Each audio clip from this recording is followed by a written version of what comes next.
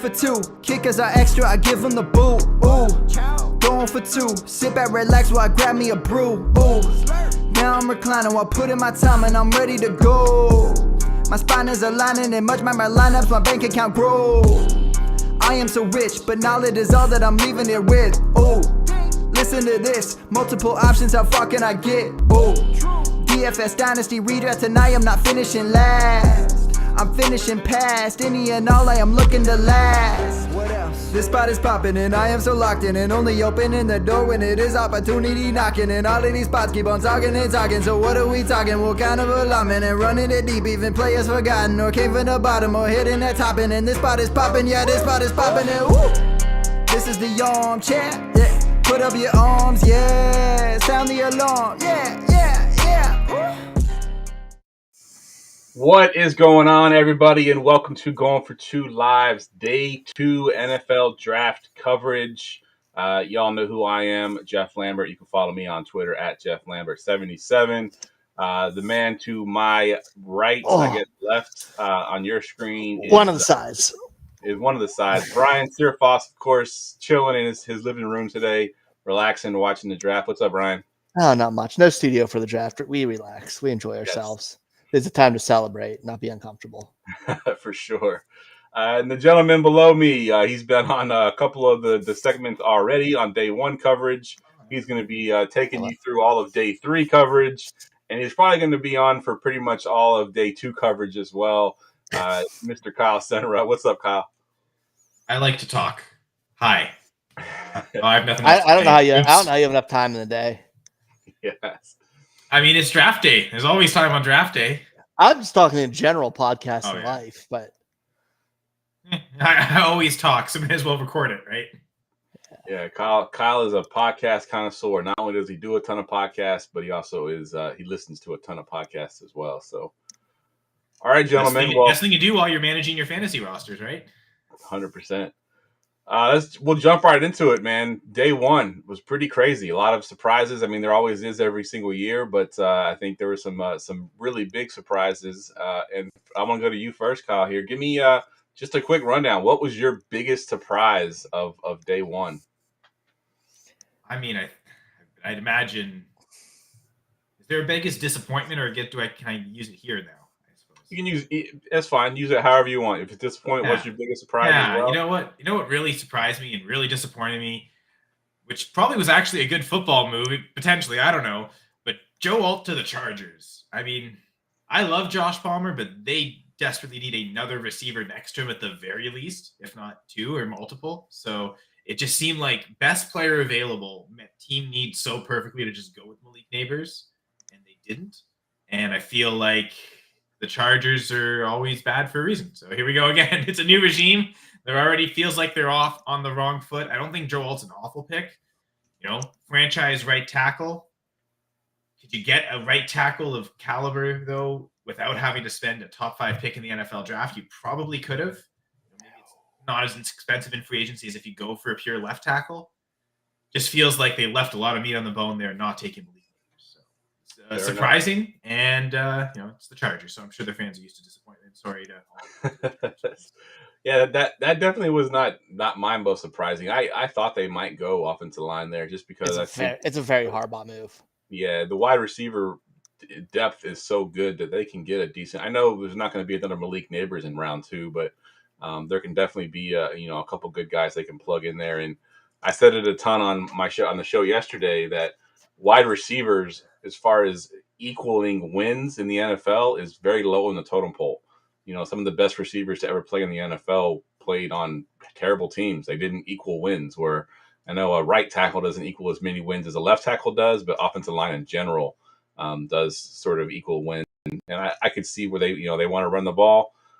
In Harbaugh has always been the run the ball, play good defense kind of coach. So I can kind of see that. I think my most surprising, was the Atlanta Falcons, taking Michael Penix Jr. I think that's probably the chalk answer, but I still can't fathom what they were thinking. I just felt like they could have waited. They could have traded back and got more picks and still got their player.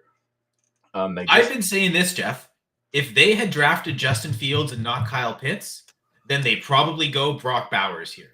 And then you've suddenly, like, you've basically saved yourself that whole step, and all this money you spent on Cousins, you could have spent in free agency on another receiving weapon for this team or on the defense. Just feels like, again, another team that left a lot of me on the boat. I was going to say that, but honestly, I figured I'd leave it for someone else because I just really wanted to rant about the Chargers. Yeah, that's kind of the chalk answer is the Michael Penix. I don't think anybody saw. It's not even worth talking about at this point. See, anything's been talked about for 24 hours. Yeah. It doesn't seem surprising that he went in the top 10, though. It felt like he was being rumored to be a top 15 pick. Like there's a lot of smoke that all 6 of these guys would be in the top 15, and it did happen. Like typically most years it doesn't. At least one of the if there are 5 or 6 quarterbacks, at least one of them won't go as high as we expect. But this year, sure enough, all 6 that we expected did go because those teams just really needed quarterbacks. A lot of teams just kind of fit team need, which is also the thing that surprised me with the Chargers. If you weren't going to take Neighbors, were teams not offering a haul to trade up? I mean, look what Minnesota gave up to move 1 spot. You're telling me Minnesota wasn't going to get scared of the Giants taking the QB and trade even more to get the 5th overall pick? I feel like the Chargers really mismanaged that. I suppose if you're the Falcons, could you have traded down and still got Penix? Like, could you have switched with Minnesota and both of you get your quarterbacks and you get extra? Yeah. Maybe Minnesota actually liked Penix more. Who knows? We'll never know. What about you, Ryan? What was your most surprising if Michael Penix was the chalk answer? I feel like Penix isn't a run. I fully support the Joe Alt move, by the way. You can never go wrong with offensive line and protecting your $200 million quarterback or whatever he makes. 250, yeah. No, yeah, I get it. It seems like he's a good prospect. It doesn't seem like it seemed like he was worthy of a top 10 pick. A lot of people thought he was the best offensive lineman. I will plug. I'm wearing the Packers shirt. Sorry, Ryan. You're good. But I'm already interrupting. You've been talking for a while. I shouldn't go that early. No. You told me before the show you like to talk. It's good. That's true. But Jesse Hall, my co-host on the West Packers pod, he likes Fuanga the best, and he went 4th. So who knows? But anyway, sorry, Ryan. You're good. It was a solid pick. Honestly, it's not Xavier Worthy how he went or like the level he went. It's the fact that the Bills traded to the Chiefs for it to happen. It was the process of that. Like, if you knew that's kind of where they're going, which was the consensus that they're going to receiver, why help a team that you consider your rival in that situation, especially with that weird, they traded that pick to get Mahomes? It just didn't make sense. Especially when they need a receiver as well, right? I mean, it would be different if they weren't looking for a receiver, but they need a receiver as well. So now that they trade back and allow the Chiefs to get a receiver, they, obviously missed out on getting Xavier Worthy. I'm not sure if he's on their board or not, but they missed out on getting him. But the one thing is with that, the one bright side that made sense is that's a bad roster. Like Josh Allen's pulling them, kicking and screaming because right now in the shape it's in with who they lost at offense, defense, whatever. That's a bad roster and they need to accumulate picks. And one receiver is probably not going to fix it. So it makes sense, but it's just to them. It's just a weird, icky feeling. But I feel like the draft was pretty chalk this year. Like outside of those couple weird QB picks early, which we know how I feel about Bo Nix, and obviously the Penix pick. Like it was a pretty chalk, and there was no picks like, oh, that was bad. It was just everybody was very solid. Yeah, it's a boring answer, but it's true. Well, to the Worthy pick, I mean, it's funny because geographically, the NFL team that is located closest to me is the Buffalo Bills. But yet, apparently my board and their board couldn't be further because I have Worthy ahead of Adunze. I've said that a lot. So, I mean, to Jeff's point, I was about to say the same thing. They needed a receiver. The best receiver available is here, and just take him. It's as easy as that. They didn't make the right call. Apparently, someone else is making a call, but the Bills didn't make the right call. But I do wonder. I left the Keon Coleman comment up. Sorry, Jeff. Because I know you really like him. But does this work out perfectly if the Bills also really like Keon Coleman and they can just take him here? Or Adonai Mitchell. Yeah, either one of them. The Bills get their guy at a receiver or Cooper DeJean if they wanted corner, Kool-Aid McKinstry. It makes sense, and they're accumulating picks in the process. Like, they're not a drop-off to me. There still seems like there's first-round worthy players available for them. Yes, there definitely is. If this was a flat tier, now clearly the Chiefs agree with me, right? Like because they could have just easily stuck where they were and taken any receiver if they did view it as a flat tier. They clearly think like I do. Think Worthy is the best guy of these guys. Not only the best, he's better than some of the receivers that went before him. And he fits their situation and what they want to do. Yep. They've suddenly you went from a team that couldn't throw downfield to well, potentially elite. We don't know that Worthy's going to be elite yet, but they do have Marquise Brown there. You've got 2 elite outside receivers. You have speed. My comment last night, I think this hurts Rashee Rice the most because suddenly the incentive to go with the dump down slot receiver targets, a lot of close to line of scrimmage stuff they were doing with him last year, Holmes doesn't really feel he has to if he's got good options downfield one-on-one. If Worthy proves himself to be worthy, I'm sure I've made that joke. Yeah. So I'm pretty confident with my like pre-draft takes on him, and I still say he's the wide receiver 3 in the class. I'll take him ahead of Adunze. I think we have a lot of best ball plays, fantasy best ball, dynasty best ball plays on the Chief. Right? Well, I guess that sucks. I don't play best ball because I think it's anyway. I think it's a lot of boom bust weeks. Like Hollywood's going to have a 3 for 110, 2 touchdown week, and Worthy's going to disappear, and then Worthy's going to have 4 for 96 and 2 touchdowns disappear while Kelsey gets his normal 12 targets. Yeah, I was just gonna say, like with those 2 receivers on the outside, like Mahomes when he had Tyreek Hill, he is probably one of the only quarterbacks, maybe Josh Allen's another one, that their quote unquote check down when they're scrambling is to throw the ball 50 yards down the field. And he did that a lot with Tyreek, where he's scrambling. Most quarterbacks are looking underneath for that running back, the tight end underneath. He's throwing the ball 50 yards downfield to Tyreek Hill. Now he's got Marquise Brown to do that and Xavier Worthy out there. It's going to be dangerous for the defenses there. But Ryan's right. We won't know which week it'll be, a Worthy week or a Marquise Brown week each week. So they're definitely best ball players. They're not drafting for big like one main guy. They're drafting for that system and just to cause chaos. Yep, agreed. One more thing I wanted to bring up too. I think you mentioned it, Kyle, that the Bills traded back from that last pick, so the Panthers could then move up to take a receiver to get that 5th-year option, and they went with Xavier Legette. I'm curious to your thoughts on Legette and his fit with Bryce Young there. I mean, I'm giving full credit to this guy up here because the numbers were really in favor of Legette, but then was looking at like the projected mock draft stuff, and it didn't seem like he'd go in the first round. So I had him in like the next tier. I had a clear tier of 7 receivers, and I excluded him from that. But he was the next guy. I thought he was the best from the rest at number 8. And then speaking with Ryan and kind of comparing, especially to, Brian Thomas, but 2 guys that haven't gone yet in the first round, I kind of felt confident moving him ahead of them, and suddenly looks like better than Troy Franklin, better than Keon Coleman. However, I got to say, if one of them ends up here, there was a draft, and I did speak to Ryan about this, where I took Legette 201, just a draft a couple of days ago. And at this point, that might be a steal because he might be moving up draft boards, especially with how bad some of these landing spots have been. For sure. And yeah, the 15th overall pick in a 14-teamer as well. But I chose him over Troy Franklin and Keon Coleman. I felt, I tried to trade down to the 203. They weren't going to do that. I think, and it's funny enough, I think Troy Franklin and Keon Coleman went. So I think all 3 of us there were thinking the same thing. We viewed these 3 receivers.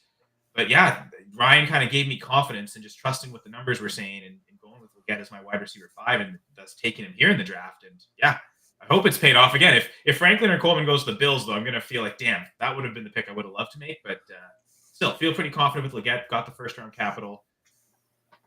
I don't expect much right away, though, with him. Again, I don't think he's going to be a good redraft pick. I still think Thielen is going to be better this year. However, I mean, Thielen's awful at the end of every season anyway. So Thielen will be good until week 9, 10. Not that he might not get hurt. He might play all 17 games. He will just drop off like he does every season in his prime. It's the he had the 1 year with the 9, 10 games in a row of 100 yards, and then was basically unusable the rest of the season immediately after that. It was wild and crazy. Deontay's solid though. He is, but he'll have a good solid start to the year, and then as Legette comes on late in the season, as Thielen drops off, that void will be filled for that wide receiver too. But I don't know what you guys think, but I still think Deontay's the clear alpha there this year. I believe he's just got 1 year left on his deal, so who knows? 1 year on his deal, I believe. Yep, I think you're right. Ryan, let me ask you, as far as fantasy goes, what was the best landing spot for fantasy in round 1? I mean, we're excluding Marvin Harrison, I assume.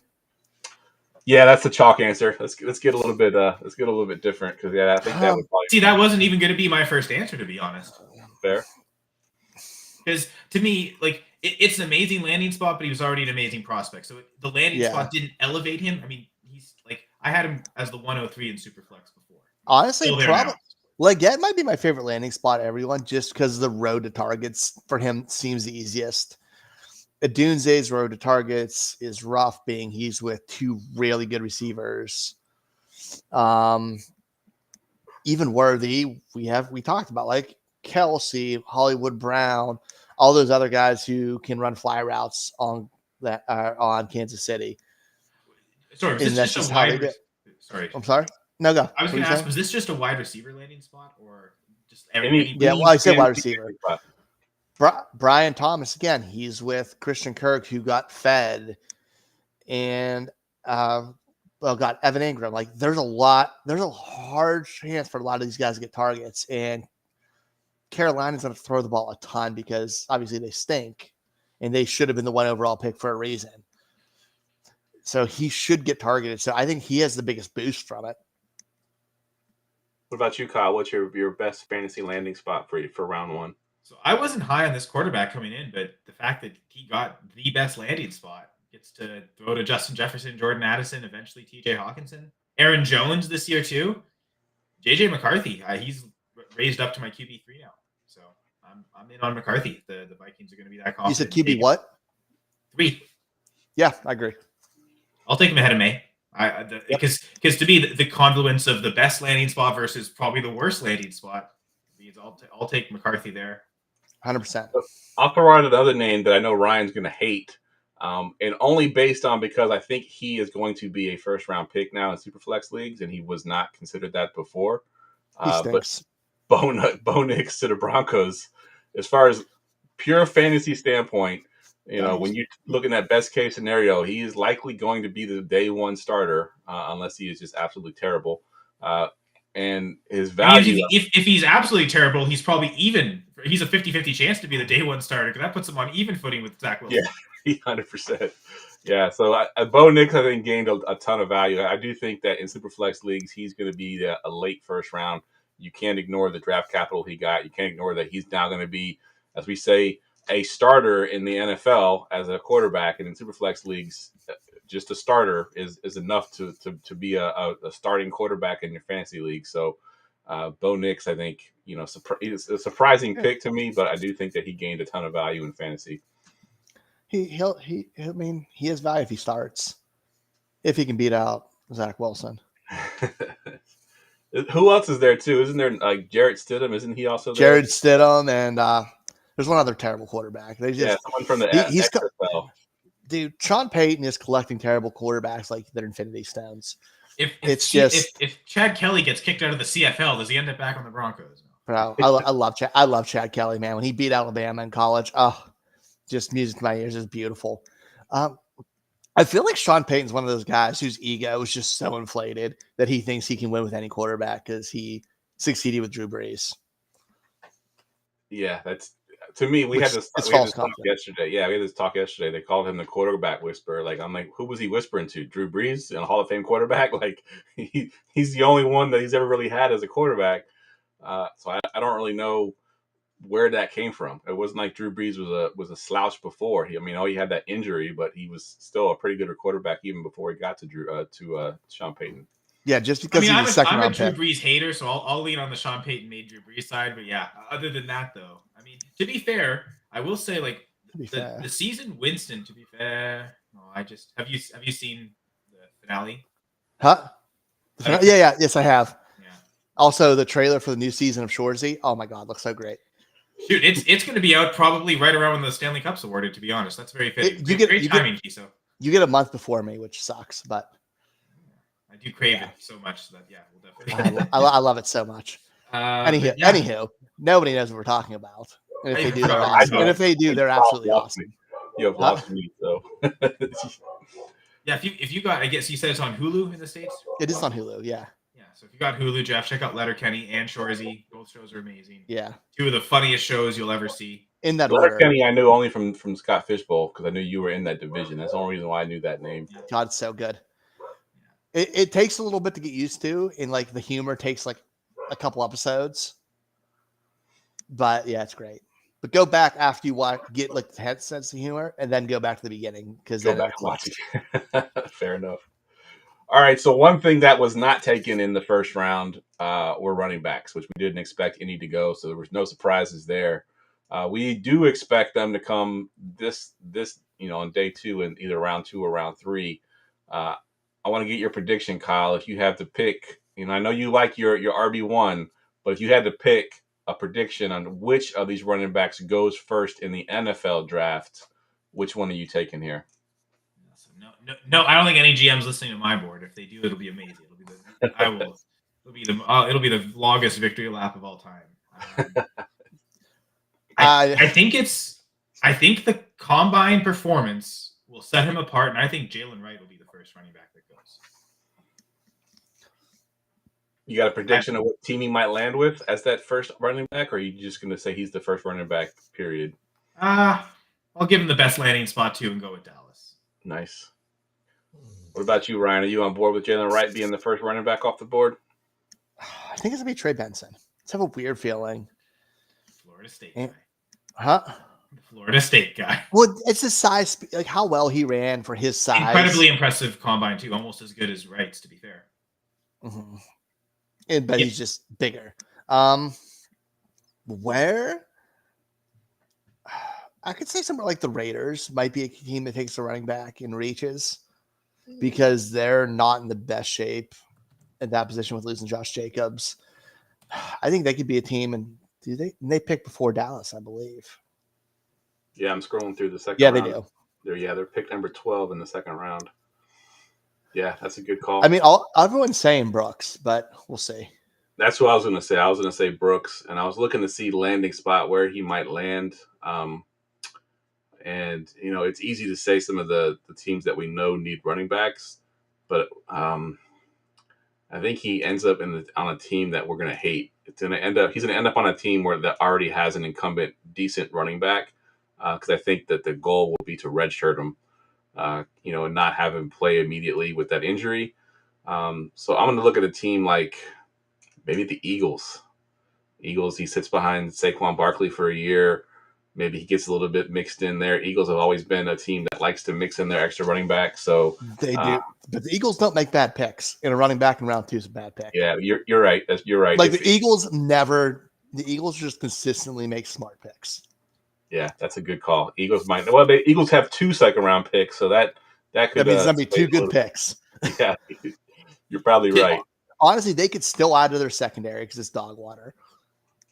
They probably could still add to the interior offensive line, and pass rush because they love the trenches. I just don't.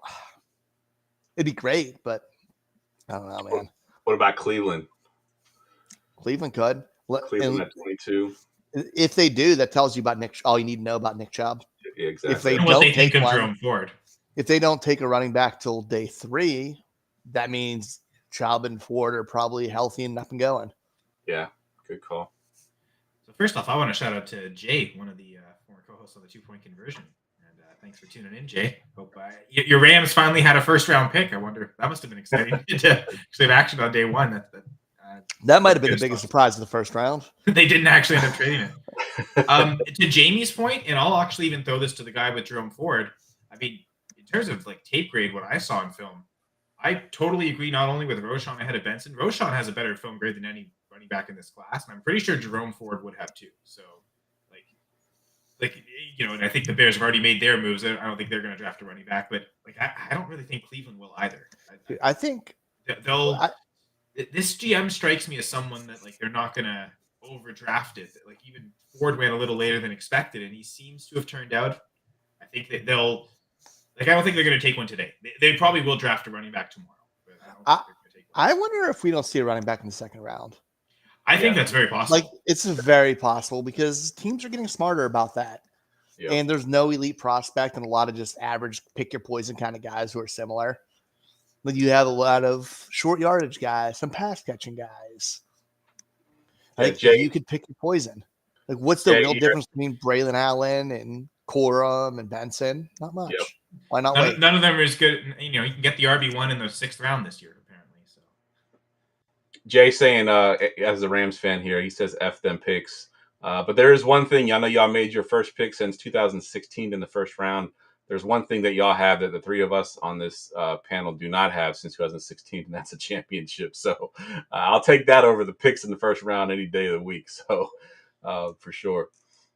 I mean, so I want to talk at least about your team's made it to the Super Bowl. Like Foss and I haven't even sniffed the game. Honestly, I don't know, man. Sometimes I feel like getting there and losing is sometimes worse than just not getting there. It's so heartbreaking to get there and lose twice. It ruins my entire month. I'm still not even. I didn't even enjoy the draft this year because we were so close to the Super Bowl. That's my whole thing. It's like when the teams don't make it and you struggle, or maybe you get exited in the first round, you got optimism for the next year. Like, oh, who are we going to add? How are we going to get better? I'm like, we are as good as we were going to be. We got there. We should have won. We sold out to get there, and we still lost. And I'm like, what can we possibly do to get better next year and go through this whole grind all over again to get back there? It's very frustrating as a fan to get that point. Chiefs out here just ruining our life, Jeff. They absolutely are. Absolutely are. Packers beat the Chiefs. Packers did their part. They tried to help out, and still didn't matter. No one else came through. They didn't do it when it counts. No, that's true. They never do. They couldn't beat the 49ers when it counted, even though they had a lead, and they blew it again. Yeah, like they always do. It's great. It's fun. But you know what? I think you talk about like how much time I spend podcasting, listening to podcasts, doing fantasy stuff. I also watch a lot of different sports. So honestly, like I feel like that helps me get over one team's loss. And it's just perpetual disappointment in football wise. Like every year, it's good. Hope with the Packers. Oh, they blow it. Oh, hope with the Ticats. Oh, they blow it too. Sometimes on the same freaking day too. Because I remember the what? The Hamilton Tiger Cats. Oh, CFL. So I remember Grey Cup 2019. Packers also played Sunday Night Football. Nice West Coast trip against a very good team. I don't know if you remember this, Jeff. 2019 Sunday Night Football. Vaguely. Yeah. Well, I remember it pretty good. Literally, like both games were blowouts and almost the exact same way. Like Ticats started with the ball. Coming up with a really big win against Toronto the previous week too, which is always fun. Beating the Argos, stupid Argos. And Dane Evans, first drive, throws an interception. They go down, score a touchdown off, and then they just never look back. And honestly, Rodgers goes out there, gets the 49ers, first drive, throws an interception. And it's like this. I just saw this like 2.5 hours ago. What is going on? Because it was okay, Grey Cup started, it's going. And by the time the Packers game started, like it was okay. They've already put up 35 points. I think it was 35-10 was the final score. It got pretty close to being that. And I didn't really watch the end of the game because I was like, okay, let's go watch the Packers 49ers. At least that was my plan. And then that happens. And then, okay, let's finish the Grey Cup. This is a disaster. And then a few months later, Raheem Mostert made it even worse. Let's not relive all these bad mememories. 2019 was a bad memory for me too, because that was I guess it was technically a 2020 when we lost the Super Bowl, but I block all that stuff out. It's funny for the Falcons fans. Every time like 328 is mentioned, part of me thinks, and I remember what happened the week before when they had no answer for Julio Jones and he just torched the Packers secondary to get to that Super Bowl. So and it's like I never really even enjoy the digging at Falcons fans because I always just think back to Packers were even worse than that team. So what does that say? Atlanta's a terrible sports city. They deserve to lose like that. They're like one of the worst sports cities in the world. They can kick rocks. I mean, do we do a nonsense draft right now? Are we drafting? Is that the first pick of the worst cities draft? Is that where you'd go with? Cities draft. Honestly, probably. Well, I'll take the Canadian pick and say Toronto. I think Toronto fans specifically are some of the worst. There's a lot of Maple Leafs fans that aren't from Toronto, so I feel bad for them because they've actually had to live through disappointment undeserving. But my goodness, the people of Toronto are so like ungrateful and spoiled and rotten. They got an NBA championship. And exactly. And this is one of the worst like sports moments out of it because do you all remember game 5 in Toronto when they were up 3-1 and they had a chance to win that series that night? It was Kevin Durant. I don't remember if it was his first game back in the series or he played the first game and then came back. But that was the game where he ruptured his Achilles. And the Toronto fans in the arena were cheering it. Like they were celebrating his injury. And I think it almost disheartened the Raptors players and it energized the Warriors because they won that night. And then Toronto went out and they won it. They won the next game, but on the road in front of the Warriors fans. I wonder if it almost like Toronto fans didn't deserve to see it at home type thing. And I'm almost happy it went down that way, except then Messiah Jury got racially profiled at the event, you know, the GM of the team who couldn't come in. So then, like, you know, stupid Raptors fans, if they hadn't been such spoiled rotten brats, maybe they would have actually won that night and they could have avoided that whole situation. Keon Coleman just went to the Bills.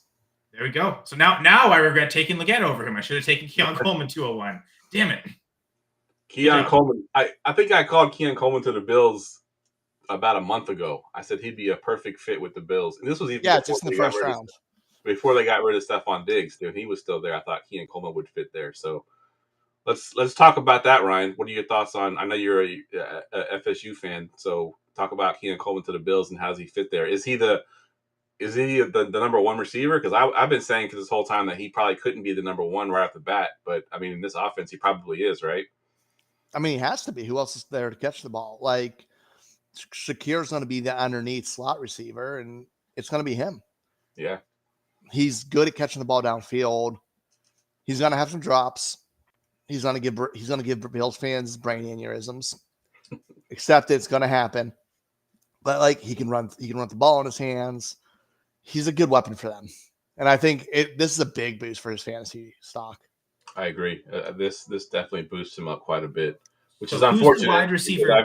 I've been getting them in like the early second round in all my mocks. I don't know if I'm going to get them in my Not one. No more. Not anymore. He's probably first rounder now. Yep. So how are we ranking the wide receivers, guys? I think like there's been 8 of them taken, and I think at this point I don't see anyone below this going to a good enough landing spot that would like make me want to surpass it. So I think this is probably the top 8 receivers. I don't know. Chiefs is good. The Chargers would be a really good landing spot. They'll take a defensive tackle this time. I mean, they might take Quorum. Who knows? Yeah, right. That would be the horrible thing. No, you're right. I guess if one of these guys goes to the Chargers, that's fair. I mean, Coleman has one of the quickest chances to get to 100 plus targets. Do you like him more than like even just the compare? Because that's the one I'm dealing with, like kind of in my mind. Him or Leggett as the wide receiver 5 is kind of my question. Right now. I mean, probably him at this point, because unless the Bills make another move. Yeah, I'm kind of feeling that too. Like that landing spot is so good. Yeah, I think Coleman over Leggett. Honestly, I'm looking at the receivers that have been drafted. Pearsall, even though he went over a couple of those guys, I think is the bottom of the list of the guys that have been drafted already. Yeah, I think even if they trade Debo and or Ayuk away, I think he still ends up being the bottom of that list. But other than that, I don't see too much movement in the way order they already had them. I think Harrison's still first. I got Neighbors, Adunze, BTJ. Probably still have Xavier Worthy next, and then Keon Coleman, Xavier Leggett, and then Pearsall as far as the ones that have been drafted already. But like we mentioned, if Adonai Mitchell or one of the other guys go to the Chargers, he probably jumps up, maybe even over Leggett in those rankings. I'm kind of everyone knows my thoughts on Xavier Worthy. I have him actually at number 3 after Harrison and Neighbors, but. See, I'm a little lower on Thomas. I think I'd even have him behind Leggett and say Coleman 5, Leggett 6, Brian Thomas 7, and then Ricky Pearsall 8. But whoever goes to the Chargers probably does jump in here, and if they've got a good enough profile, they certainly probably will pass Ricky Pearsall. Like if it's, let's say Troy Franklin goes to the Chargers, you got to trade. Oh, the Chargers, are they taking Troy Franklin right here? Maybe I regret both of them taking Leggett over both of them. Yeah, I hope the Chargers do not take Troy Franklin. Troy Franklin is Quentin Johnson to me.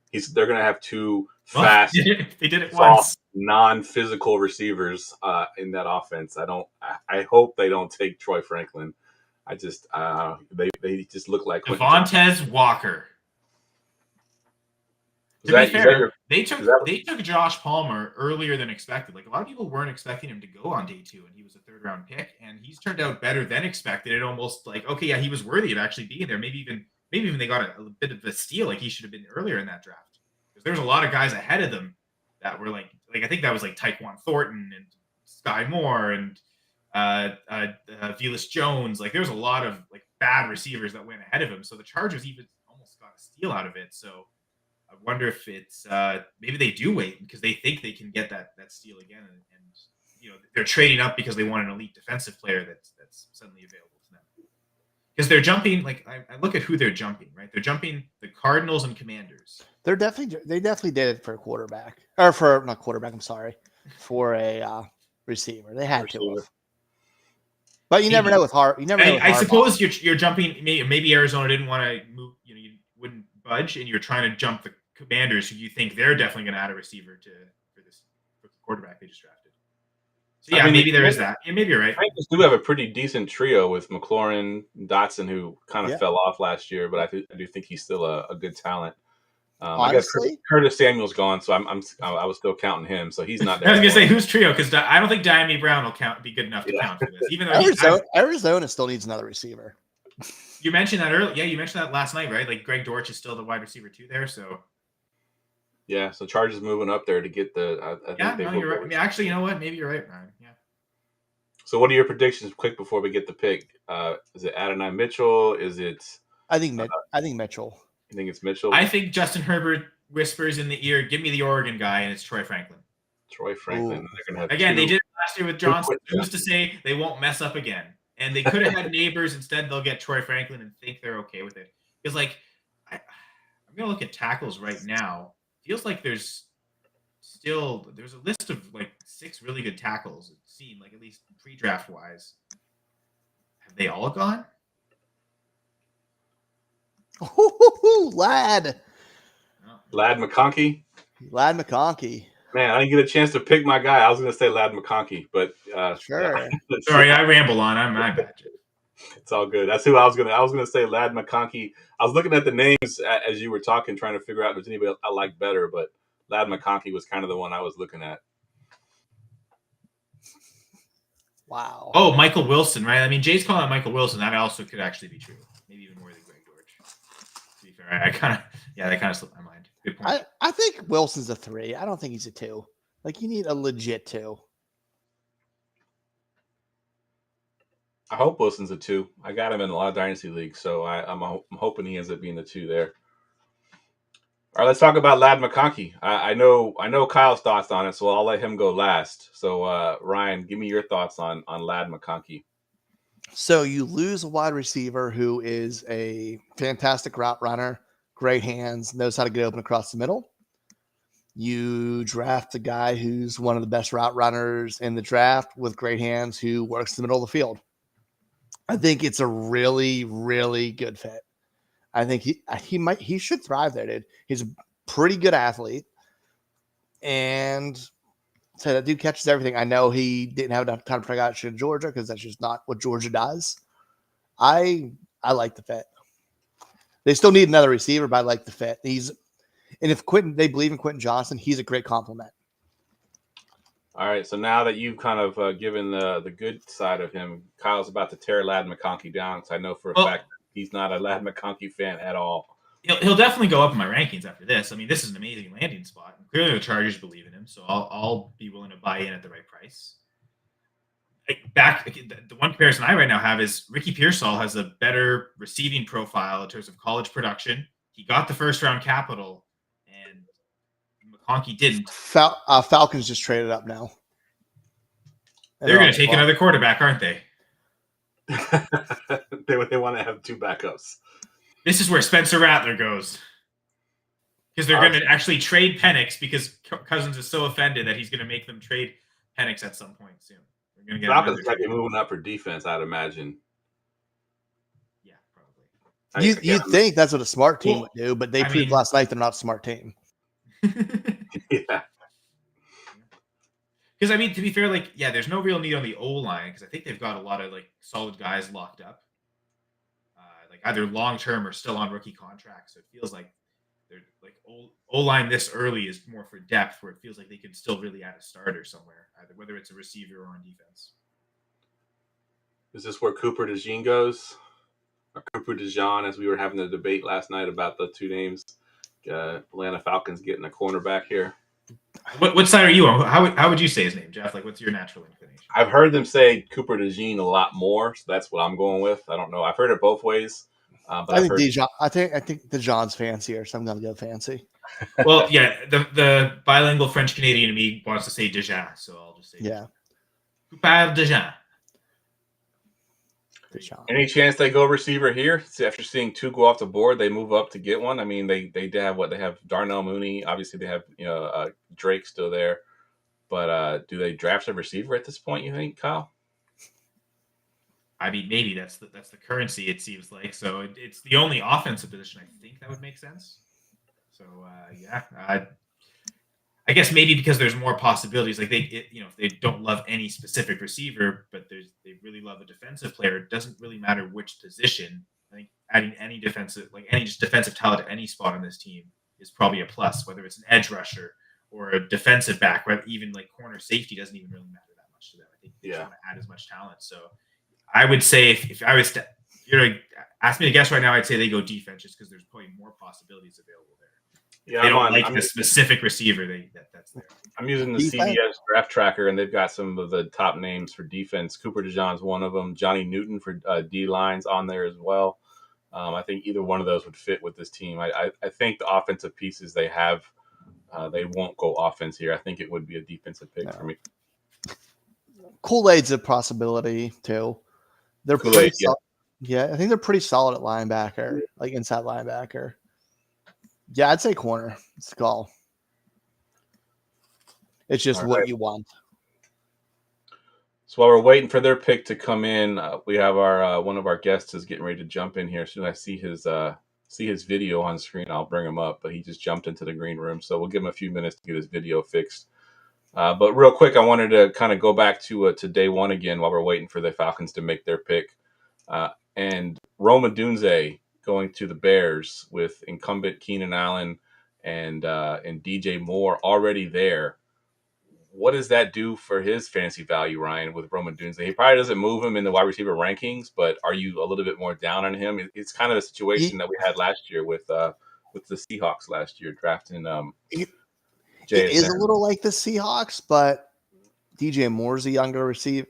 I guess not then DK Metcalf. Yeah, similar to that. I think it's down for a little bit, but oh my God, it's so good for Caleb Williams' fantasy value.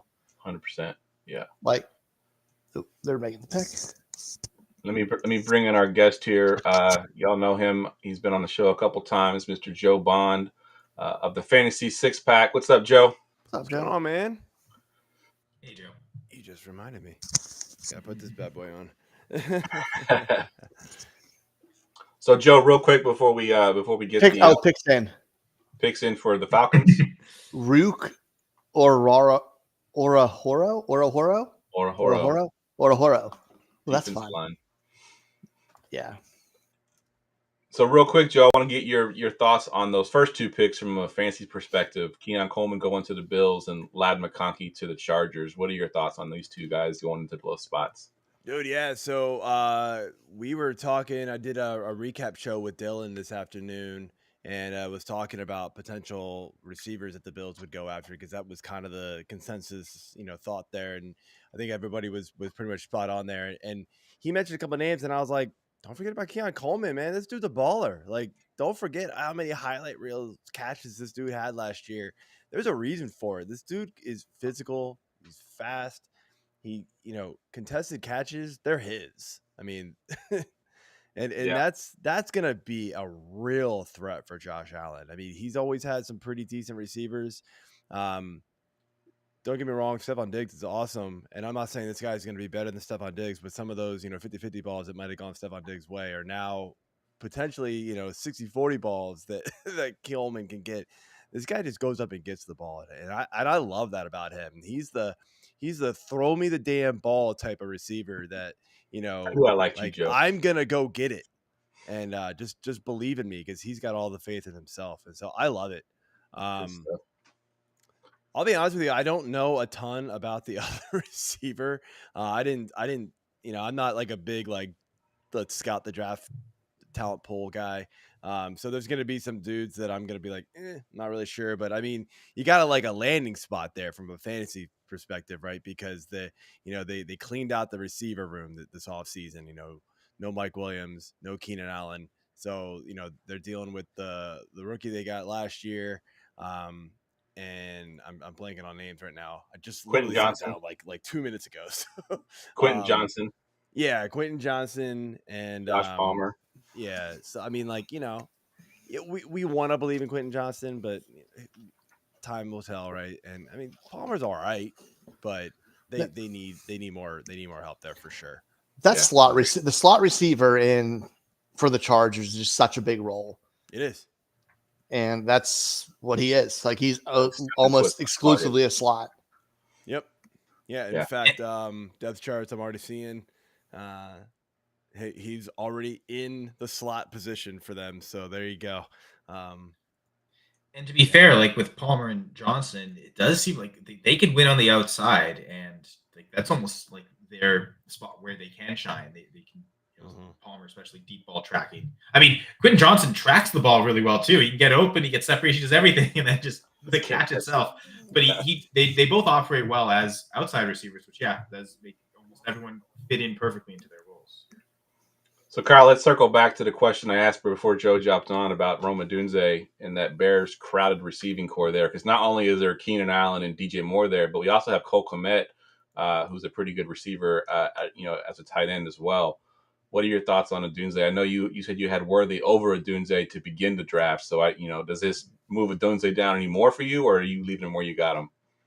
Yeah, right now I think the next guy would be Keon Coleman, and like that just mass disparity in draft capital, 9th overall versus 33rd overall. Even though I like the landing spot better with Coleman, he's someone that I like. I still do like Odunze, and I do like his profile better than Coleman's. I felt a little overrated. That's all. So to me, he's still the wide receiver 4. I think it took Worthy going to the perfect landing spot, and whether that was the Chiefs or the Bills, if he went to either of those landing spots, I was going to stand firm on him being the wide receiver 3. It happened, so here we are. Fair enough. Joe, what about you? Odunze in that Bears sort of very loaded offense now all of a sudden. Are you as excited about Odunze now that he's basically at least the third in the pecking order in that offense with a rookie quarterback? I think we need to suppress our excitement with him for 2024. I kind of think of it as like a JSN comparison to last year, right? Was walking into a crowded receiver room.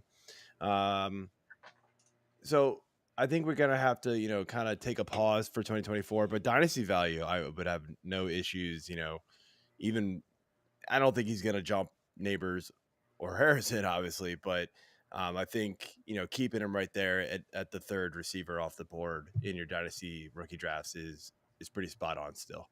Yeah. Now, there was one piece of news that came out yesterday that was not draft related, and we really didn't talk about it much on the podcast or even yet so far. But A.J. Brown signs an extension with the Eagles. I know I was one that was kind of looking at the A.J. Brown contract and thinking that he might be moved, if not this season, then next season. But this extension comes through. They've now locked up their 2 top receivers with Devonta Smith also getting a pretty big contract. So what are your thoughts on the A.J. Brown extension, Kyle? And do you think, obviously this has been a pretty much a match made in heaven up until those last 6 games last year with A.J. Brown? I mean, it doesn't, to me, it won't really affect the rankings at all. I still had Jalen Hurts as the QB2 in Dynasty. Still had A.J. Brown as the wide receiver 5 in Dynasty. Really, I mean, Hurts has no room to move up other than passing Josh Allen, but getting this Keon Coleman pick, I think, it allows both to still have that touchdown upside, and for both of them specifically rushing touchdown upside that they demonstrated so well last year, but I'll still trust those 2. It was tempting, though, when Mahomes got Worthy. Oh, do I move him ahead of them? But I think it'll still equal out the top 3 being Allen, Hurts, Mahomes, at least in my dynasty rankings. And frankly, A.J. Brown to Amon-Ra St. Brown, I could be sold either side of that argument. Probably still default to Amon-Ra, just not having the Devontae Smith ever. If that matchup works so well, Brown's floor feels lower, where it seems like Amon-Ra St. Brown almost has one of the safest floors of any receiver in the league, on a weekly basis. It's him, Lamb, and Jefferson. Those probably are the 3 safest floors, just because they catch so many passes that I think I want that appeal of them. And as good of a ceiling A.J. Brown has, he doesn't quite hit what Jamar Chase's ceiling is. So wide receiver 5 in Dynasty feels right. And frankly, even without this extension, I don't know if there was anyone that was going to pass him. So it felt like he's pretty cemented there. So all to say no change at all. That was a lot of words for not much of anything. Sorry. It's a long show. We got to fill it somehow. Got to fill a lot of space for sure. Let's kind of stick on the receiver situation here and looking back on round one, Joe. I want to talk to you about Malik Neighbors. We all kind of hoped that he would land with the Chargers, and we thought that would be the spot he would go to. He goes to the Giants, which going to the Giants is looked at as a bad thing because it's the Giants and it's Daniel Jones. But on the other side of the thing, playing devil's advocate, he's the only one they have really. He's going to get a shit ton of targets in that offense. What do you do? What are you doing with Malik Neighbors? You think he's still going to be good in that New York offense? Yeah, I've kind of said it a lot. 2024, he gets a downgrade for sure. You're dealing with Daniel Jones once he's healthy. If not, it's Drew Lock, gross, like on all sides. He'll have some games because the dude is super talented, and he should be absolutely peppered with targets, like you're saying. I joke, but like 200 targets, it's that ridiculous. Like they just have nobody else to throw the ball to. Evan Ingram will play 4 games. It's just kind of like whatever. Or no, not Evan Ingram. Sorry, the Raiders. Darren Waller. Darren Waller. Yeah. Same problem. So it's it's a good landing spot once they address quarterback in Dynasty. They've got to figure that out. But year one, it's gonna be a rough ride with him, I think. Yeah. What are your thoughts, Ryan? I've heard from you in a little while. What are your thoughts, Malik Neighbors and the Giants? I think the initial reaction is the sky was falling, but it's a bad football team. They picked that high for a reason. They are. I think your mic is messed up, Ryan. I'm sorry. You sound like a robot right now. Your mic is messing up. Oh, that's weird. Okay. Better? No. If not. Nope. Cool. I don't know what's going on. All of a sudden, it's just your mic sound like you were a robot for some reason. Yep. So we'll talk about the Commanders pick that just made Johnny Newton defensive line. I don't know. It's a fantasy show. We don't talk too much defense. Jamie's bringing up a point here in the comments, if you don't mind. Wasn't the Giants a top offense a couple years ago when Jones was healthy? Yes, I will say yes. They surprised everybody a couple years ago. I'm not really sure that there was a lot of his rushing, right? He ran for crazy amount of yards. He was the first quarterback to have. There's certain stats that he had, and I think one of them was rushing yards, and he was the first quarterback to ever do it. So he definitely has. It was just a new offensive coordinator, and I think teams sort of got the book on that and figured it out pretty quickly in year 2 with that offensive scheme. So yeah, I'm not truly buying it. I didn't really buy it last year, even when some were. So.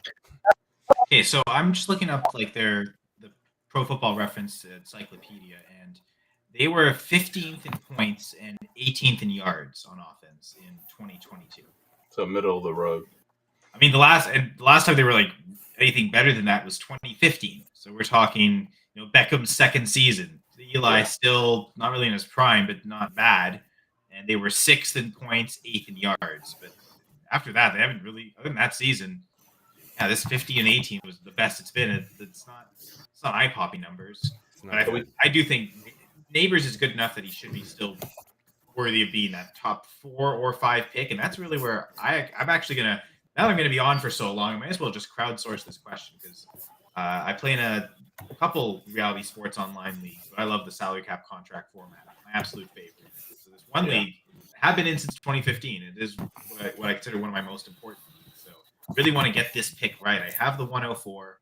It's a 10-team superflex, half PPR, and a full point per reception for tight ends.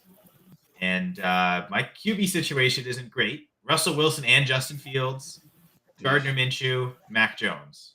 Do you take a QB? There are some quarterbacks available in the auction, but at the 104, if I'm unable to say move up in the draft, JJ McCarthy is the JJ McCarthy. Absolutely. Ryan, your mic is still. I don't know. I tried to. Something's wrong with your mic. Maybe take off your headset and just use the internal. I don't have my. It's that bad where even though because I would like Neighbors I love Neighbors as the prospect, would have liked it a lot more if it was the Chargers, but everyone is like over glaringly saying McCarthy. So Yeah, I think it's McCarthy. I think it's fair whoever. enough. Yeah, agreed. So Ryan, I'm gonna try to go back to you here. We just had a receiver taken off the board to the Patriots, not one that we had talked about yet.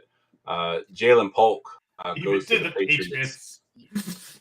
What are your thoughts on Polk? I'm trying to find. I want to bring in my notes on Polk because I think I had something very specific about him.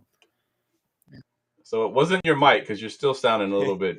Yeah, you might have to leave. Might have to just log out and come back in. I don't know what's going on. It's really It's not internet this time. It sounds like something is like interfering with something. I don't know, some kind of internal. I'm not at my desk set up.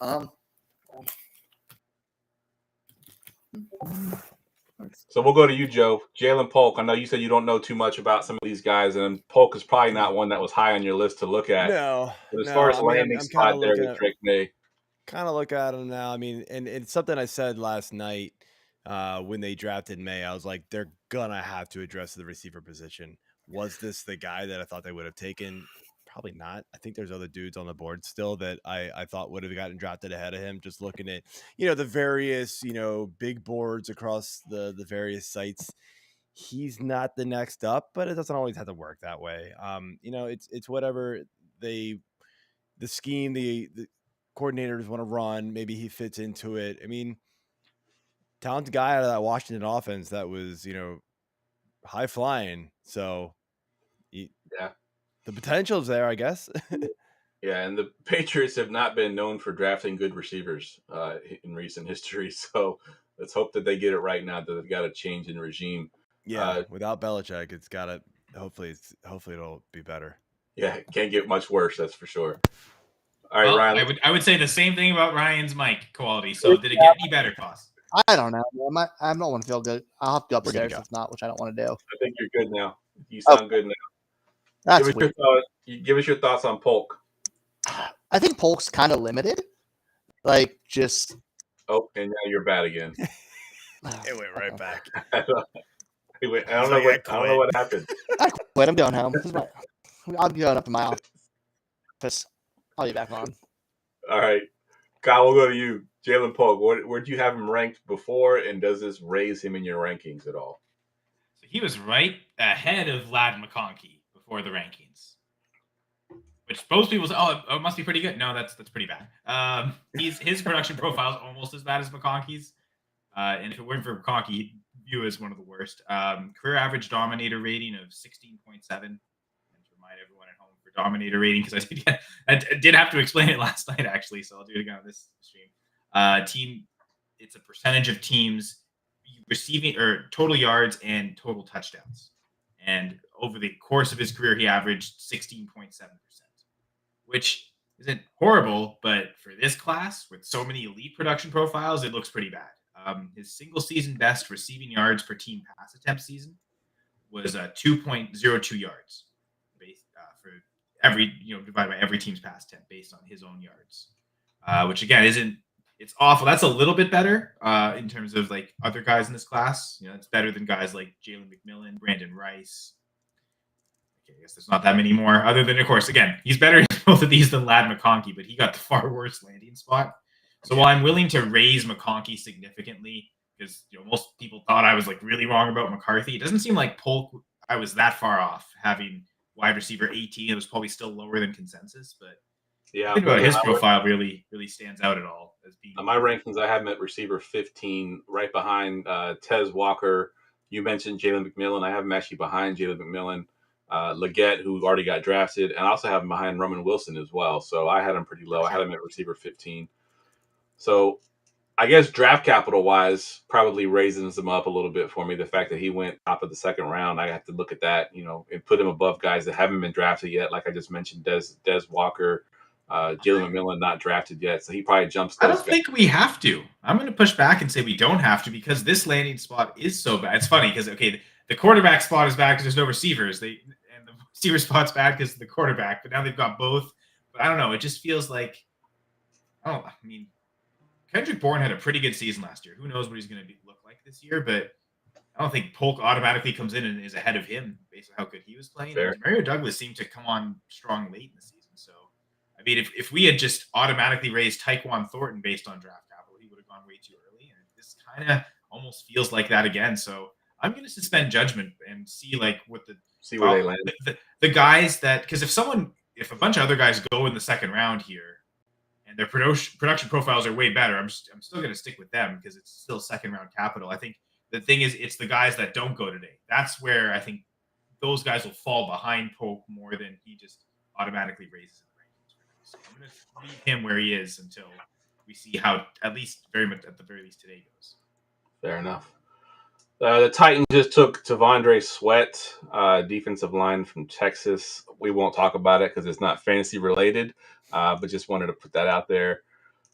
I want to talk about the receiver that the 49ers drafted. I know I mentioned a little bit when we opened the show about him and how I didn't know how well he fit with the team. So my question to you, Kyle, let's just assume that both Ayuk and Debo are both there. They don't get traded.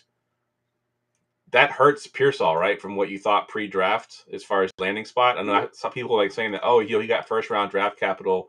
I'm going to raise him up in my rankings. And I'm like, if those receivers are both still there, he's third or fourth, maybe fifth on the pecking order of who gets the ball behind Christian McCaffrey, Ayuk, Debo, George Kittle. What are your thoughts on Pearsall at the 49ers?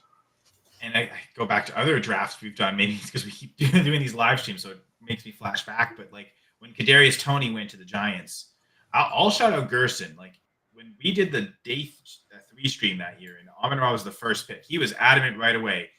Take Amon-Ra ahead of Kadarius Toney. I don't care about the first round capital. Trust who these players are and the profiles they have. And so, like, I was pretty low on Pearsall, and I think the first round capital is enough to, I think, raise him a little bit. But again, like, you know, I mean, I was already higher on him than Lad McConkey, so it feels easy to have him ahead of McConkey. But yeah, I feel like wide receiver 8 is like the absolute highest I can have in this class. Which still would be raising him, but maybe not enough. Are we back? Are we working? How we sound? You sound perfect. Can you hear me? Sound good. Yep. Yeah. We good? We heard you the whole time. It just didn't sound very good. Yeah, you sound very robotic. Yeah, I was using my Xbox headset down there, and apparently that wasn't work. I had to use my real microphone.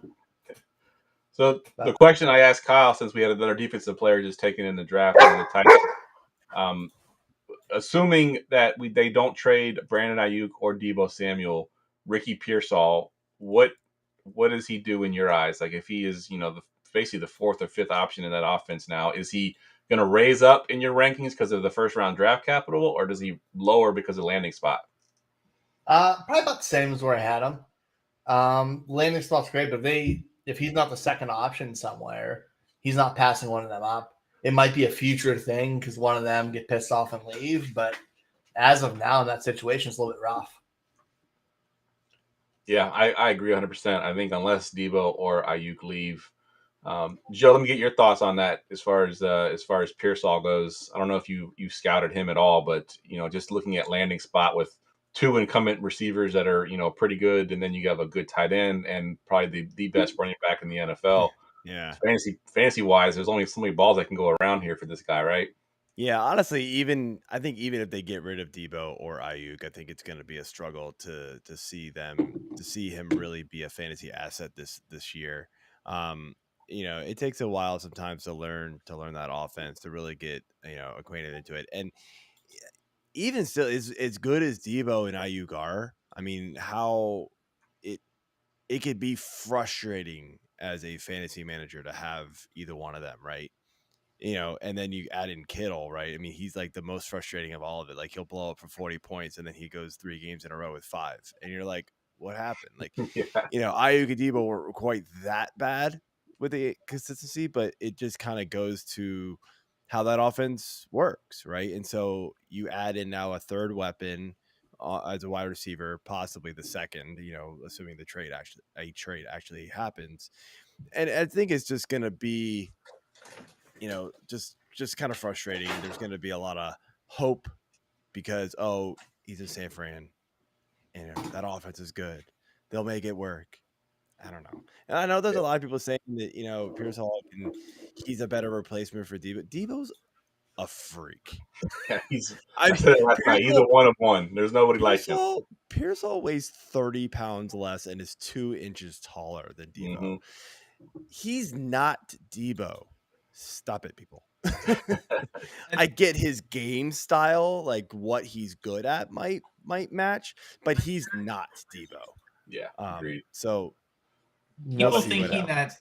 that 2021 season with Debo, like probably no receiver is ever going to have a season like that where they get 7 rushing touchdowns. Debo's probably never going to have a season like that, let alone some other guy that's never done it. So absolutely trying to chase that, it's. Agreed. I mean, and maybe even I've been guilty of ranking Debo too highly in previous seasons because of that. Oh, yeah, he was wide receiver 2 that one year. Like he's got that upside. No one else in this tier has that upside. He's clearly got to be at the top here, but kind of realizing, that season was really a fluke, especially as long as McCaffrey's there. Yeah. Yeah, Just to go on Joe's point about the I saw the trade just happened with the Eagles moved up, right? The Eagles moved up, took the Commanders' 40th, gave the 50, the 53rd, and the 161. The Commanders traded 40 and 78. I don't know if I actually like that. Have the Rams even picked at 39 yet? They picked they went FSU DN and FSU D tackle. Okay, well, there you go. Frost is happy. Maybe the Eagles are trading up for Trey Benson. 3 guys in a row. Yeah. So my thoughts on the Pearsall thing, and to Joe's point about Ayuk and Debo, I was sort of the 49ers receiving core whisperer last year. I had a bunch of texts in DFS like, is it a Debo week or is it an Ayuk week? And it was always, I happen to always get the one right. Whenever it was Ayuk week, I got it right. It was a Debo week, I got it right. But it is frustrating that you had those two guys, and it was very rare that they both went off. I think they both went off, I believe, against the Eagles. But rarely did they both sort of blow up, and you always had to pick one or the other. Adding in a third guy into that mix, I don't see it happening in his first year. So, of course, they both went off. Everyone went off against Mac Jones. Went off against the Eagles last year. Yeah, yeah. Eagles was the team to pick on for sure, especially towards the end of the season. Absolutely. So it looks like the Eagles actually are taking Cooper DeJean, the Iowa corner that fell out of the first round, which was, I think, pretty shocking yesterday. Well, yeah, the Packers are coming up. He was rumored to go to a lot, so I think they were jumping Washington. The Eagles are actually having a good draft for once. Again, they had a good draft last year. Not a Jalen Carter fan? No, I don't like it because I'm a. None of us do. It's awful. It's breaking out. We want all our teams to be doing it. Yeah.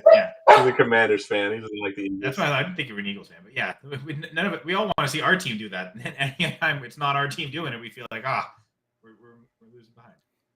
Yeah. All right, I want to get y'all thoughts on this record-breaking first round with the quarterbacks, the 6 quarterbacks that went in the top 13, and what that does to their Superflex Dynasty rookie value. Like all 6 of these guys first-round picks? I mean, I guess Penix Jr., we can maybe exclude him because he won't be a starter for the first 2 years, but are we going to have basically almost half of a Dynasty rookie mock if you're in a 12-team league? Our rookie draft going to be all quarterbacks, Kyle, if you're in Superflex league? I would say, yeah, you hit it right. I would exclude Penix. I don't think he was kind of the guy I was viewing as the 5th or 6th anyway, and he got probably the worst landing spot in terms of just having that competition, needing to wait. There's all these guys we're going to get immediate production with, so I think enough of the receivers got good landing spots to elevate them. So I think to me the first round would be 5 quarterbacks, 6 wide receivers, and Brock Bowers. Yeah, that's a good point because you're right. We weren't taking running backs in the first round, but we all assumed that if one of them got a good landing spot, that one might sneak into the first round. But now that we have essentially 5 quarterbacks that are going to be first-round quarterbacks, I don't see any way that there's going to be a first-round running back in Superflex. Joe, I know you're not a big dynasty guy, but Superflex leagues, rookie draft, 5 quarterbacks in that first round. What are your thoughts on like where are you taking Bo Nix? Let's put it that way. Like, is he like the last pick in the first round, you think, or are you going to reach for a little bit higher?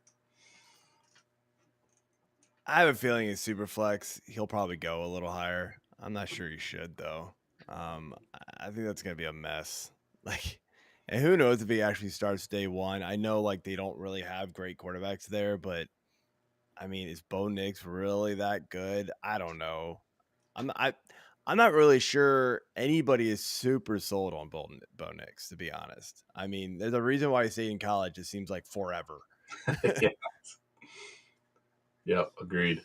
Yeah, I think I'm with you. I think the 5 quarterbacks minus Penix, I think will be drafted in the first round of Dynasty mocks. And I think you're right, Kyle. I think it's the rest of them are going to be receivers, and then you throw in Brock Bowers in there, and you're not going to get a single running back in that first round, which plays exactly into one of my leagues where I traded away all my first round picks to move back into the second round to basically draft 5 or 6 running backs and hope that I hit on 1 or 2 of them, because I think if they get good landing spots, I think they're still going to be really good fantasy players, at least initially.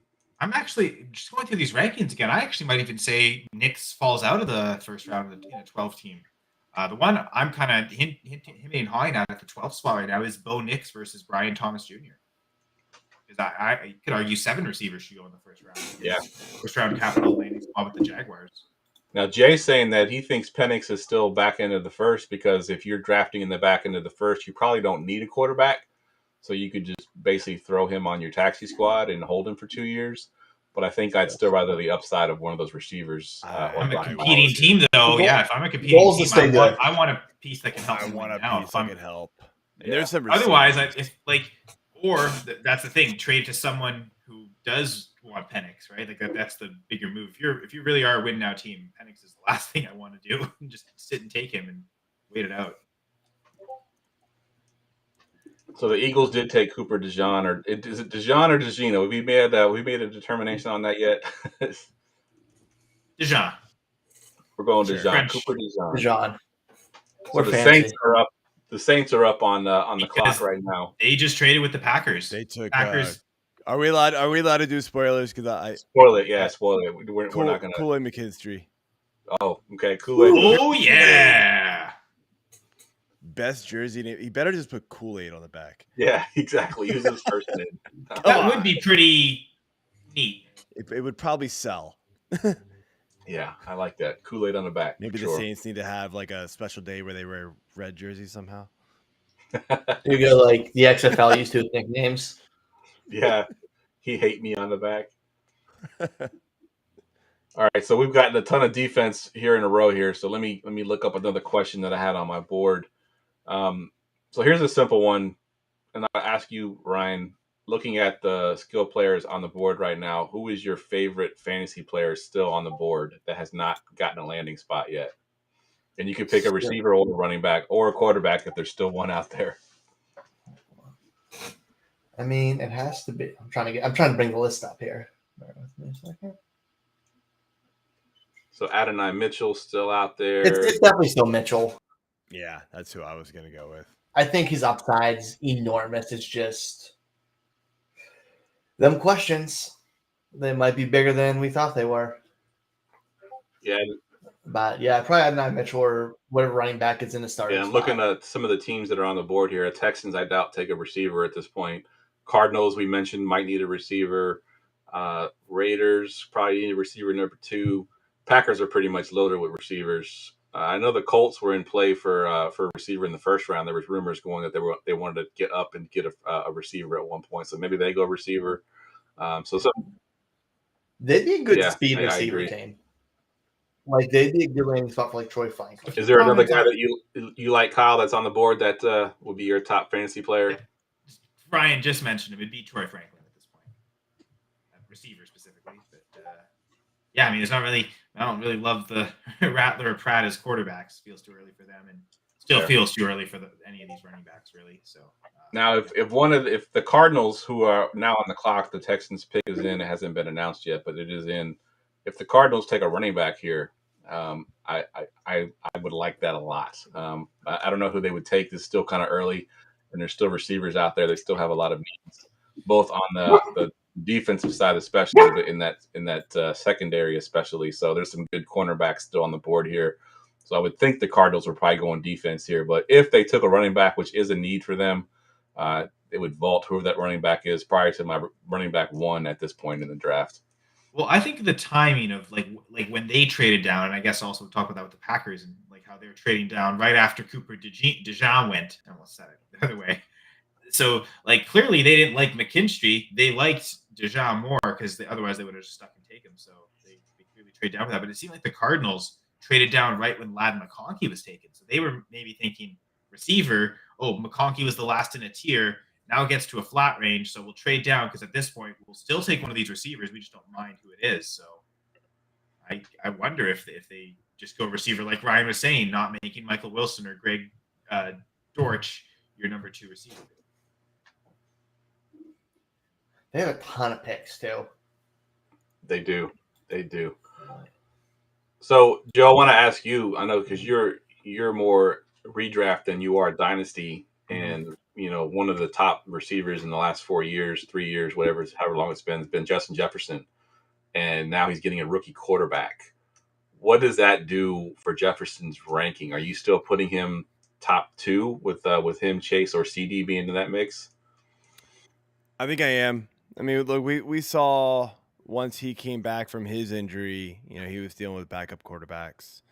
He was still able to perform pretty well. I think JJ McCarthy is going to be able to step into that system and do just fine. He may not be, a QB1. He'll be streamable. But, in Superflex, I think he'll be a very solid QB2. That offense is still going to thrive. The defense is still going to be miserable, so they're going to have to pass a lot. So there you go. And, I think JJ is going to be the receiver, JJ. Is going to be just good. We're going to have to catch ourselves still on that a bunch. Yeah, exactly. You got 2 fingers right now. Didn't even think of that till just now. Yeah, Kyle, I think you're on mute. I see you talking, but I don't hear you saying anything. It's funny. Someone had mentioned I'm always talking. You can't hear me. JJ McCarthy, JJ Jefferson, Jordan Addison. That's a bit of a stretch, but TJ Hawkinson. It's all about the J's. They're all splitting J's. Good for them. Ryan, I know you're a big Jefferson fan. Does McCarthy hurt his value at all? Or are you still taking him over guys like Chase and CeeDee Lamb if you're doing a startup dynasty draft right now? My man's QB proof. And we don't know if he's even going to be in Minnesota when it comes contract time. If he's going to hold out, force a trade, or what. He's so good. He wins in every single way. He's going to be open. And McCarthy is talented enough to be able to get the ball to a receiver, especially if he's protected. And in all reality, when you have a receiver of that caliber who likes to chirp that he wants the ball and you have a young quarterback, they're going to force him the ball. Yeah. Or he's going to bully him into giving him the ball. So, yeah, I'm fine with that. Justin Jefferson doesn't change for me. He's too good. Yeah. Wide receiver 1 in Dynasty still for you? Yeah. The talent's just undeniable. Chase's ceiling is really appealing, but I think the safety of Jefferson, how you mentioned all that, like the separation, he's got maybe the best set of hands in the NFL too. Like he almost seems like he's the best parts of DeAndre Hopkins and Devontae Adams, but he's young and like doing it both in his prime right now. It's still pretty spectacular. So yeah. I think JJ McCarthy's a good enough quarterback upgrade, especially over Sam Darnold, that I maintain him there. I think it's, at what point are you taking him in the super flex draft? I have a hard time for sure going, any earlier than 107 because I think the top 6 quarterbacks are pretty locked in. And then with Kyler Murray getting Marvin Harrison Jr., I kind of feel like I like him now as the QB7 and also ahead of any of these wide receivers. So 108, I think you're arguing Jefferson to Justin Herbert. I don't know if that seems like the right range in super flex dynasties startups, but it's kind of what I'm thinking. Yeah. That's a good point. Marvin Harrison's going to be moving up very quickly in his overalls. Yeah. Yeah, that's true too. He's going to be up there. I was going to say on Jefferson too, they did a side-by-side comparison on per game averages, with Kirk Cousins and then without Kirk Cousins. Now, granted, it was only like 6 or 7 games, but they were almost identical. I mean, the per game averages were almost identical compared to what, a bad quarterback to Kirk Cousins. So yeah, I agree with y'all what y'all said. And smashed week 17. Like if you made it to your fantasy championship with Jefferson, he probably won you the week or won you the title because of that week with I think that was Nick Mullins that week. Like it wasn't even Josh Dobbs. Like he was kind of dominating with all the quarterbacks. And that kind of rolls into my next question because you mentioned Marvin Harrison Jr. Where do we have this guy ranked, Joe? Like redraft or dynasty, as far as the receivers go, like has he moved into your top 12 yet as far as a redraft? Are you taking him that high? Not quite. I'm still gonna put him probably around like 15, 16. But he's jumping up there. That's for sure. I mean, this landing spot, this is kind of what we were hoping for when the draft started. This, or I guess if crazy things happened, right? Maybe another wide receiver needed team traded up and took the quarterback where the Cardinals were, and then he fell to the Chargers, right? So either one of those landing spots were gold for him. Yep. I like this one a lot. So yeah, I mean, I think pre-draft I had him around 17. I could see myself moving him up a couple spots for sure. Are you looking at your rankings there? Who do you have around him?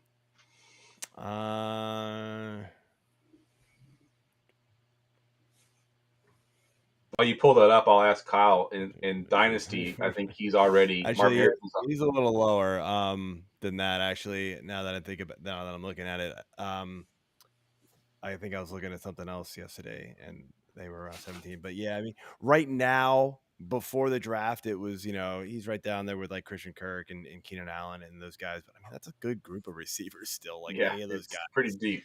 Just be right there. But I mean, like he's like right at the bottom of wide receiver 2 for me. So right now, and we get a bunch of like camp talk. We see some good stuff in the preseason. It's gonna move up. I think he could easily move up. So Kyle, looks like Gerson's got him top 5 in Dynasty. I don't quite have him that high, but where do you have him in Dynasty? Well, I think I've already referenced. Like I'm still pretty firm on AJ Brown being wide receiver 5. So, I mean, you tell me wide receiver 6. I think that's maybe the tier I like him in. But I think that's debating between Puka Nacua, Chris Olave, Garrett Wilson, Marvin Harrison Jr. I think he fits right in that tier somewhere. So that's like I guess 6 through 10. And I think my like the back end of my wide receiver 1, it's those 2 old guys that still just keep producing, Tyreek Hill and Devontae Adams. So I definitely would rather have Harrison than either of those 2, just for that vast gap in age.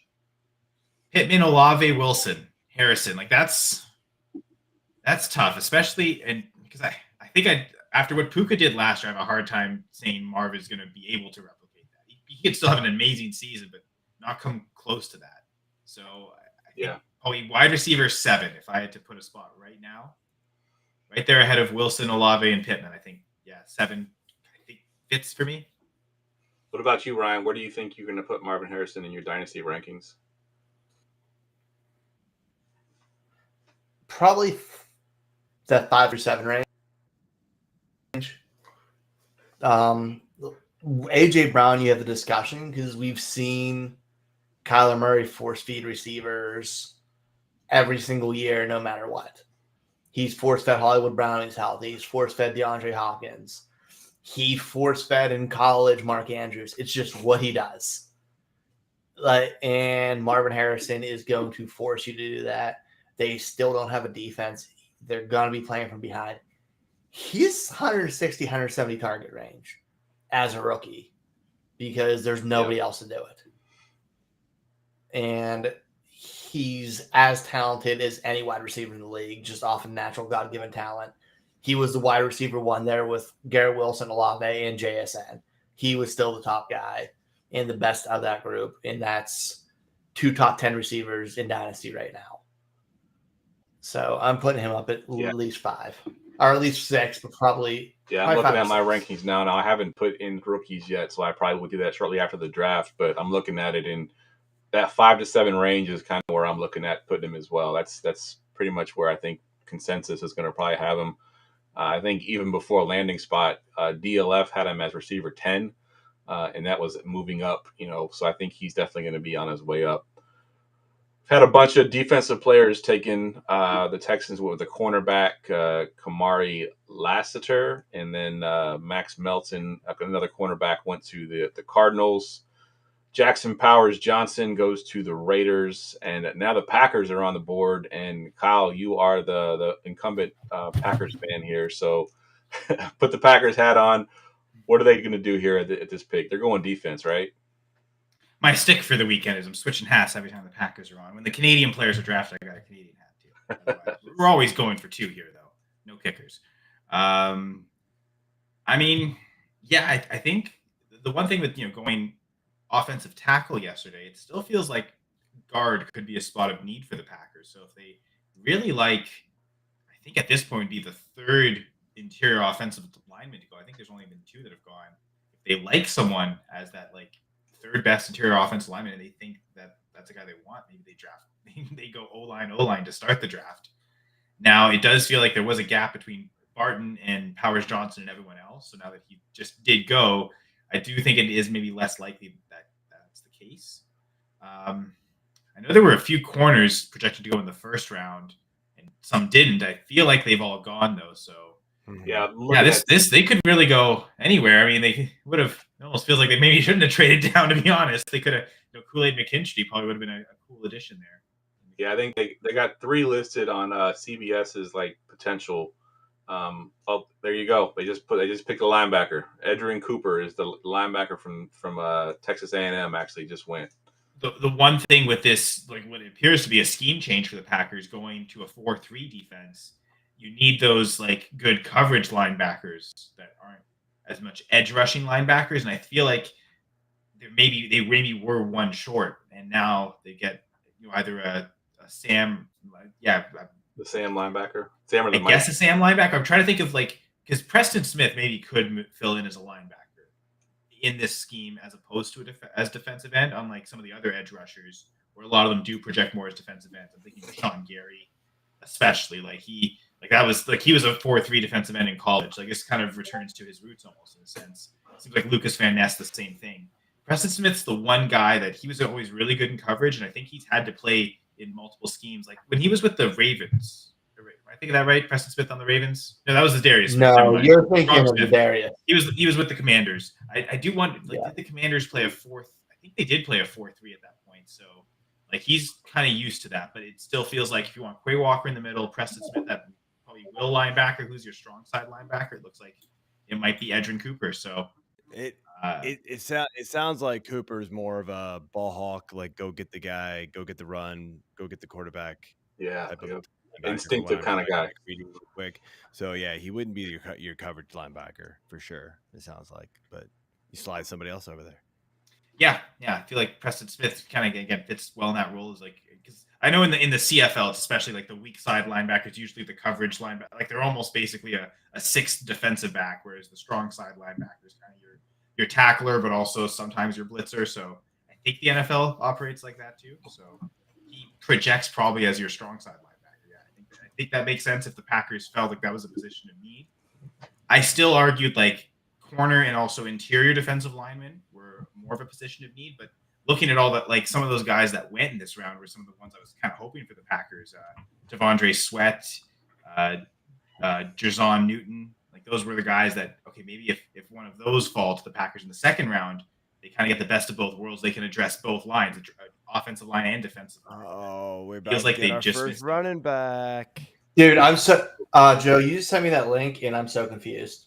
To catch up where we really are and where they traded up to. Yeah. Just basically it's you gotta, of course we gotta keep refreshing Twitter. But you keep which I'm doing refreshing anyway. It'll be one of the top ones. It'll be one of the top. Yeah, I just who did they trade with? I mean, there's two teams right in a row picking next where you could envision either going in that position. So I'm not actually sure who they traded. Okay, with. So the Panthers traded with the Colts. Indy. And are we spoiling? Go ahead, spoil it because I just said Panthers took Jonathan Brooks, first running back off. Boom. And I don't know why we didn't think about the Panthers because they are pretty bad at running back. Yeah, it's not one that was on our list. Why did Canadian Chuba Hubbard's there? And I mean, I know he's maybe underwhelmed in the NFL, but let's think back to what we thought of him as a prospect, right? We thought he was going to be great, and then he shouldered enough of the load last year. He's all right. Yeah. that like Yeah. the Panthers have so many other holes. Are like they don't seem like they're the team that's ready to take a running back in the second round. Yeah, Like, they need to build up everything else first, They- and then when they're ready in their competitive window, that's when they go heavy on a running back early. You still have Hubbard on a rookie contract. You may as well ride him out until you're actually ready to compete. I don't know. They are doing everything they can to help Bryce. Yeah. They was should thinking have. the Oh, wait, same they thing. didn't. So Get they a didn't good trade. running game. They think, you know, maybe the eases the load off of him. They drafted a receiver yesterday. They traded up to do that. Now they're trading up to get a running back. I see what they're doing. I'm not sure it's going to work. Yeah. Yeah, they traded with the Colts, right? The Colts moved back because Okay, they were yes, on the they clock. I'm confused. Okay, I thought someone was trading with the Panthers. My mistake. Okay. No, Yeah, Panthers moved up. If you look at that link that Panthers goes traded to with the the Colts chat, move up. they're upping the picks a lot faster than anything on the website. Yeah, they've got insider information. They're able to get them, and so they Probably get have them somebody before the there on site. Yeah, they get them before the broadcast gets them. So like the Giants pick was just announced on that Twitter feed. Yeah. So if you want the picks early, we're not telling you what we're using, but follow us. It's not secret. It's Yeah. this Twitter account has 105,000 followers. I don't think it's a whole huge Well, no, secret. some people might not realize they're spoiling stuff. True. And We're here to spoil picks now, so just by them, stop your broadcast. We're just going to announce and the picks. Giants, we're just spoiling everything Giants now, take a baby. safety. Yeah, so Jonathan Brooks, I want to talk about his landing spot. So, we don't know landing spots for these other running backs yet. Is it a good landing spot? Is it a what I call a stock up landing spot, Ryan? I mean, it's a starting position. It could be a lot of inefficient volume. I think with his play style though and Hubbard's play style, they're kind of similar-ish. Mm-hmm. And we could see a little bit of a committee, and he's still coming off that knee injury, so it might be slow. I think it's solid because he should be the starter there, but we're still probably going to look at a 50-50, 60-40 split, which is fine with someone else sprinkled in. But that's a solid landing spot. I think it's bad football for them to do, but it's a solid landing spot. Yeah, for fantasy purposes, it's not terrible. No, for real life, you're an idiot for taking a running back here. You can't. Your team's too bad to have luxury picks. Yeah, especially again, you mentioned the injury. Like I'm thinking of like Kendre Miller last year, and how, like he barely played at all this season. Like even when he was healthy, it still took time to get up to game speed. It seemed like he wasn't really ready until basically like the last week or last 2 weeks of the season. So, like as much as you want to help Bryce Young out, but how immediate of help really is this? The Leggett pick made sense. Like they needed receivers for Young, but I don't know.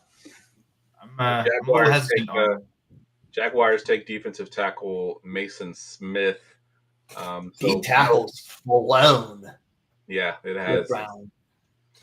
It's been a lot of defensive players.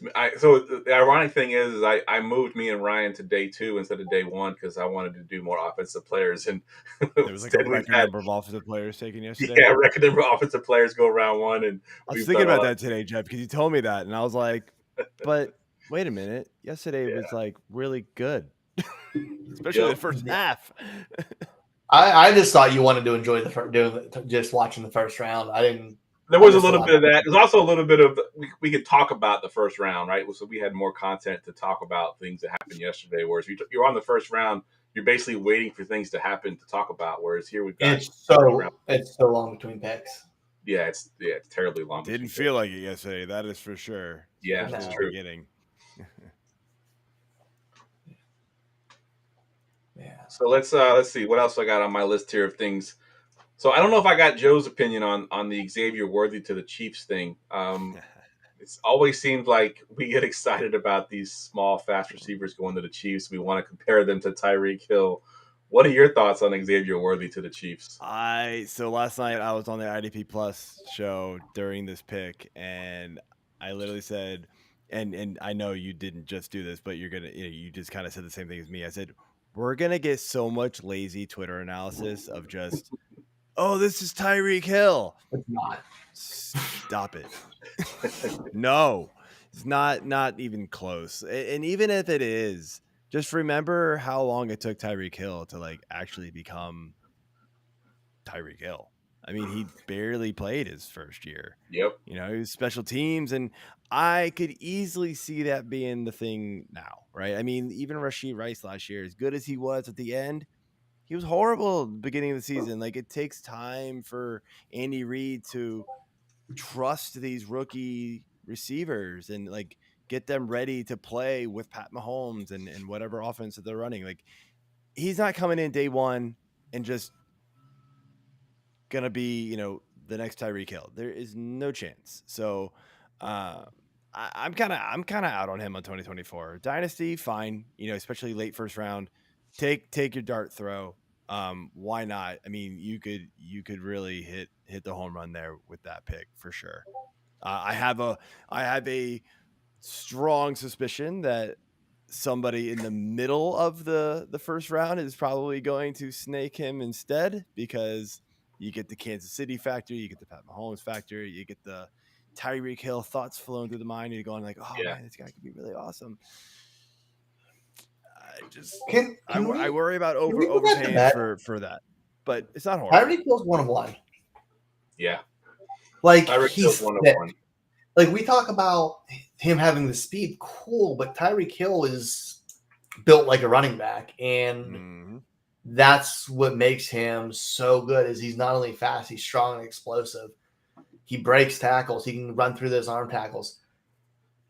This guy's 165 pounds. Yeah. You're not running through anybody. You're just gonna. He went on deep balls and maybe an untouched slant.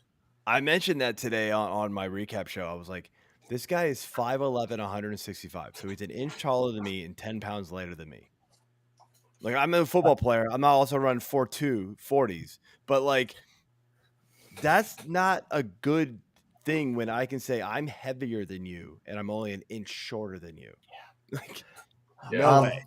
I brought when I was on Kyle's podcast, I brought this stat up. I probably might have last night. I was a little drunk. I don't remember. But since 1999, there's been 2 wide receivers drafted under 170 pounds who have 1,000-yard seasons under their belt. And those 2 wide receivers combined for 2 full seasons where they missed 0 games. Wow. Who are those receivers? Hollywood Brown, his teammate, who's only played 1 complete season, and Deshaun Jackson, who only played 1 complete season. So the Chiefs clearly have a type. Yeah. Yes, the Chiefs clearly have a type. I made this point on the podcast too, though. His production profile does in college look similar to what Deshaun Jackson was. So I know there's been a ton of other sub 100-pound receivers that have come in and failed and not lived up to them. I think Worthy is closer to those outlier Deshaun Jackson, Marcus Yeah. Brown than anything else. But the fact that Brown is there, I think, does hurt him certainly year 1. And the truth is, like, I think Joe was making a good point about how like it takes time for these receivers, especially in the role they're in. The truth is, Reid trusted Rashee Rice a lot quicker than he trusts most receivers, but I think it's the nature of his role. Okay, we're throwing him passes near the line of scrimmage. We're kind of manufacturing him to be open. And so it's easier to trust in that situation. It's a lot harder to trust those deep ball guys like a Sky Moore, like again, McCole Hardman was the example. We've said this for 3 straight years with the receiver that the Chiefs are taking, right? It's Sky Moore. It's Mecole Hardman. It's not happening yet. And I'm starting to lose faith, you know? Well, to be fair, everyone reacted well last year. Like, Rashee Rice was a good value. He was going in the late second. He wasn't being pushed into like the mid-first like Sky Moore was. And then he was the one that actually hit. So now it's going to swing back, and everyone's going to go back to him again, right? Yep. The truth is, though, I think Worthy is a better profile coming in than Sky Moore, certainly than McCole Hardman. Mm-hmm. I think he is closer to Rashee Rice, but again, that trust factor of that role might not be there. Now, 2025, he might smash if Marquise Brown isn't re-signed, because he might take over that role full time. I agree. Like, I definitely want to target him in Dynasty, not so much in redraft. So the last picks that were off, Jaguars took a defensive tackle, like I mentioned. Bengals take a defensive tackle, Chris Jenkins. So as to Ryan's point, the defensive tackles are flying off the board here. Answer Gerson's question. Like, I'm fine with Worthy as the 107, to be honest. But again, I'm taking him ahead of Adunze and Bowers. Most people wouldn't. So like, he's probably going to go around the 109. And that's, again, if to someone like Bo Nix a lot, maybe he goes a little later. But I'm fine 107 after you take 4 quarterbacks and the 2 elite receivers, the 2 true top tier receivers. Then I think Worthy Adunze, the next I would say, elite production profiles, just not quite as elite as the top two. Again, I like the Worthy landing spot better than the Dunze, because to me, the problem with the Dunze is the same thing. Year one, I don't expect much production. The truth is, though, Worthy's got the best quarterback in the NFL throwing to him. So if there's someone that can make up for that, like Mahomes can elevate guys even in year one, even if they're not quite ready. Yeah. We've never seen Caleb Williams play in the NFL. Like to not only support DJ Moore and Keenan Allen, but then to also drag up another rookie. Like, I think that's a big ask. So like, I'm still firmly on the Worthy over Dunze. So I say 107. That's probably right I was saying, like, that just gets right into like what I was saying. Like, I think he's grading out to be like a more back end first round pick, but somebody like you, Kyle, is coming into the draft in the middle and going, screw all this, I'm taking him now. Because I do have a couple 107s, like, or at least one for sure, where I think I'm just going to make a statement and take it. So maybe I'll try and trade down and see if it's smart. Maybe hopefully league mates aren't listening now. So, Ryan, there's one more receiver we haven't talked too much about that was drafted yesterday. Brian Thomas Jr. to the Jags, kind of pegged in that sort of Calvin Ridley replacement there. How do you think he fits there, and do you think he can do things that Calvin Ridley couldn't do? Yes, I think he's a different enough receiver. I think he's more vertical threat. He plays. He's lightning fast, which Ridley is, but he's still coming. He's a little bit older. He's more just wins off route running. Thomas is explosive. He can play above the rim with that big body, good wingspan. Like, he's a nice complement to Christian Kirk, where Ridley did a lot of the same things. He honestly does what they had Zay Jones doing, but with talent. So I can see him do this. Zay Jones has talent. Come on. With like the deep on the outside, Cal, you look confused. No, he said he can do things like Jones with talent. Like, he has the talent that Jones does not have, is how he was trying to word that. Yes, like I said, he can do man. He's a in very that role, talented but like receiver. as a talented player, he's fine. He's okay, but he drew 121 years ago before Ridley got there. I don't think he's not gonna. I don't think it's for sure certain that he doesn't do that again this year. I'm gonna say the same thing with Thomas. Like, I'd rather draft Zay Jones and redraft this year than Brian Thomas. Certainly would rather have Brian Thomas in Dynasty, but give me the vet that we've seen. I think Thomas has the ability, but it's gonna be a full split with those two, with him and Kirk. Yeah, something that was overlooked in the whole record-breaking Xavier Worthy 40 time was that Brian Thomas Jr. at 6'3", 209 pounds was second on that list at 4.33, not too far behind him. So, I mean, that's pretty. I mean, we just talked about how small Worthy is at 165. This guy's 209, 6'3", and running 4.33. Second among receivers, right? Second among receivers, yes. He was the second. That'd be a big gap if no other player. I'm sure there's some corners and safeties that were pretty fast. Yeah, no, I think he was second as far as receivers go. Worthy had obviously the fastest time ever, and then Brian Thomas Jr. right behind him at 4.33. Joe, what are your thoughts on Brian Thomas in that Jags offense? Yeah, I mean, I like the fit for the NFL viewpoint of it more than I do fantasy. I think fantasy, it's just a lot of players there to get the ball to. We mentioned them all: Christian Kirk, Gabe Davis, Zay Jones. Don't forget about Evan Ingram, who now plays for his second team, according to me on this podcast. And then ETN's still there, right? I mean, there's a lot of mouths to feed. So he's talented. I like him. There was better landing spots for fantasy for him, especially this year.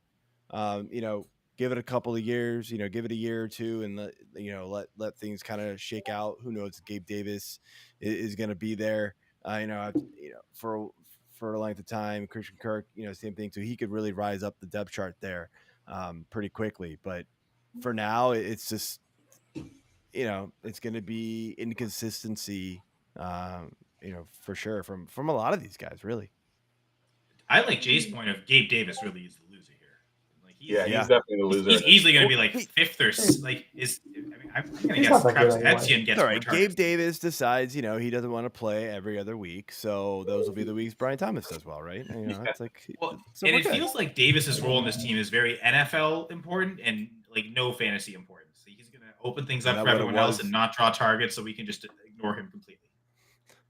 It's what it was for the Bills half the weeks too. So, So the Steelers are on the board.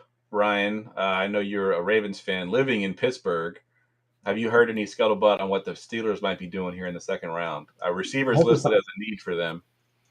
I mean, the fact they get Adonai Mitchell here is upsetting to me, and I'm praying it doesn't happen. Which they have no problem taking a problem child receiver if those rumors are the case. Corner still on is also something they could take because Patrick Peterson is starting to get roasted at the end of the year. I think it's one of those two ways for them. So the pick is in. I just got it. It came up on that Twitter account, and they went with a center, Zach Frazier. Smart move. Yeah, yeah, for a Ravens fan, right? Smart move if you're a Ravens fan. Dude, they're rebuilding that offensive line. Didn't they go O-line in the first round too? They did. Yep. They did. That's why I think they dealt with it. I'm completely like it's a good move. Like it's a good football pick. Yeah. Yeah, I mean, as we talked about all year, like anybody that had one of those running backs was like, "Oh, this offensive line is terrible. Offensive line's terrible. One of the worst in the league. One of the worst in the league." So yeah, it's a smart move. Again, fantasy versus reality, right? Sometimes it can differ. Sometimes it meets up. But like Jay's mentioning, is T-Law bust? I think from an NFL standard, definitely not. Like he's shown that he can, survive the worst coaching situation ever and not be like scarred from it and actually succeed. And like they made the playoffs 2 years ago. Last year they had a 7-3 record before they lost their number one receiver, Christian Kirk. And then when he was gone and they didn't have Zay Jones to also be there, like as Lawrence's security blanket, they lost their way. And Ridley he was good for fantasy, but wasn't really a difference maker for them as a team. Yeah. Which I think is why they let him go and they've retained everyone else and added to it. He wasn't worth the money that he was going to command. And so I think, like, NFL-wise, I think he's done everything he needs to for the Jags to prove he's the guy. But, yeah, I don't think he'll ever be a difference maker in fantasy, though. And, like, where, people who took him as the 101 in that draft class, hindsight pick, even if you really needed a quarterback, if you took Jamar Chase, you probably made the right choice even in Superflex. So, yeah. I was the guy taking Najee Harris ahead of Jamar Chase, so I really messed up. But I think what hurts Trevor Lawrence is the fact that we've had Justin Herbert and now CJ Stroud breaking rookie records in their first year, doing things that we had never seen before. And we're comparing like, well, T-Law was supposed to be that guy, and he hasn't been that guy yet. But I still believe in him. I still think he can be a good NFL quarterback, and I do think he can still be a good fantasy quarterback. He probably won't be ever in the top 6 fantasy, but I think he can definitely be in that 7 to 12 range, consistently if you give him the weapons. Because he was pretty decent last year with when he had his full complement of receivers. But they struggled towards the end of the season when, like you mentioned, they lost Christian Kirk, which was kind of his go-to guy. So I agree. Yeah. And he struggled to like really have consistent connection with Ridley.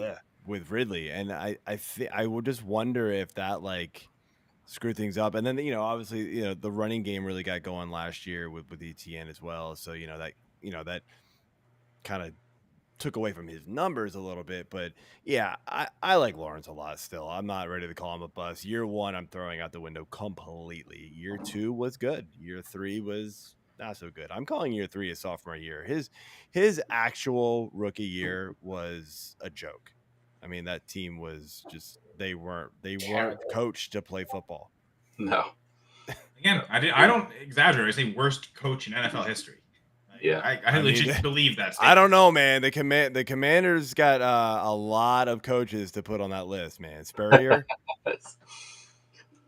I mean, I've looked at the full-time coaches winning percentage. Urban Meyer is dead last. They had a 2-11, 2-13 record. So I'll say he's worse than anyone. I know you probably starred with the Commanders, but I honestly, how many of those years was just bad ownership, right? Like true. A coach couldn't succeed in that, so like you were just gonna always just bring out the worst receiver. There we go. We finally got an offensive player drafted. I know something to talk about. Woo. The Indianapolis we just had an offensive lineman. What are you talking about offense? A.D. Mitchell to the Colts. Whoo.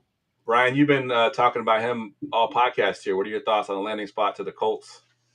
I like that, man. I mean, that's solid wide receiver 2 with Pittman. They complement each other nicely.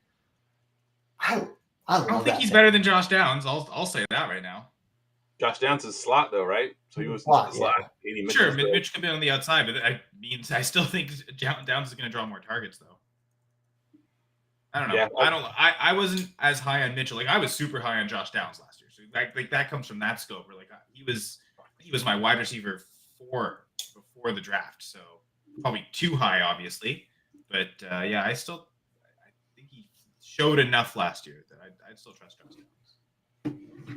So Mitchell plays like George Pickens. The one X factor that we have here from comparing last year to this year is the quarterback situation, right? I mean, it's going to be Anthony Richardson, who did not throw to Josh Downs in his couple of starts. Now, granted, he didn't throw a ton to anybody because he was running the ball so much. So he only threw to Michael Pittman, which is a smart way to go about it. Like that, just throw it to the best guy and forget everyone else. Like there are so many of those games where Alec Pierce 0, 0, 0, 0. Sam Mitchell would have just ripped into him if he was a basketball player.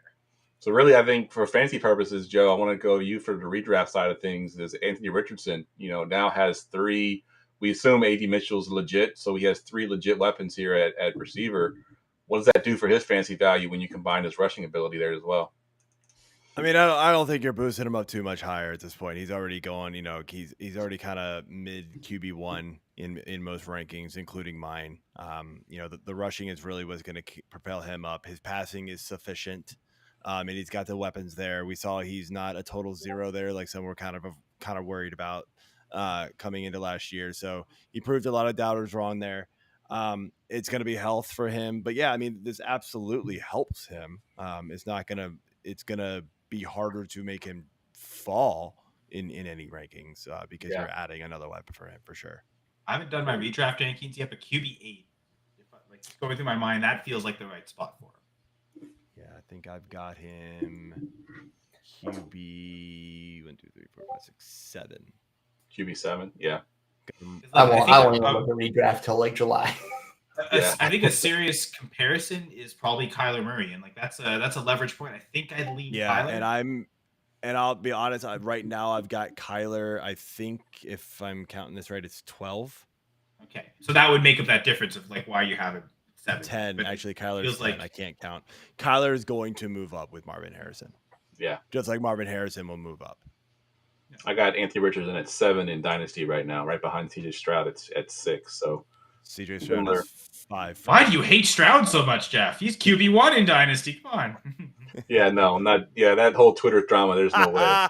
I'm honestly fine with him at QB4. I think having Diggs, having Nico Collins, both in contract years too. I think he could really have that second-year breakout and explode. So I'm fine QB4 in Dynasty. But again, just that top 3 of Hurts, Allen, and Mahomes. And all 3 of their situations have gotten better.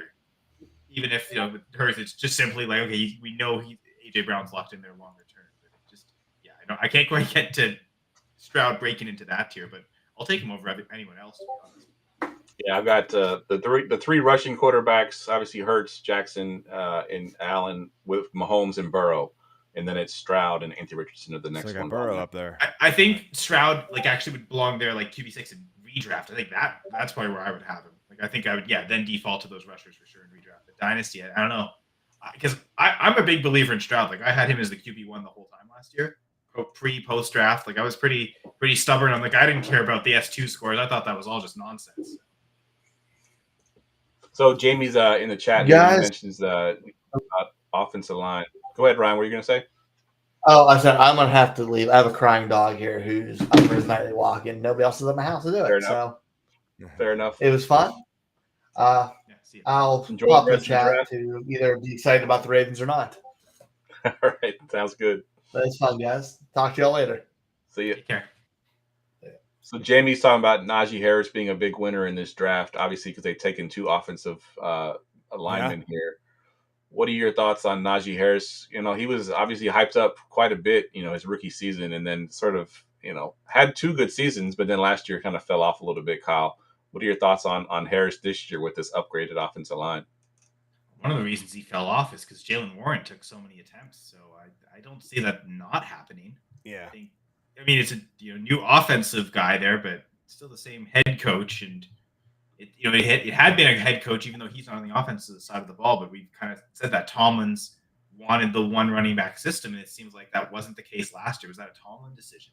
If it is, that probably supersedes anything Arthur Smith wants to do. He probably wants, 17 games. I now buy into the fact that we can't just run one guy into the ground. So I'm still Najee ahead of Jalen Warren. I always have been, always will be. But Warren being there is just, I think it's too much to overcome, because that's just, they're going to give Warren those opportunities. It's not something that even if Najee's efficient, that he can control. Agreed. Like, I'd much rather go with Javonte Williams, even though, he didn't get the pass catching work with Samaje Perine. I just think that the chance of getting off that knee injury, not having to rehab this year, but actually just get stronger and better. I wonder if we see like the breakout from Javonte Williams, just to take someone from the same draft class as Najee Harris. Fair. Especially in a Sean Payton system, which loves to dump down open receivers to the running backs, especially, and Bo Nix, who seems like he loved to dump down to the running backs in college. It seems like a perfect fit there, where Javonte is probably in line to catch a lot of passes, unless they really do just take him off the field on every third down for Samaje Perine. I know they did that a lot last year, but I wonder if this year they change their mind on that. Yeah, because Perine was not very efficient. I hope they do change that, because I was a big Javonte Williams fan.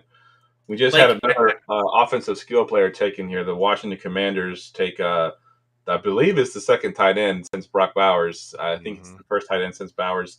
Tight end Ben Sinnott. Joe, I don't expect you to know too much about this guy, but as far as landing spot going to your Commanders there with, I think, a pretty decent sized hole at tight end, what are your thoughts? From everything that I understand, there wasn't really any other tight ends that mattered for fantasy in this draft. So, like, I'm not super excited.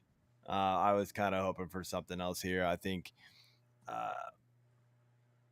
was tight end sort of an issue. I mean, technically they have Zach Ertz on the roster, so tight end maybe isn't as big of a need as this is. I don't know. I would have hoped they would have addressed defense more after basically selling every single one of their good defensive players last year. Yep. They really only sold one good defensive player. He went to Chicago. I get it. Guys. Yeah, I know. But still, is someone a little, hurt about what they bought in terms of investment there, Jeff? A little bit. I expected a little bit more coming from, what he was coming from that team to our team. I thought he would pan out a little bit, but he did. Bears definitely seem happy, that's for sure. Yeah. I mean, we'll see. I get it. Yeah, you're right. I don't know a ton about him. I'm reading just quick notes. Run after the catch monster. You can separate pretty quickly. So I mean, maybe there's something there. And Ertz is older. We're gonna need a replacement, sooner rather than later. But I think there was other needs to address, especially on the defensive side of the ball. Yeah, I think I can't remember who we had on the podcast. It may have been John Lobb, because at the time I believe it was Tavian Sanders was the tight end too, and I think Lobb sort of discounted him, and I think Ben Sinnott was the guy that he liked over him as the tight end too at that time. So, Kyle, have you done any scouting on Sinnott? Do you know anything about this guy?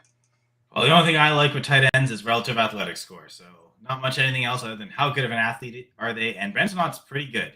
9.75 in terms of his relative athletic score. And Jamie's talking about the tight end episode I did with an average guest. I'd say with a razzing guest. It's mostly that episode, Jamie, I just talked about tight end Raz scores. He was my tight end 3 because there's one other tight end that had a better Raz score than him, who hasn't been drafted yet. But I think if you're going to take the reach, like I also agree with Lobb. Tavian Sanders. I thought no, I think Sanders is overrated. His Raz score was 8.06, which isn't awful, but for a tight end class, and we've seen like 2 or 3 in a row where there's a lot of guys in the 9 and the high 9s, especially. Like an 8.06 actually kind of looks pretty bad on the average in terms of the tight ends we expect to get drafted today. So I've thought Sanders is overrated, especially for fantasy. So I think this is better for Washington because this is the exact opposite of Zach Ertz. You've got someone who can do things after the catch. I also wonder what this says about Cliff Kingsbury's offense, what we've known about it all the years. Okay, he doesn't love tight ends. He wants to play 4 wide receivers. He was a CFL quarterback. He basically wants to recreate the CFL offense in the NFL. And I wonder if he's maybe going away from that. Maybe Dan Quinn's influence is, okay, we're not going to rely on that as much. We want to get more 12 personnel. Let's help our quarterback with blocking, with getting 2 solid tight ends. So I wonder if that also says kind of a shift where Kingsbury's maybe learned from things too. Okay, I won't rely on that personnel grouping as much as I did in the past. Maybe that personnel grouping doesn't necessarily work well with Jaden Daniels either. So is this a coach that's learned and is now adjusting to his players? That might actually be some growth from Kingsbury. So maybe that's a positive, if nothing else. Yeah, I mean, and look, you're not going to be able to run 4 wide with the Commanders very much. They just don't have it, and so yeah, I mean, getting Ertz and Sinat on the field at the same time, running some 12 personnel, and like that could work pretty good. I think there's a lot of hope, obviously, that Eckler is not just toast at this point, and I think there's a lot of reliance on that being an X factor this year. Definitely. So Joe, I know you want to take a quick break here, so you want to jump off? I'll yeah, I'll just mute and you can kick me out, and I'll wave when I'm back. Sounds good. So I'm gonna take this minute real quick to just kind of plug the next segment. I know we've got about 15 minutes until the next segment comes in. Gator J, the Dynasty Gambit, is going to be coming on, joining us pretty soon. And he's going to stick around with Kyle, who's I think Kyle's going to be on for the whole show. It sounds like, or at least a good portion of it. I'm a former Dynasty Gambit co-host, so this feels like this was really the segment I should have been on the whole time. I just love talking so much. Fair enough. Yeah. So when thanks for having me on. We're currently sitting at 245 viewers right now, so that's pretty awesome. So shout out to everybody that's in there. If you are watching on Twitter, I know for the longest time we had a little scroll feed at the bottom that we cannot see your comments on Twitter. That is no longer the case. We can see your comments now on Twitter. So if you're watching us on Twitter, feel free to jump into the chat. Look, there's a Twitter comment. We got that X, and also a great beard center. Thank you, guys. Yeah, there we go. The B League is watching us on Twitter. But yes, if you're watching us on Twitter, that's no longer the case. We can now see your comments. So please jump into the chat. We'd love to hear from you. Kyle, so let me just get your overall thoughts on this draft, not just day 2, but the whole thing so far. What are your overall thoughts on this draft? But yeah, I mean, how many receivers have gone here? We've got 11 receivers through 52 picks, I guess. I think one of the things we talked about was how heavy wide receivers would go in dynasty rookie drafts, and it seems like that's been confirmed. So that's going to be probably half the first 2 rounds is good. I would say 12 out of those 24 picks probably going to be wide receiver. Yeah, I think I'm going to have to brush up on my IDP skills, because it seems like no matter what segment I choose to do, I get all the defensive players chosen on my segment. So I definitely need to brush up on some IDP stuff so I know some of these guys and who to talk about. But you're right. I mean, it's been heavy on the offense this year. Not to mention the 6 quarterbacks taken in the top 13 picks, which we talked about already. We've only had 1 running back come off the board. We do have the Dallas Cowboys sneaking up here, coming up. Not to pick this right now, it's the Dolphins, but the Cowboys are next. Is there any chance you think that the Cowboys will reach for a running back in the second round here, Kyle? It seemed like the one they were tied to the most was Jonathan Brooks, him being in Texas. Apparently, the Cowboys team doctor is the one who performed his surgery, so they would have had access to his medical file. So I guess that means the Panthers are pretty confident too in the Cowboys medical doctor. But yeah, I could see them. Yeah, I could see them definitely going again with Jalen Wright has been the guy I kind of called to the Cowboys. Yeah, I like Jalen Wright. Now that Brooks has gone, maybe they feel like, okay, if we only had 1 or 2 guys who really believed, and we got to take them now. So yeah, if Jalen Wright goes here, he's the RB1 in the class. RB1. I was just going to ask he's the guy that I think could push into the first round. I wouldn't consider Jonathan Brooks a first round pick. I think I would still rather have Bo Nix. And again, the debate at the end, 112, Brian Thomas, Bo Nix. So I feel like that's where I'd kind of go for Brooks. So we'll see where the running backs land. All right, and I teased it a minute ago about Mr. Dynasty Gambit himself, the Gator. Gator J is joining us now. What's up, man? What's happening, fellas? Exciting first night. I'm excited for the second night. Here's the one thing that I will say that I have learned over the last probably 4 years or so. night 1 is for the casual fan. Night 2, night 3, that is for us. That's for our grinding, for us looking at the film, for us finding those diamonds in the rough and giving that information out to the fantasy football community, like the pick a few minutes ago from the Commanders, that Ben Sinnott pick. That was nice. Nice little pick there. A blocking tight end, but he's going to find his way on the field and have plenty of opportunity. But yes, I am good. How are you guys doing tonight? Awesome, man. Awesome. I'm glad to have you on.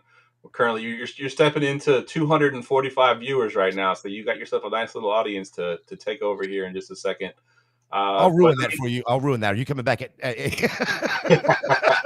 The truth is, Jay, we just lost 85 viewers. Yeah, why is it going down, Jeff? Why did you even bring that up?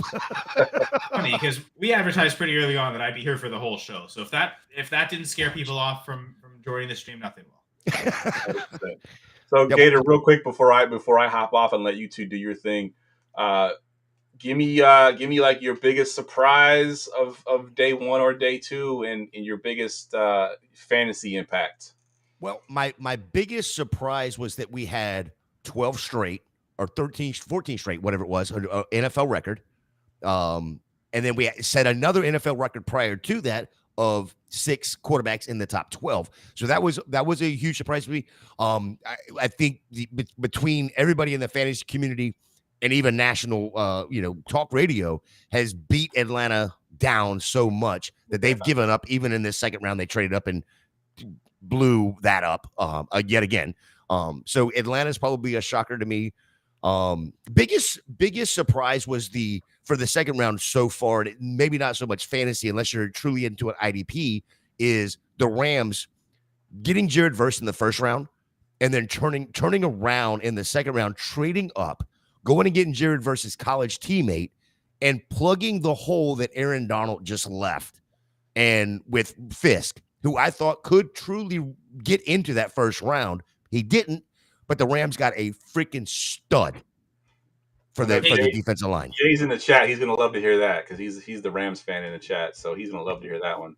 To take so my favorite sports movie ever is Moneyball. To take a line from that, you're not going to replace Donald, but you could recreate him in the aggregate. You can't replace him with one person, really. But if you can get 2 fairly decent and even Verse, you might even say elite prospects, that's at least gives you the road to kind of make up for that loss, where you're not, maybe not quite breaking even, but you're getting close to what one guy could do. You just got to pay 2 guys to do it. Maybe not, because Jared Verse, if you remember, came out of Western Michigan and then went to Florida State and had 6.5 sacks last year, I believe, at Florida State. So for an interior defensive lineman, that's nothing to sneeze at, especially playing against some of these higher end ACC schools. Yeah, 6.5 sacks would have led 2 different teams last year. Well, it definitely would have led the Atlanta Falcons, by the way. It would have led the Atlanta Falcons. Montez Sweat led 2 different teams. I think he had 6 or 6.5 sacks, respectively, with Chicago and Washington. That was enough to lead 2 of them. So, and there's a lot of teams where 6.5 sacks was enough to lead the team. Yeah, absolutely surprising to me that Atlanta is let so many good players go off the board, or traded up and just bypassed. Can't even blame Arthur Smith anymore if you're Falcons fans. You can. You absolutely can. You absolutely can. It's still fun. Because he's not there. Because Arthur Smith wouldn't have done it this bad. Fair enough. Good point. So Jay, the Cowboys are on the clock right now. Any guesses where they're going here? Position? Maybe not a player, but a position. No, I mean, with Jonathan Brooks, I was with Kyle. I think Jonathan Brooks would have been a nice fit there. I don't want Trey Burton there because I have Trey Burton as my RB1. I don't want he plays tight end, but I guess he played fullback too a little bit. I'm just Trey Burton. Trey Benson. Trey Benson. Yes. Good. Way to go, Kyle. Way to catch me on that. That's nice. Dallas has so many needs because they're all in. They're going to fill them all, I'm sure. Biggest needs for Dallas right now. Offensive line, defensive line, wide receiver. I think if Adonai Mitchell wouldn't have gone to the Colts, it could have been a nice little pick there. Yeah. The CD. Yeah, I think the Cowboys pick is in. Let me see. I might already have that pick. Let me see because it's not. Yeah, I'm checking the Twitter account that we've been Yeah. using tonight, and they're Yeah, not. it's, yeah. I'm checking NHL scores right now. They listen. They lost. Was it Martin? They lost Martin on the offensive line. They need to fill some holes there. Did they I lose wouldn't be Martin? surprised if they didn't go running back here. It would be offensive line. I thought Zach Martin. Did they lose him? Did he retire?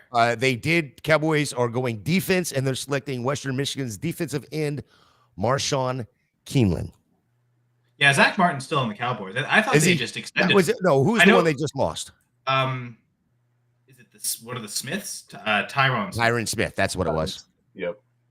But they even like Smith has been like he's no longer, he wasn't even their left tackle last year. It was Tyler Smith playing left tackle. So like even Tyron Smith, they kind of, I think the tea leaves over there. Whereas like Zach Martin's still maybe the best guard in the NFL. So yeah, so if they ever lose him, that's a huge loss to your point, Jay. So before I sign off here, I'm going to let y'all take over. Joe, did you want to hang out with these guys, or did you want me to sign you off here at 9:00? Oh, yeah, I'll probably bounce too. Sorry, I would have hung out. I thought you were here for like a whole nother hour. That's why I pieced out for 5 minutes. But yeah, no, I'll probably just sign off. I got I'm running our live blog over on Fantasy Six Pack as well, so I'll be giving my thoughts there. Let me focus a little bit more on that. I realized as I sat down here to jump back on, I had completely forgotten to post my thoughts there about Ben Sinnott and his 2024 value, which wasn't much because he's a typical rookie tight end who probably won't do much of anything in 2024. Yeah, but Joe, let me ask you this real quick while Sure. you're here, because I see him as truly a blocking tight end to start with, of course. Mm-hmm. But that's going to give him the opportunity to be on the field, and in that Washington offense, you're going to need to have some opportunity, correct? Absolutely, yeah. I mean, look, I think he is going to have to grow into the position like a normal tight end will in the NFL. So 2024, not a thing. Don't worry about him. Yeah, redraft right now. You're not messing with him. No. Dynasty, you could probably get him in the third. End. Yep, that's what I was thinking as well. I mean, I'm not even a dynasty guy, and I'm figuring that stuff out pretty quick. The few leagues I'm in, they're starting to figure that out. For that's the dart throw in the third round. You're going like, well, maybe next year. Good stuff. So Joe, we got we're up to 271 now, Gator. So we've gone up. That's because Joe's back. Yeah, Joe came back and raised our viewership. So tell everybody, Can you give Joe, us a 6-pack of viewers? Yeah. Tell us where we can follow you at, where we can find your stuff at, and anything you're plugging you want to work on. Yeah, absolutely. So thanks for having me on, guys. Had a blast. I know, unfortunately, I don't know a ton of these, especially the defensive guys, but I like to have fun and hang out with you guys. So appreciate it. Yeah, fantasy6pack.net, F6P_Joe on Twitter. And yeah, just come on over, check us out. We do all the sports. We got our memberships active where you can get access to all of our premium content, our Discord and things like that. But tons of stuff for free over there as well. So come check it out. Real quick, Joe, per the Bears, Caleb Williams is going to wear the number 18. 18. 18, 1-8. That's interesting. Yeah, that's I thought so too. Yeah. So go get your Caleb Williams like a 18 high number. jersey. Yeah. And just real quick before I sign out as well, I wanted to just I know a couple of guys from the Washington D.C. area are here. Me and Joe, of course, are the hosts of the Scott Fishbowl D.C. live draft, July 7th. We still have some openings, so if you haven't gone to scottfishbowl.com and signed up, you can still do that. And then obviously put your interest in there for the live drafts. Even if you can't get into the live draft itself, the venue that me and Joe secured has a minimum requirement of 70 people. So we only have 4 drafts. There's only 48 people. So we need y'all to bring some friends, come hang out with us. Just enjoy the whole thing that we're going to be doing there. So it's July 7th, scottfishbowl.com. You can get all the details there. If you were there last year, it is not the same place. It is going to be 100% better, if not. It's got AC. Better. That's the most important thing. AC, you need to know. and we won't be like on top of each other. Yeah, food, beer, all that included. Included? I say included. It'll be there. It'll be there.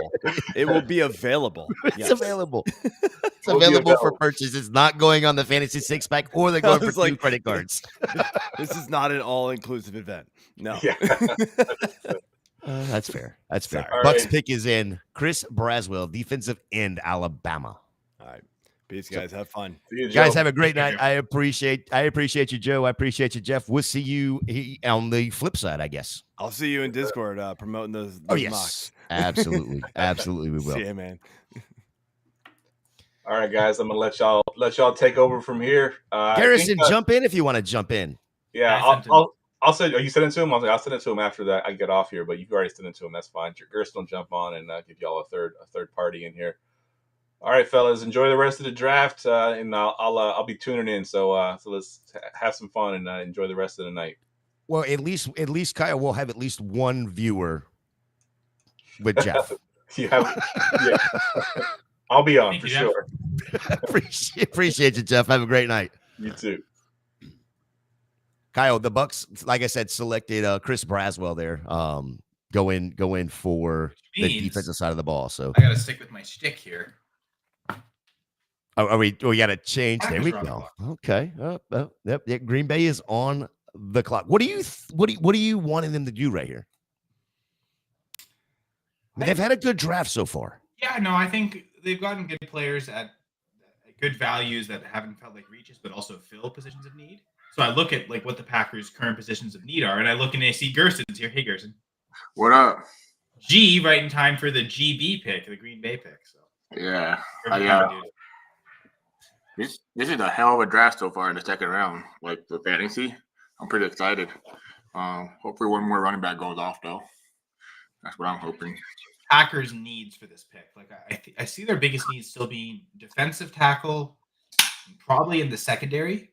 And you could also even go interior because I'm not sold on Sean Ryan, who looks to be the starting right guard right now. So they could upgrade there. So I'm kind of thinking all the good corners seem to have gone, and feels like safeties at this point are still a reach. So I'm kind of go back to the trenches like they did in the first round, whether it's offensive or defensive line. I think that's where I'd like them to go.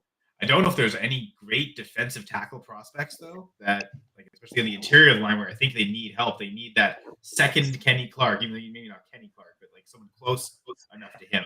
Because the one problem with the Packers last year is whenever Kenny Clark wasn't on the field, they would get gashed. Whether it was in the run game or the pass rush just disappeared.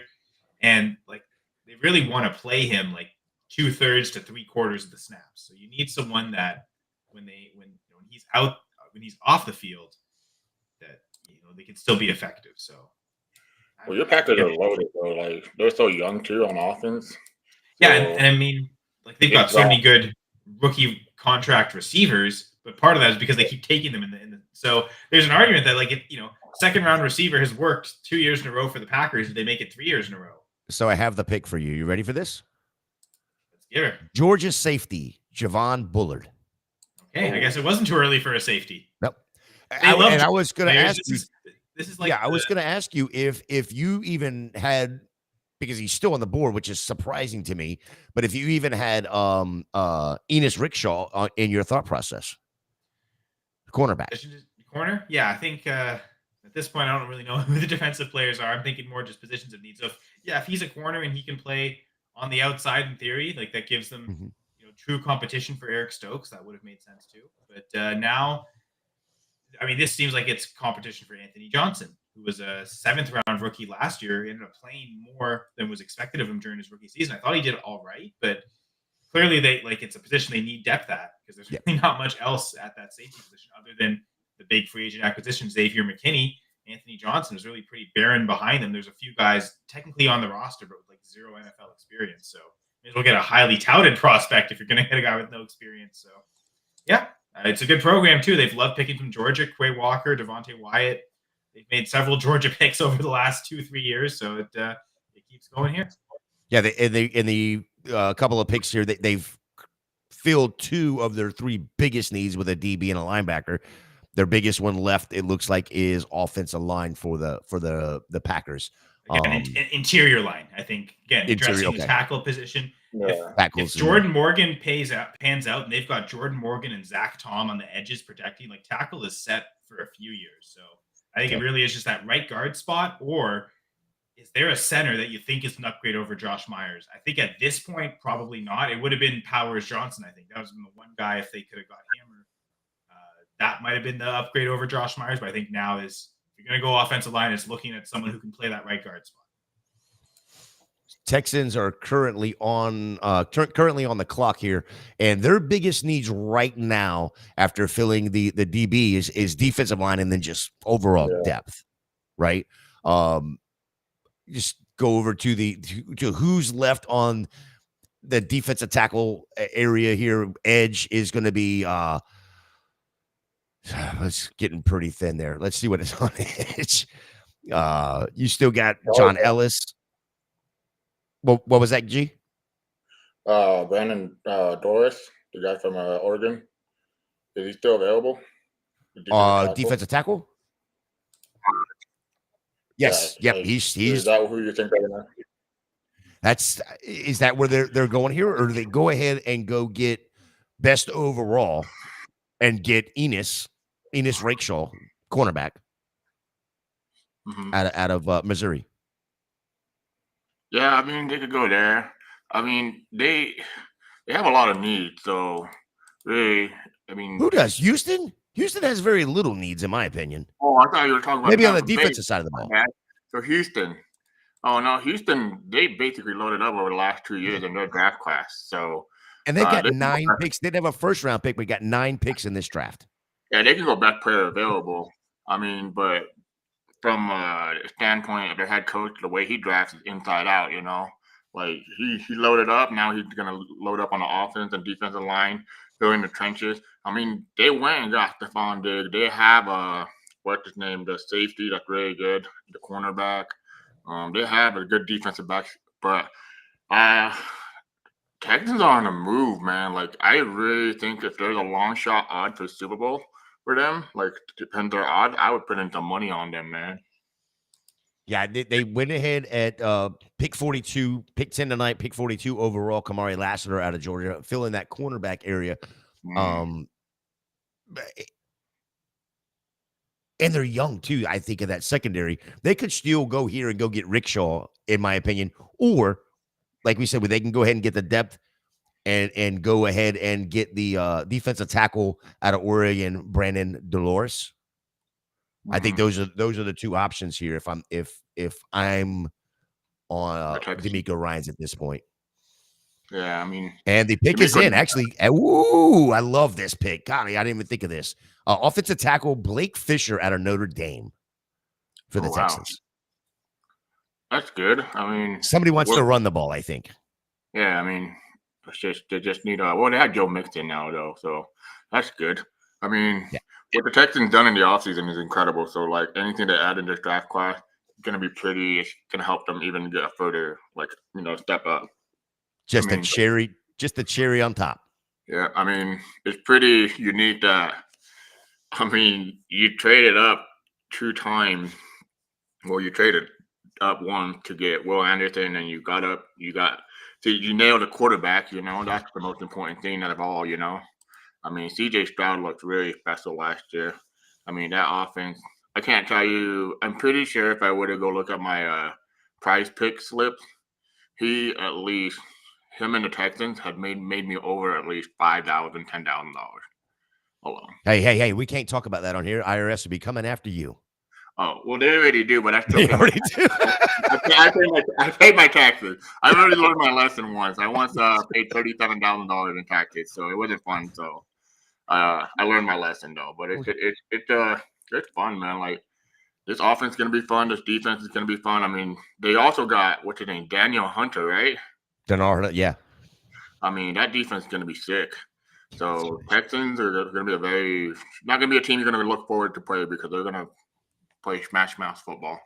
And they got Tank Dell coming back next year. So, I mean, he comes back, that offense is going to look really nasty, man, with Mixon as well. Not Damian Pierce running the ball. Or who was that other running back that was Singletary? Singletary, yeah, last year. Dare Ogunbowale. That's a good one. That's a good one. I mean, he is still on the team. They re-signed him, so he is still the third running back right now. Yeah, they've only got 3 running backs, if I'm not mistaken, and that's Singletary, Damian Pierce, and Ogunbowale, if I'm not mistaken. So they could still be in the market for a late round running back here too, as well.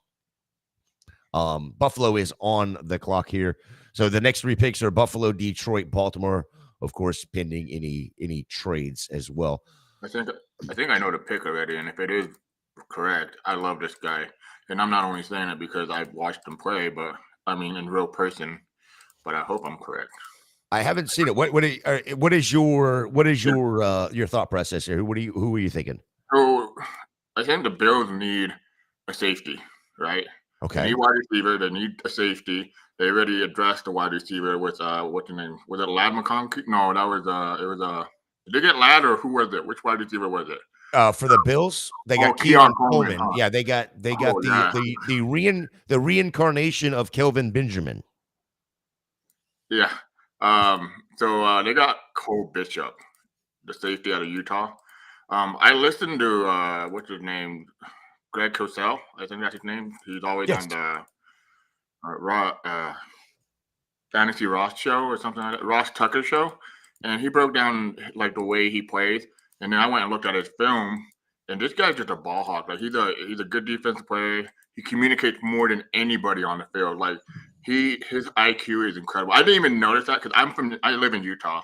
I go watch Utah youth play at least twice a year, and I get free tickets, so it's fun to go down there and just watch them. But I was always wondering, like, who is this guy? You see him all over the field, just communicating with his linebackers, his DBs, and everything. And what Coach Sell said about him is just his high IQ, his awareness, and his ability just to digest an offense to play before it even gets set, you know. And so the Bills did a pretty good pickup right here. I don't know about the Keon Coleman pick. I know Jeff loves Keon Coleman. I mean, I get the whole. He had a good what is called he's great at high contested catches, but in the NFL, if you're doing that and you're great at it in college, then that means you're not very good at separating from the beginning, you know. So a lot of that's what they saw, and I think that's what caused Keon Coleman. I mean, Keon Coleman this time last year, they were already talking to him being like a first rounder, and then now he dropped out, you know. But I don't really care about the whole how slow he is, because one thing I'm starting to do more is not care more about the 40 yards and care more about shuttles, care more about what's that drill they do, the where they catch it and run, catch it. Gauntlet? Yeah, The gauntlet. Yeah. The gauntlet is incredible in point. And the best thing is, if you look at their speed when they're running that gauntlet, he was the fastest one doing it.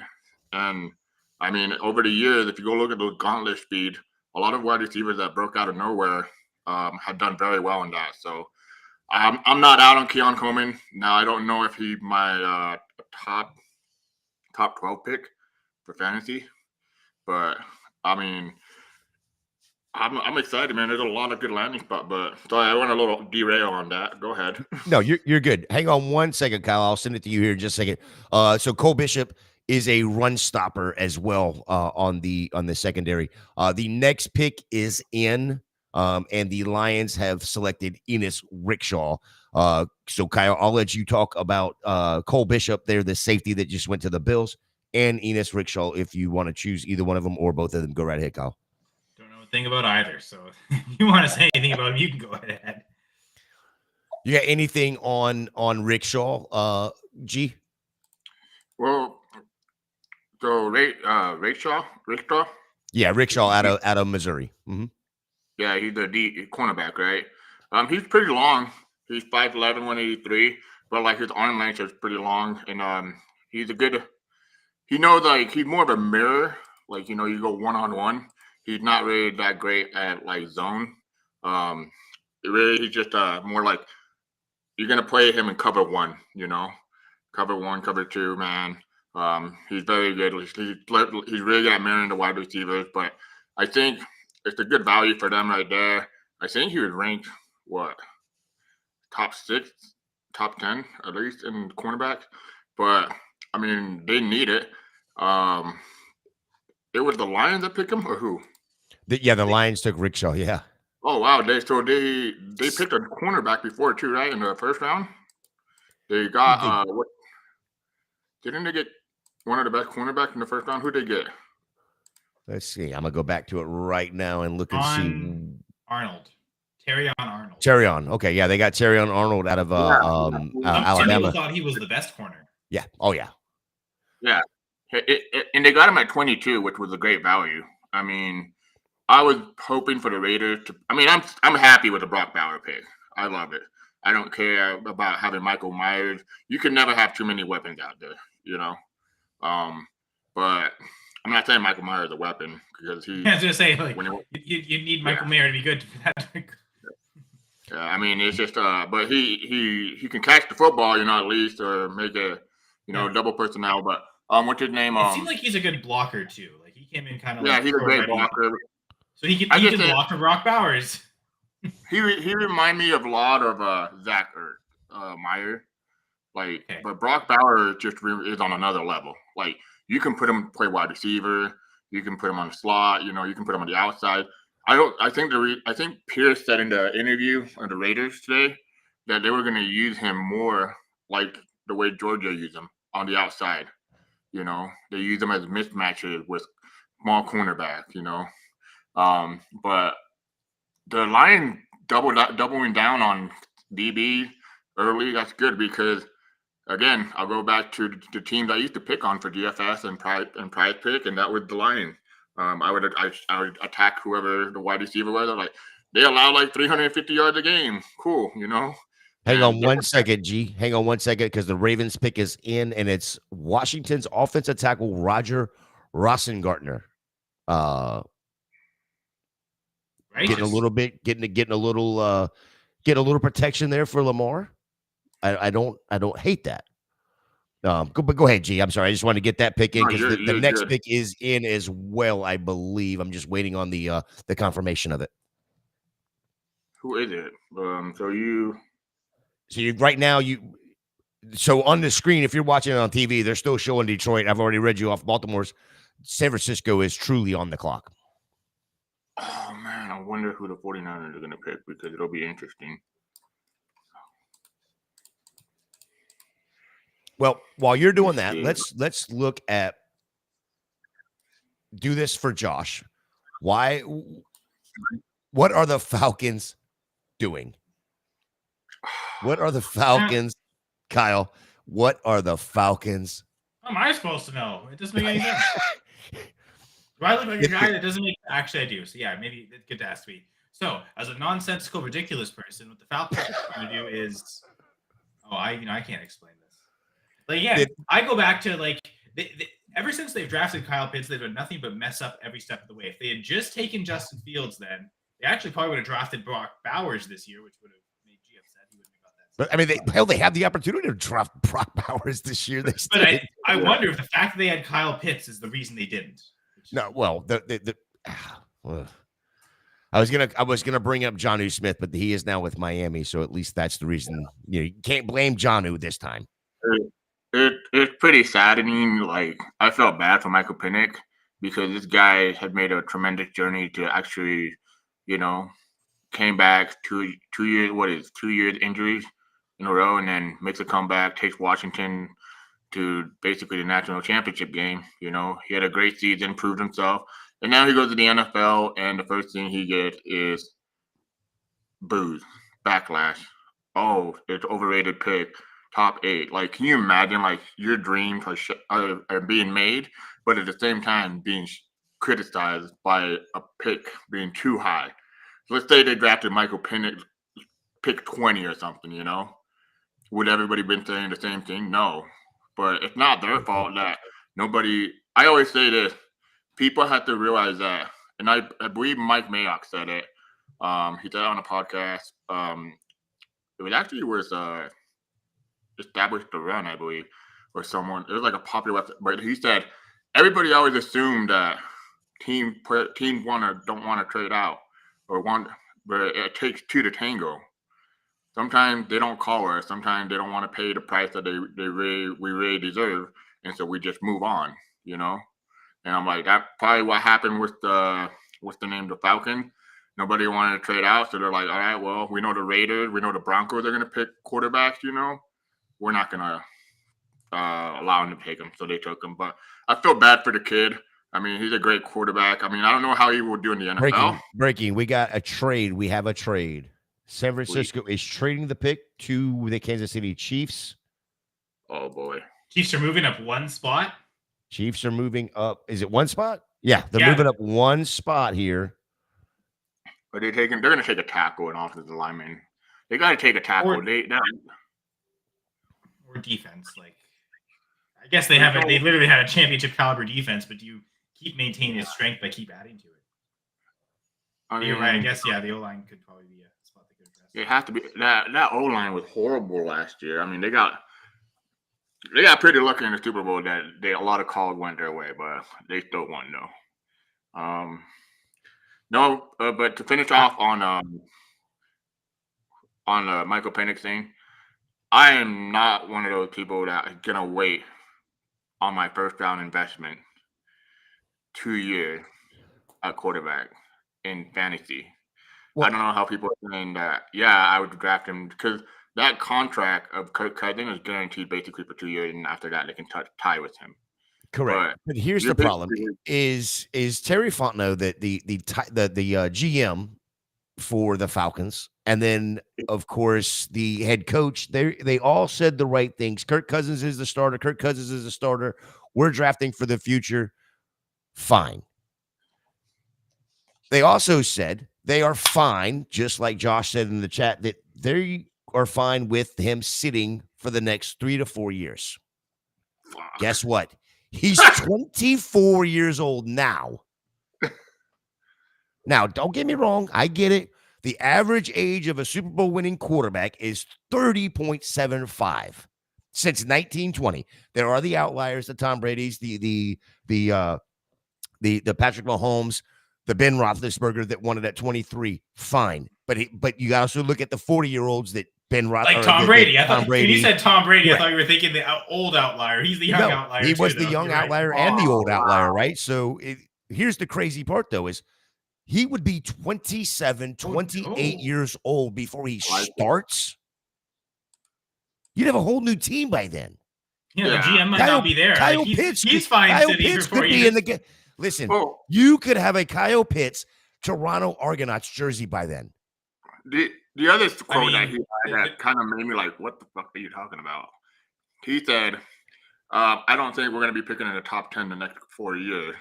Yeah. I'm like, dude. And we'll go 7-9 again. And you are correct. G, you were correct. The Chiefs go ahead and draft BYU's offensive tackle, Kingsley Samaritan. Yeah. Okay.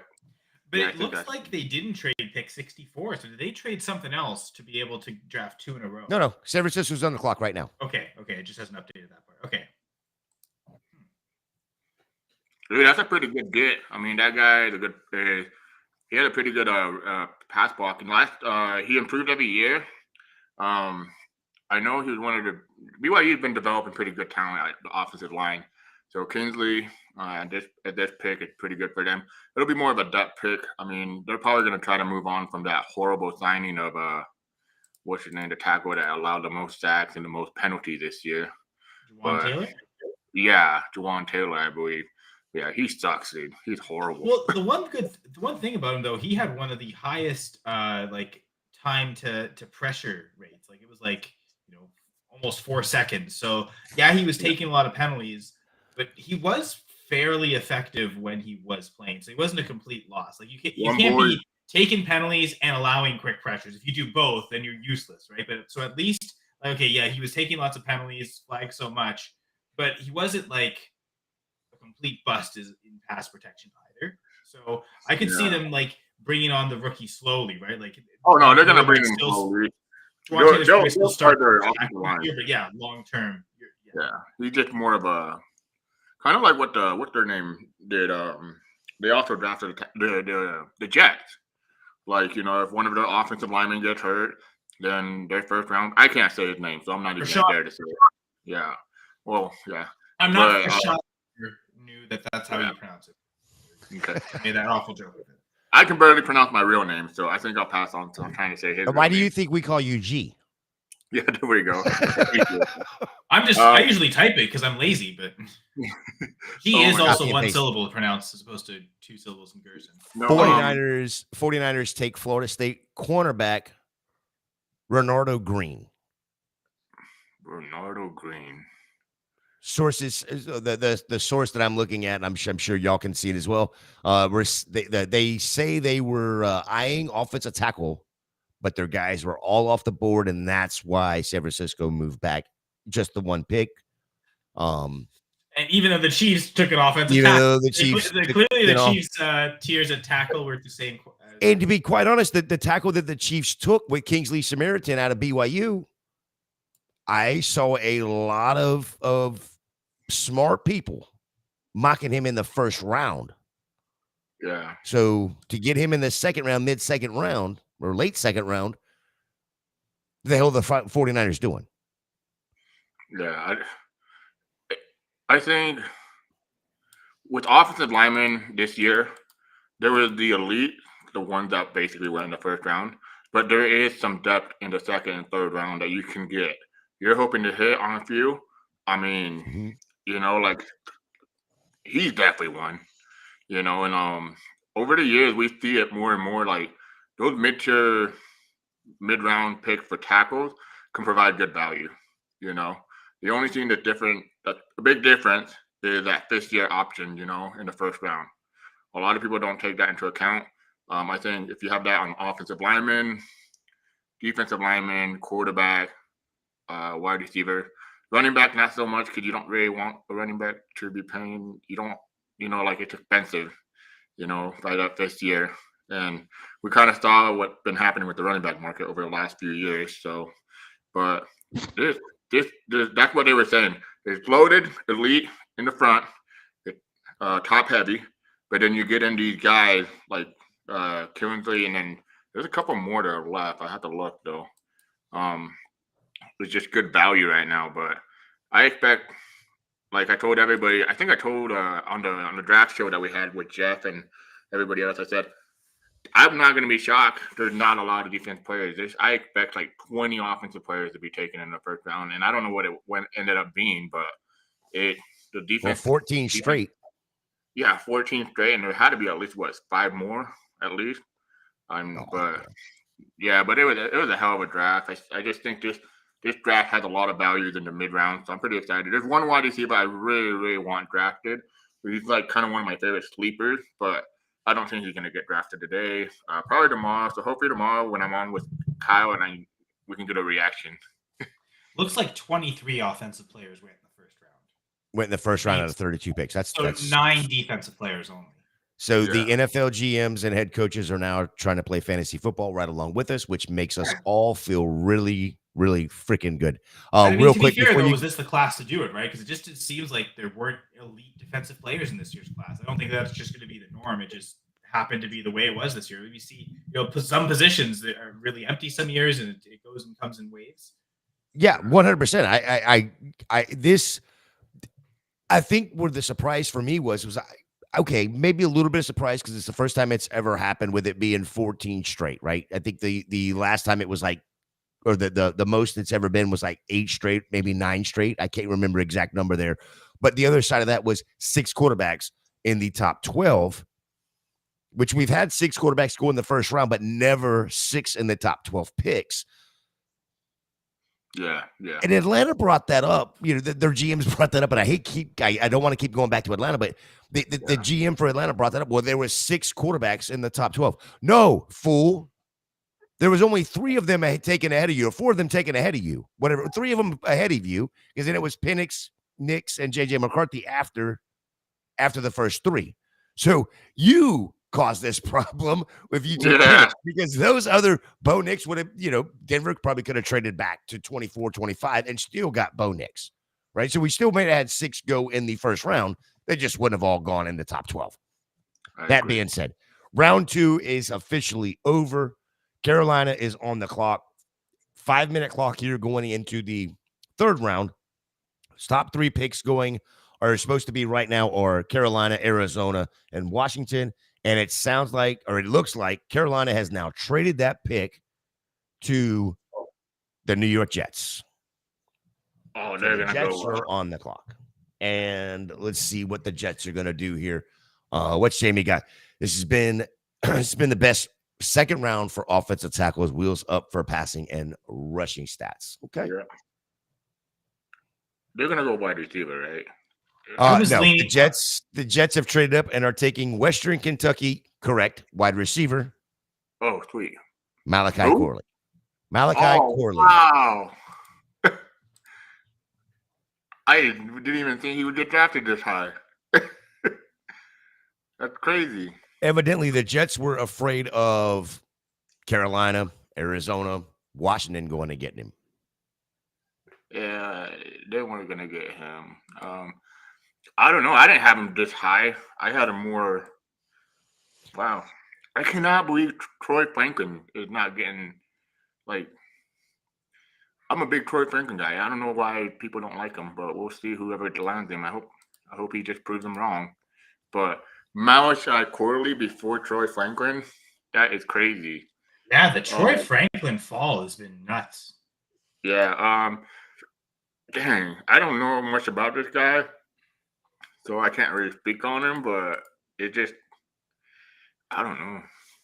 Well, Kyle, what was let's this pick is in, so and Arizona's on the clock. Let's look at round 2 real quick. What's your biggest surprise in round 2? Or do you have a big surprise, whether it's good or bad? Somebody move up. I'm kind of surprised Troy Franklin fell out of the second round. Just to that point. Okay. It's not like receivers weren't going. In terms of a player going, I'm kind of surprised at Jalen Polk, and then I see, it's the Patriots that did it. So that shouldn't be a surprise that they took the surprise wide receiver that none of us were expecting. So old habits die hard. So I think that the biggest surprise in the second round might be just the guys that were there that we expected were going to be gone by the second round. Cooper DeJean, Kool-Aid Kinstry, Jackson Powers Johnson. We figured the all-name team, all three would go in the first round, and none of them did. So Adonai Mitchell. Yeah. Were you surprised that Adonai Mitchell went mid-second round? No, I think that's the range for him. I felt Adonai was a little overrated. Okay, I thought he would go.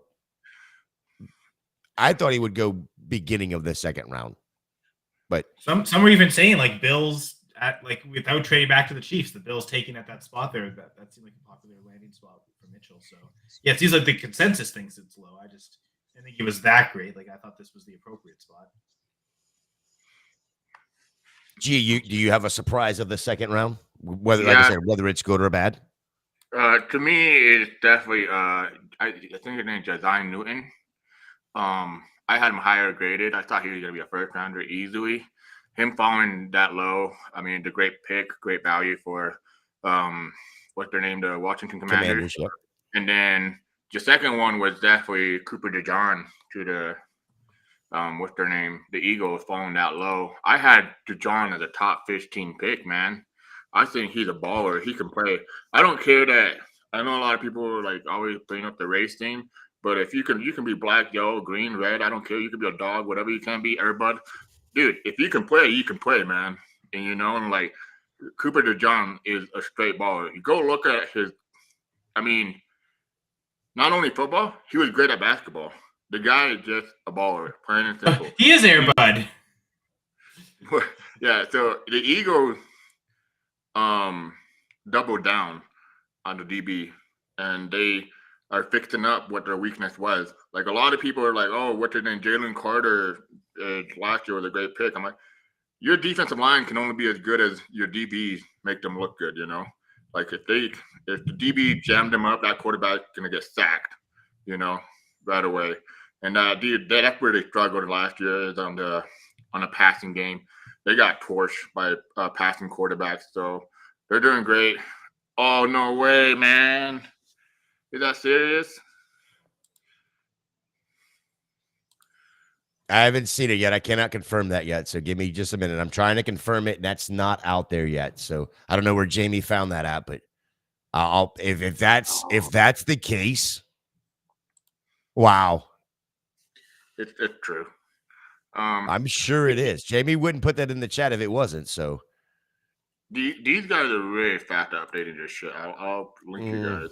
And they're actually slower tonight than they have been. Yeah. So you want to talk about it?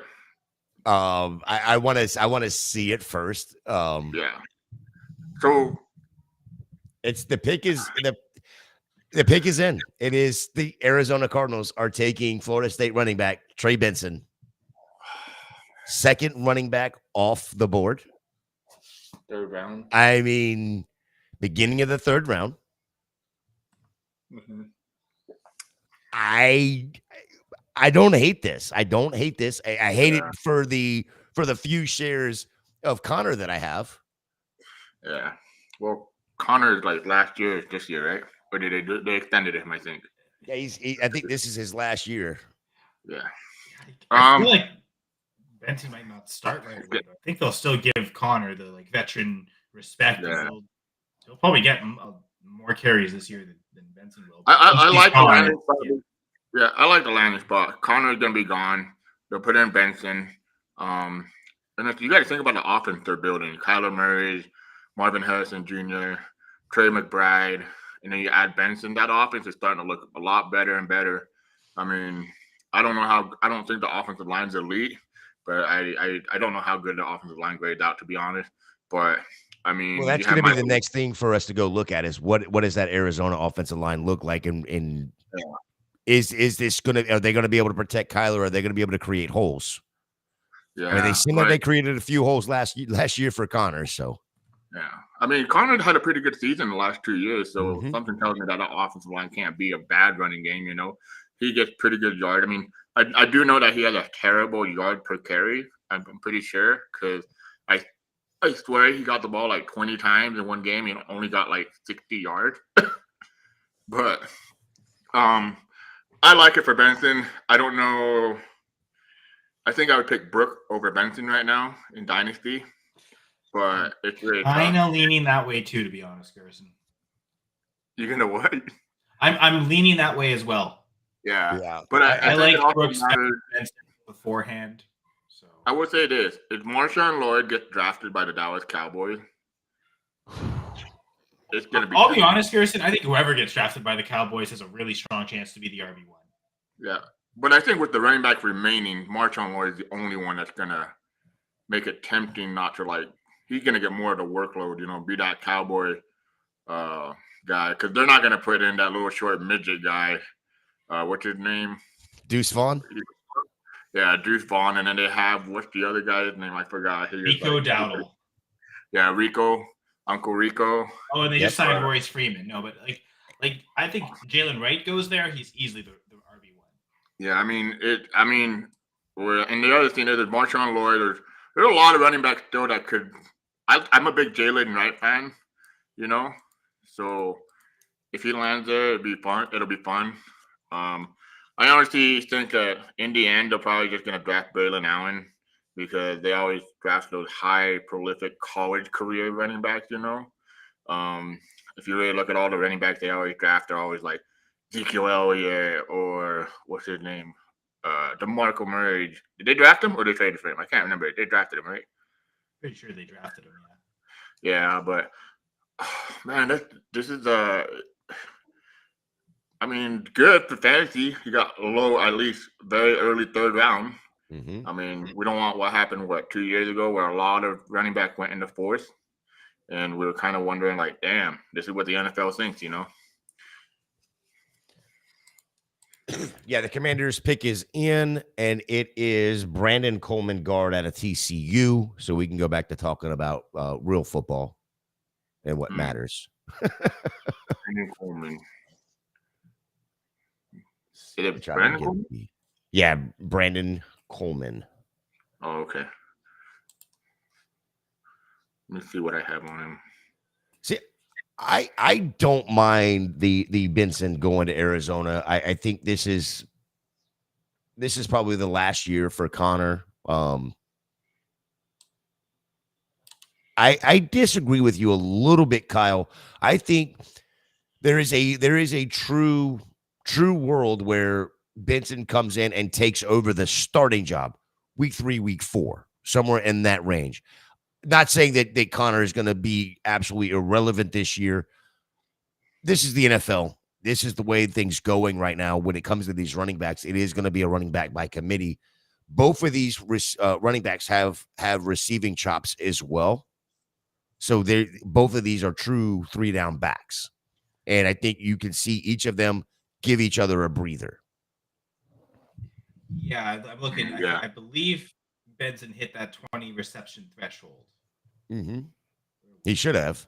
Yeah, he got exactly 20 last year. So he just hit it to say that he could do that. I think the one thing is because of his elite athleticism, he might be able to get less touches, but be a better fantasy producer because he's more efficient than Connor. I do wonder, like at least especially year one, if especially goal line carries, Connor's been so Maybe that's effective Connor. near the goal line. I think Benson might lose some touchdown upside, and at this point, I don't think he's the better receiver than Connor is. Like that's No. I'm not saying he's a better receiver by no means right now. Yeah. They could be pretty close and carries in the 20s though. I think that's within the range of possibility where like they maybe almost split carries pretty evenly, but Connor gets just the more valuable touches. So. Very fair. Okay. Yeah. We can agree. We can definitely agree on that because I think that's where Connor's benefit's going to be is he's going to get those goal line, the valuable touches down on the goal line. So I think you are right. There is a range of possibility where it's a split, but Benson's the lead of the split. I also think there's a possibility where Connor kind of maintains like close to a workhorse role. So like anywhere within that range is totally possible. Going back to the Atlanta thing, this could be, and by no means am I saying either one of these players are comping to him, but Tyler Algiers and Bijan Robinson, where Bijan, got all of the touches between the 20s, but as soon as get him off the field. Get Tyler Algier in there. Get the real running back in there. Yeah. We got the best goal line back in the league. You do? Yeah, his name's Tyler Algier. Oh, we didn't think that. Arthur Smith. We drafted him well, we didn't draft him before. We drafted him a year before. It was before he took him before Bijan. That's right. Heck, he can play linebacker too. I mean, he could. Gotta have him on the field. Gotta have him on the field. 60-minute man. Go back to that. There's been a run on tackles. Looks like the Chargers have just selected Michigan's linebacker. Imagine this. The Chargers have selected Michigan linebacker Junior Colson. So Jim Harbaugh has not selected Blake Corum. He didn't get J.J. McCarthy, but he did get one of his guys. And there's still time to get He was probably the second best linebacker in this draft. This draft class wasn't strong for linebacker. Let's be honest. So, but he. Well, I'm asking that. Like, what do you think of the Packers taking Edrin Cooper as early as they did? Is that sort of because this linebacker class is weak? Was that kind of a reach they needed to make because there really wasn't many options? Yeah, I mean, it speaks for itself. The whole draft, like what we've been seeing, defensive players weren't drafted in the first round. There was 9, I think you said, Kyle. Is that right? Yeah, the first round was 9. Now we're gonna start seeing a run on defense in these rounds. So, but the Packers, I mean, so they drafted him in what? They drafted him. It was 45th overall. So yeah, I mean. He was graded the first number 1 as a linebacker, thought he was, right? yeah. Your guy? Yeah. I thought so. Yeah, they took the best linebacker. Colson, to me, he's a playmaker. I think what's their name? I feel like the Chargers in the past couple of years, they always draft these linebackers that have been very popular in college, and then they go to the NFL and they kind of burn out, Like kind of. I think his name was Kenneth Murray or Murray. Yeah, him. Because he was taking around Patrick Queen, and he hasn't quite lived up to how good Patrick Queen's been. Yeah. I mean, they had a linebacker pan out last year. I can't remember his name, but he's doing pretty good for IDP. But I love the Colson pick. I think obviously I didn't know they had 2. I mean, no, they drafted the wide receiver in the second round. They went to the linebacker, and I wouldn't be shocked if what's his name. Harbaugh trades back in and gets Corum, they're going to need a running back. That running backfield is pretty much one of the worst in the NFL. Yeah, they don't have another third-round pick, so they'd have to. Do you think he can just last till the early 4th? Because he might. And it's almost like a match made in heaven, right? Like they need a running back. He's a Michigan guy. He's probably going to try to do something, you know. And you know, Jim Harbaugh, he's a players coach, you know. He loves his players, so like he's just cares about his players more than anything. So I wouldn't be shocked if we saw that. But I mean, the Colson pick is excellent for them. Great value too. So I missed a I'm just curious. I missed a pick here. At Patriots, yeah. 68, I missed the Patriots pick. And I'm still it's coming up now. It's Seaton. Is it Seaton Wallace? Offensive tackle out of Penn State.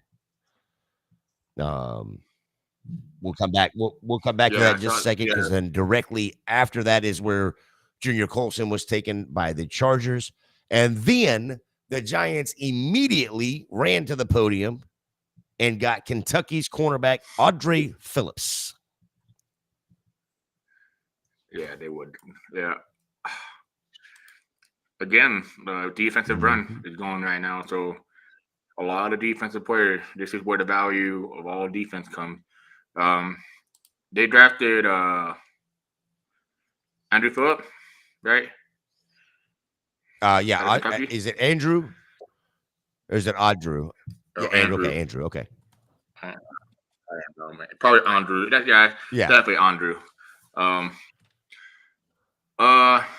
He's pretty fast. I know that. He's very fast. He's aggressive. He's more of a like you break on the ball kind of play hawk guy. He also his size is not bad. 5'11", 190. I mean, you want your wide receiver. I mean, for me, a pretty prototypical DB nowadays is 6 foot, 200 pounds. You know, that's what you want him to be. That excellent size. I mean, some of the best ones though are like 6'3", 210. You know, 205. But like you see wide receivers nowadays, the trade's going a little different. It used to be you want them 220, 6'3", or something like that. Now they're really going like the CD Lamb, Justin Jefferson, like 6 foot 1, 205. You know, not too heavy.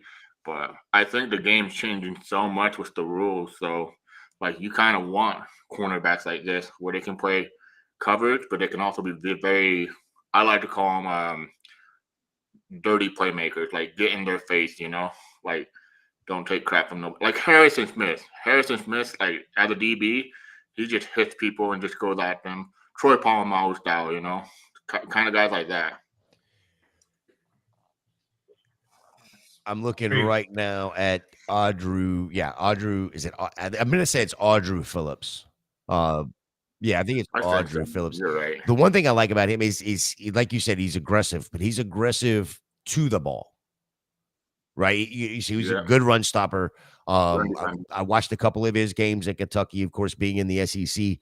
The one thing I liked about him is he delivered the blows when he was tackling. He didn't tackle and fall backwards, you know, like, okay, come with me. He went through the runner, which was nice. You don't see that a ton with 5'11", 190 going up against a 225 running back.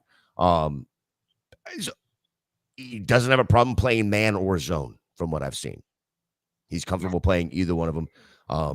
Number 12, as far as what ESPN and NFL Network have, number 12 overall position ranking for him. So okay, he's not Enos Rickshaw. He's not Enos Rickshaw, but yeah, not a bad play.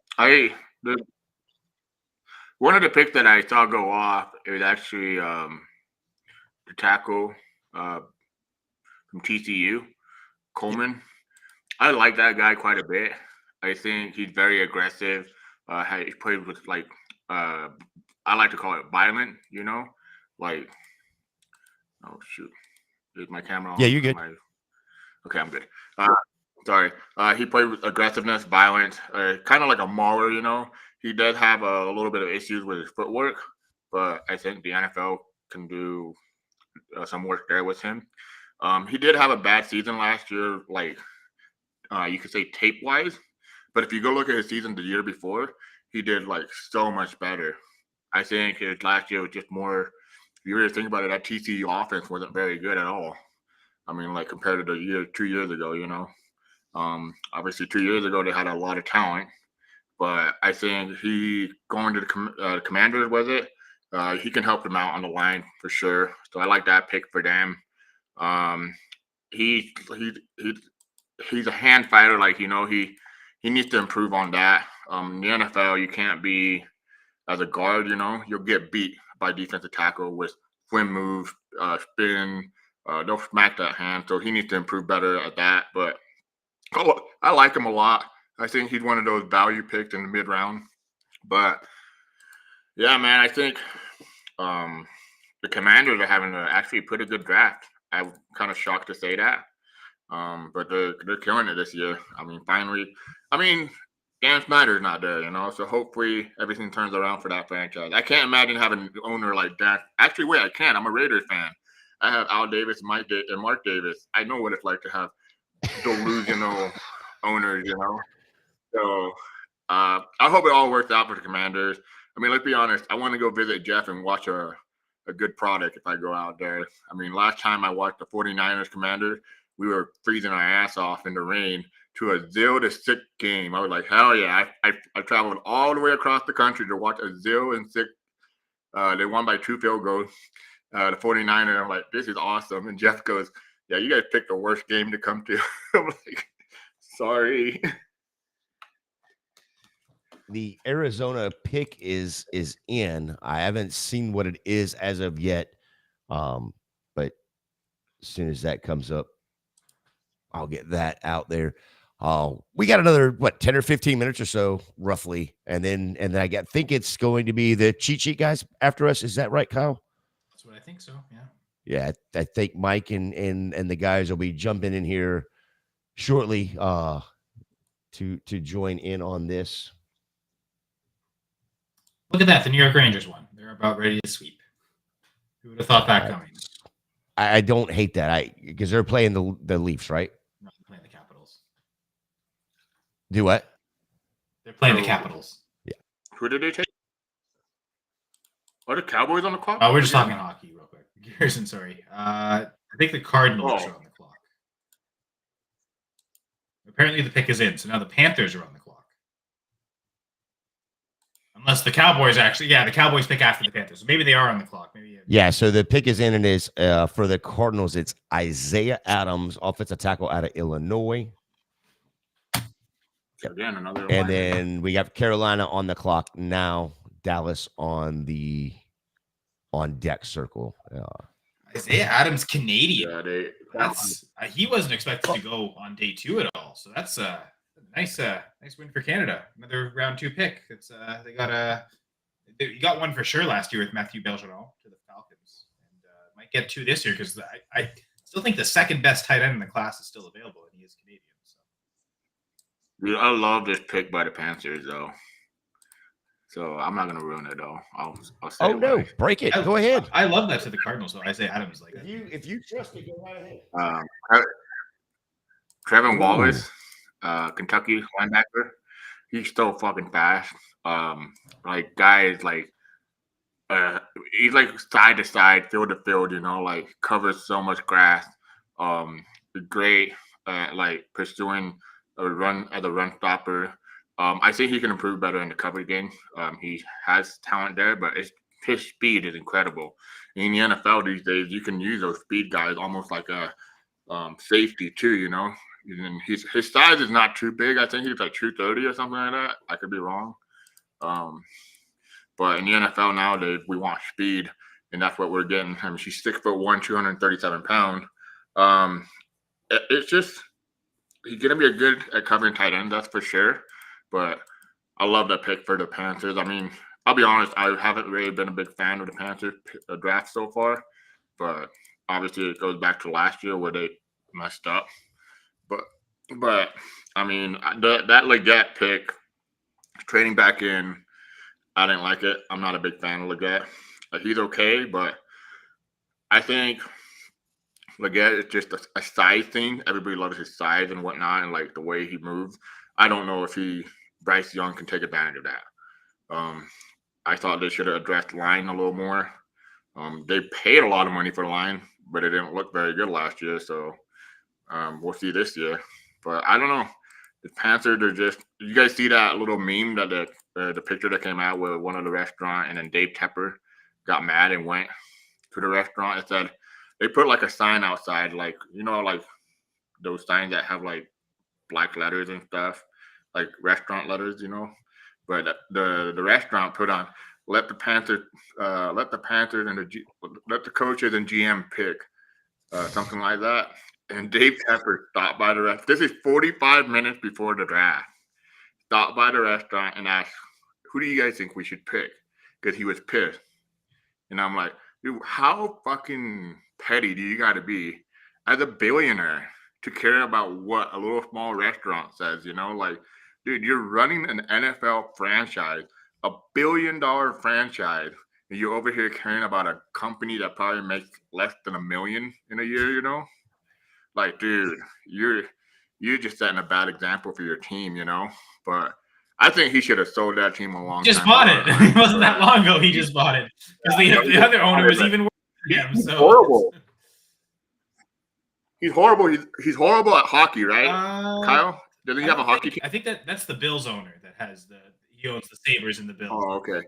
Well, either way, Tepper. Maybe Tepper owns a hockey team. Yeah. I'll look it up. I didn't think so. I thought he was like a Wall Street guy who just wanted to get into football. So this was his first sports team. He's ridiculous. He owns Charlotte FC, so like the MLS team in Okay, yeah. Charlotte, but Okay. the NHL team. Still horrible. Oh, apparently he got a 5% stake in the Steelers in 2009, and so that's where I guess he got the itch for it, and eventually accumulated enough money that he got the majority rights to the Panthers back in 2018. Now. Yeah, he's a weirdo. Like I would never want to play for him. The way he handles things, I think I just passed, man. He characterizes himself as a regular upper middle class guy who happens to be a billionaire. Like, what kind of delusional world do you live in? Because that's like a huge oxymoron. Upper middle class does not mean you're not a billionaire. Like, something does not equate there. Unless my weird Canadian brain doesn't understand the exchange rate, but I'm pretty sure billionaire isn't upper middle class. Here's what really pissed me off the most about this guy. Is the fact that he fired his head coach in the first year with Bryce Young, right? But yet he was the one that touted for Bryce Young. Yeah, and the coach he fired wanted the actual quarterback that was good in C.J. Stroud. So yeah, no. Yeah, he wanted C.J. Stroud, and he doesn't want to hold accountability for that because he thinks he lives in a world where you work for me, your job is this, you make it happen.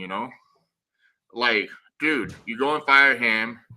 I'm pretty sure a lot of players see that. They don't like that. What do? They're not gonna play. They're not gonna play hard.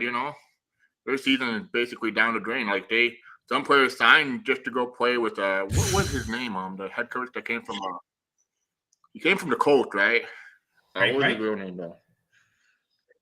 Yeah, Frank Reich. And that's the thing. Like you. Cowboys have made their selection. Kansas State guard Cooper Beebe. Well, just to talk about guards real quick, I actually, Kirsten, do you want to finish your point about the Panthers? Because we could rant about the Panthers forever. Cooper Beebe. Yes, out of Kansas State going to the Cowboys. Well, that's a solid pick. I mean, he had a really good grade in PFF, that's for sure. He had over 85. I mean, to give you an idea, that's pretty good. Like left guard is kind of a neat thing. If he can start right away from that's a huge bonus. Yeah, I mean, they need help.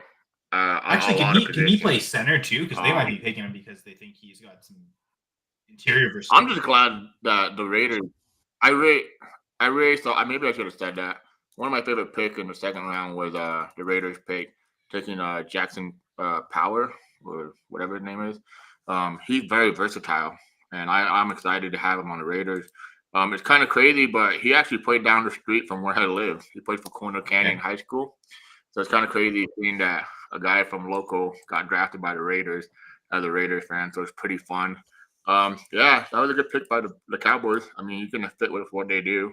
He's a Yeah, big boy they've too. gotten Tyler Guyton in the first round, offensive tackle, and then now they've come back and gotten the guard and BB here in the third round. They still have another pick wow. here in the third round, so they've got one more pick at least tonight, which is. You think they'll go running back? I mean, Guess we'll find out. It's with the one spot we've been picking every round. Eventually, they're going to. I am so glad. I'm so glad we have this next pick here, because you'll never guess who is back on the clock. The fudging it up Falcons. The fudging Falcons. Since Gerson did such a good job earlier not swearing when he wanted to, it almost came out that crapping on this guy. Great restraint, Gerson. So the Falcons have the pick. The Falcons are on the clock right now. The pick is in. Let's see if we can get it up here on.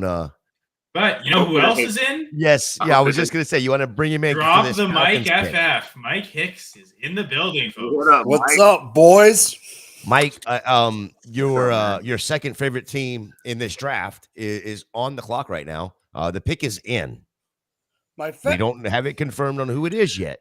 Well, Braylon Trice, edge rusher, Washington, is now an Atlanta Falcon. It took 2 rounds, 2.5 rounds for them to finally find a player that they can play this year. For them to take someone that's at BPA? Well, maybe. But he can at least get on the field. He might have even still been a reach, but at least it wasn't as bad of a reach. Yeah, exactly. And you know what? If you're going to reach, I mean, to be fair, they've reached on the important positions, right? Quarterback and edge rusher, if this is in fact a reach. Yeah, they reached by 4 years. So are they going to draft Penix next year instead? Okay, just wait. Don't come out, Penix, wait. I mean, if you're not, if you're going to reach, go ahead, G. Go ahead, G. If you're gonna reach, just make sure that starting quarterback plays within the next 2 years. Not 4 years down the line. I mean, I can understand a Patrick Mahomes situation, just out a year, and then and then like what was his name?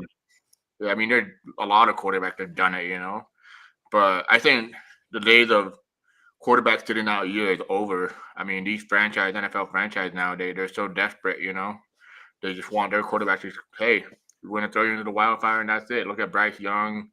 What's his name? C.J. Stroud. Last year, we had 4 starting rookie quarterbacks in the first week, Levis right? didn't start right away, but Tannehill got injured pretty early in the season, so I think Levis was starting. Anthony Richardson, Bryce Young, C.J. Stroud, Bryce Young, Stroud, and there was one more. He wasn't a highly talented. Levis started week 7, but he didn't quite start week 1. Aiden O'Connell also was drafted. He didn't start week 1 either. Okay, I can't. Oh no, I remember what I'm trying to say. There was like 8 rookie quarterbacks that started in like week 16. Yeah, no, that's true. Because we had like Tommy DeVito going at the same time as Bryce Young and Stroud and all them, and Levis, and then O'Connell was going. Has there ever been a hyped up player for like 2 weeks die so fast? Tommy DeVito hype. That was hilarious. I remember people were giving up 3rd rounders, 2nd rounders for Tommy DeVito as like, oh yeah, I can start him in my flex spot. I'm like, that thing's gonna die down in like 2 weeks. It's like you're working for the mafia in New York and you're trying to hype up an Italian boy. Like, relax, dude. Yeah, the quarterback carousel has caused like some teams to move on really quickly from quarterback. And actually, one question I'm going to be asking all throughout the night.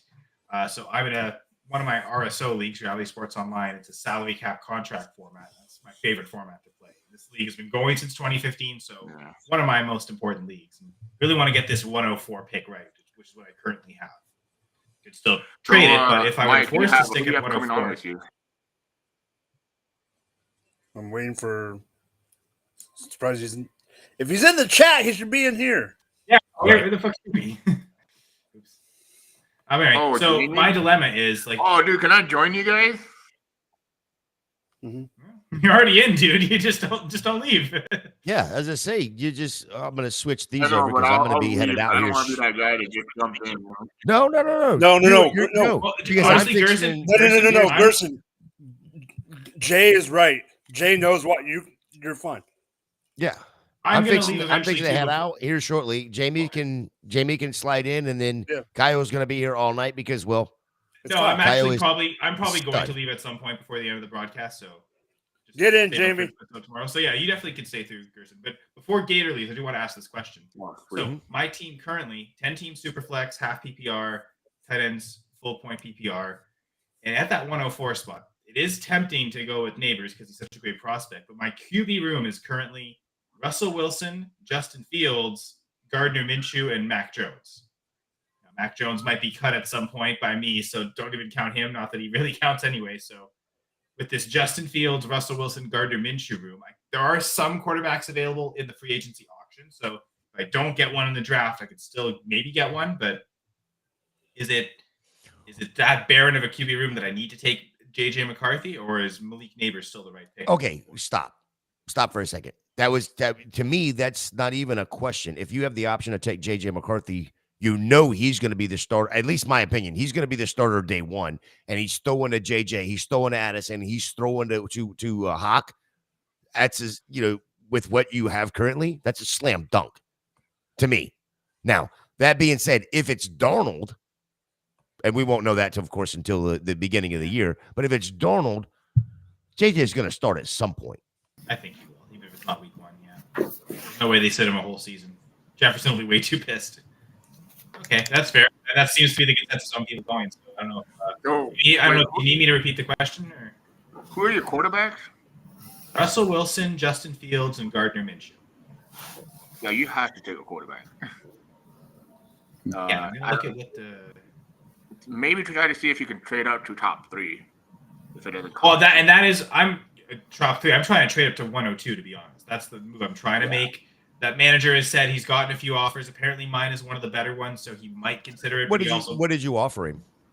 Marquise Brown and the 104. So okay, trade up 2 spots to get the 102 and a 4th rounder. Garrison, let me ask you this: what do you think about this? 104. And it's 104 in Justin Fields to move up. Is that too much? With Justin Fields being a backup this year and possibly going to have a starting. Well, the problem is, and I mean, again, salary cap contract league. This is the final year of Fields' contract. So he's probably, if anything, it's probably not enough because you're trading for him as a rental to be a backup all year. In fact, if anything, it's almost a negative. So I forgot about the salary. In this case, contract. Fields is almost unmovable because people don't even want him on the team because he's just taking up roster space. The only reason I want him is because I drafted him in the rookie draft and just ride it out. But that's part of why I traded for Russell Wilson just to guarantee a starter out of them. So. If I was in your situation, Kyle, I'd do whatever I can to get Jaden Daniel. I think Jaden Daniel is going to be. That is what I'm trying to do, to be honest. I'm not a big Drake May fan. And I got a lot of heat and a lot of chat that I was in for sleepers. When I once said I just don't see it in Drake May, like how he can be a top. When I draft quarterbacks, if I'm going to draft a quarterback with my first 3 picks, I want them to have top 5 ceiling. I want to see it. Caleb Williams, I think I can see it. They surrounded him with weapons. He has a great. Looking like it. He has a great GM that knows what's up, I'm just worried more about his little diva attitude, but Jaden Daniel, to me, he can be a difference maker from year one because of his rushing ability, Hang on one second. I want to give you these last 2 picks. 1 second. I want to give you these last 2 picks. The Bears at 75 took offensive tackle out of Yale. Karian Amadade. And then the Broncos. This is for Garrison. At 76, the Broncos took Utah's defensive end, Jonah Ellis. I would pronounce it Kirion Amagaji. Okay. Kieran Amagaji. Way better than what I said. I even butchered it twice though before, so that's I butchered it enough the first time. I wasn't going for a second attempt. Fair enough. Guys, I'm gonna go ahead and get out of here. Yeah. Mike, Okay, you Gator. got the show, Mike. I You got got it. everything's under control. You now have control of the thermometer, the fan, all of that. If you freeze out, Kyle, he's a Canadian guy, so So he can basically, handle what it. you're saying is if Gerson or Jamie Piss you act off, out kick of 'em out. line, I have the ejection button. Yes, I you love have how that. it's assumed I won't act out of line. That's hilarious. No, because I'm the Kyle most has the prone to. injection. Kyle has the injection button for all of us. That's true. I am in here hosting, so yeah, I could That's right. could kick anyone out. Y'all have a Anyone. great rest of the night. We'll see Later, y'all brother. tomorrow for round 4 through 7. 3 rounds tomorrow night. Have a great night, guys. Tomorrow night, it's tomorrow at noon. See you, Gator. All right, everyone. I'm going to do one thing real quick, and then let's get this rolling. Rocking. Yeah, that makes sense. Cheat host. I knew you wouldn't care, Kyle. So I just. No, I've had the top billing like the whole time, even though I haven't deserved it. I'm just bombarding everyone else's shows. I'm guessing. All right, for anyone that doesn't know me, if anyone that doesn't know who I am, I'm Drop the Mic FF. I am one of the co-hosts of the Fantasy Cheat Sheet every other Tuesday night, which we will be doing and listen, Jamie, because this is the announcement. We will be doing a rookie mock this Tuesday night on air. I'm figuring out the details right now, but we are going to do a rookie mock on air. So this is the group for the rest of the night. I am going to throw some questions out there in a little bit throughout the show, but because it is a fantasy cheat sheet, I have coming up with an idea. I am just flying on the seat of my pants. When I ask the questions, I want the answers with a grade because this is the cheat sheet. We're going to school. So besides just giving me your answer, I want a letter grade like you are in school. Yes, Jamie, you have to act like you're in school. All right, so a lot of character. The Raiders just took offensive tackle Delmar Glaze out of Maryland. Speaking of the Raider fan, Gerson, do you have any reaction to this pick? Hey, man. I want more offensive linemen. Our line needs work. I think we already took 2 of them.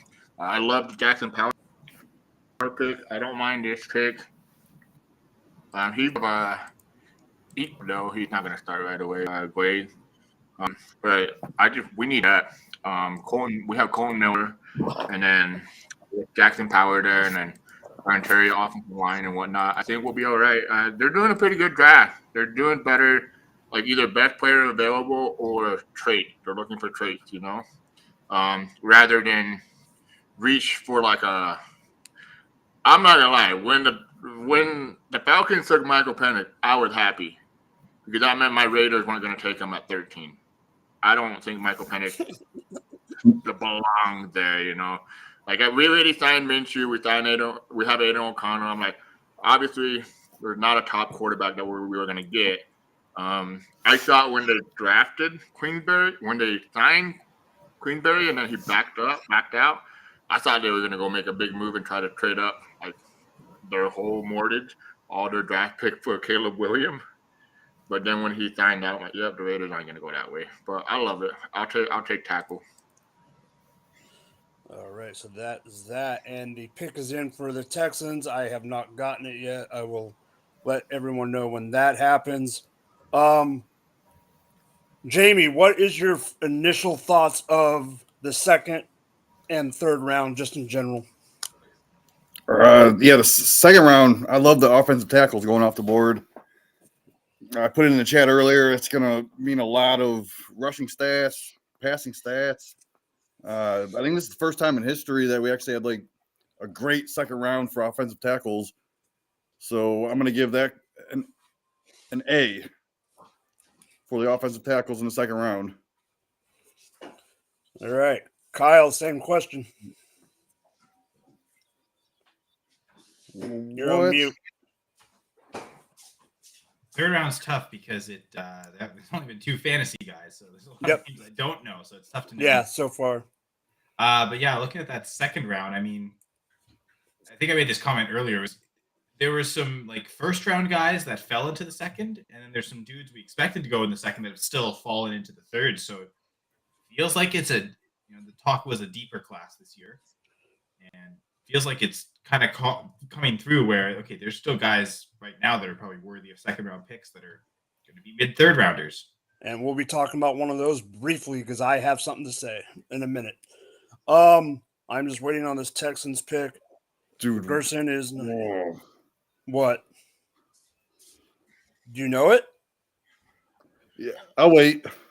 Okay. If you want, message me your source and I'll look it up. I know the pick. Huh?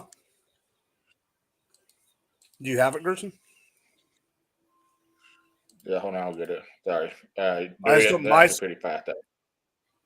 The source that I have hasn't put this one up, so I just don't want to say it without knowing. Oh no, mine's not updated. Yeah. The Texans traded for this pick, right? Like this was just a Yes. Yeah, Texans supposed to be trade. Eagles. The Raiders went. The Raiders already went. This is after the Raiders, but I do think this was a trade up.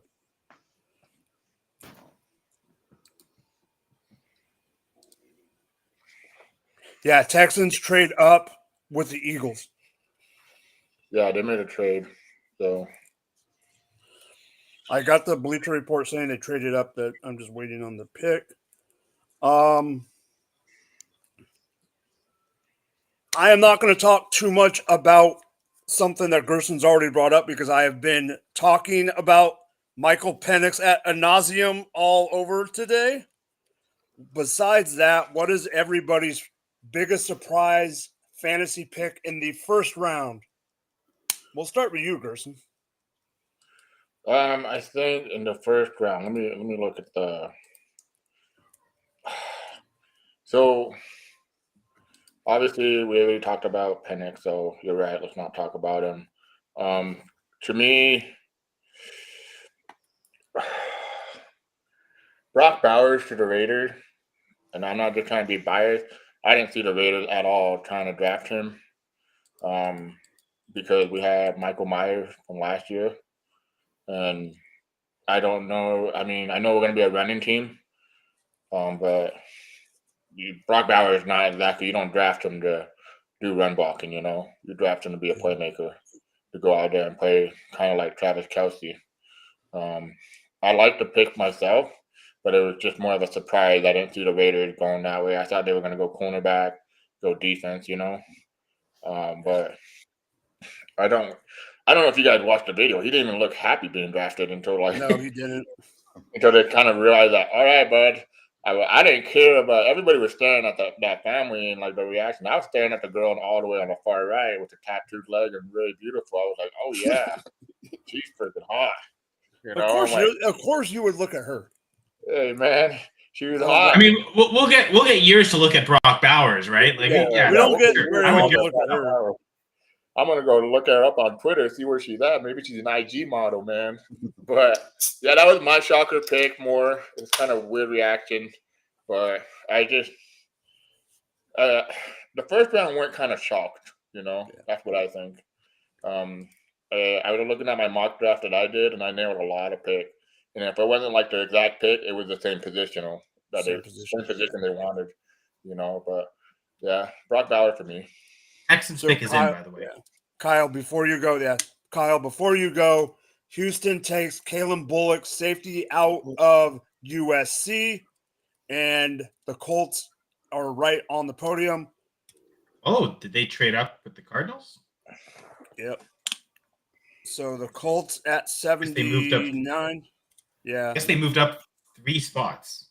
They take offensive tackle Matt Gun.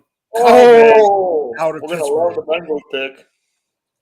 We're gonna love this Bengal pick. Hold on, let me see. I will. I have it from a verified source, so I'll announce it. It is fantasy relevant. The Bengals select wide receiver Jermaine Burton out of Alabama. Yeah, dude. I know a lot of people don't like him, but hey, he has potential. He has traits that can translate to the NFL. He just needs to put it all together. I mean, he goes into Tyler Boyd role. That'd be great, you know. Tyler Boyd's not there no more. Real Didn't quick, re-sign I him. know. Yeah, real quick, go around the horn. Jamie, we'll go back to the topic in a second. Jamie, real quick, give me a grade and what your quick reaction is to Jermaine Burton being a Cincinnati Bengal. I don't like it, man, because they already had Charlie Jones. I'm a fan of Charlie Jones, and plus, there's so many other great receivers still on the board. You got Roman Wilson, right? Well, there's another one I'm going to bring up in a little bit. Javon Baker. I mean, there's so many receivers. I don't know why they went with Troy Burton. Franklin. That's what I was bringing up in a little bit. Yeah, that's crazy. That was His fault. Why is he falling so far? I think I the only thing I can think of is the combine. That's the only thing I can think of, and it drives me nuts. I mean, the Bengals would have been better off taking Theo Johnson with this pick. They get a good tight end. Yeah. And Canadian. Yep. Canadian Canada close to So Cincinnati. I give it an Cool. F, a big fat F. All right, Kyle, what do you give it, and what do you think about real quick about Jermaine Burton? I'd give it a B. Burton on the Bengals seems to fit. Again, I think they're better receivers, but it also. No offense, Jamie. I don't think Charlie Jones was going to make or break this team. So I felt like they had to add something somewhere. Again, You really think Burton's going to make or break this team? Probably a better chance than Charlie Jones, though. So I think there were better receivers available, but I get going the position. And I mean, to be fair, yeah, maybe tight end would have been the more impactful position. Gerson, I also like Tanner Hudson. I thought he did well last year. So Tanner Hudson did good. I wonder if that bought him enough time to we don't need to invest in tight end this year. We can, losing Tyler Boyd, potentially losing T. Higgins. We still don't know for sure. He still hasn't signed that extension. I don't think has he signed the tag officially? No. So I think they needed to kind of just let's add to this wide receiver group somewhere. They felt Burton was the best. Yeah, one. so do I. That's what I think. A lot of people. I don't know. Does anyone here think Burton was the best receiver available right now? I could be wrong. No. So yeah, Gerson, we could definitely be wrong. Yeah, that's why I was going B and not A. Nah. Yeah. I could be wrong. Gerson, you had the reaction. They tagged him, but I don't think he signed. I don't think Higgins signed.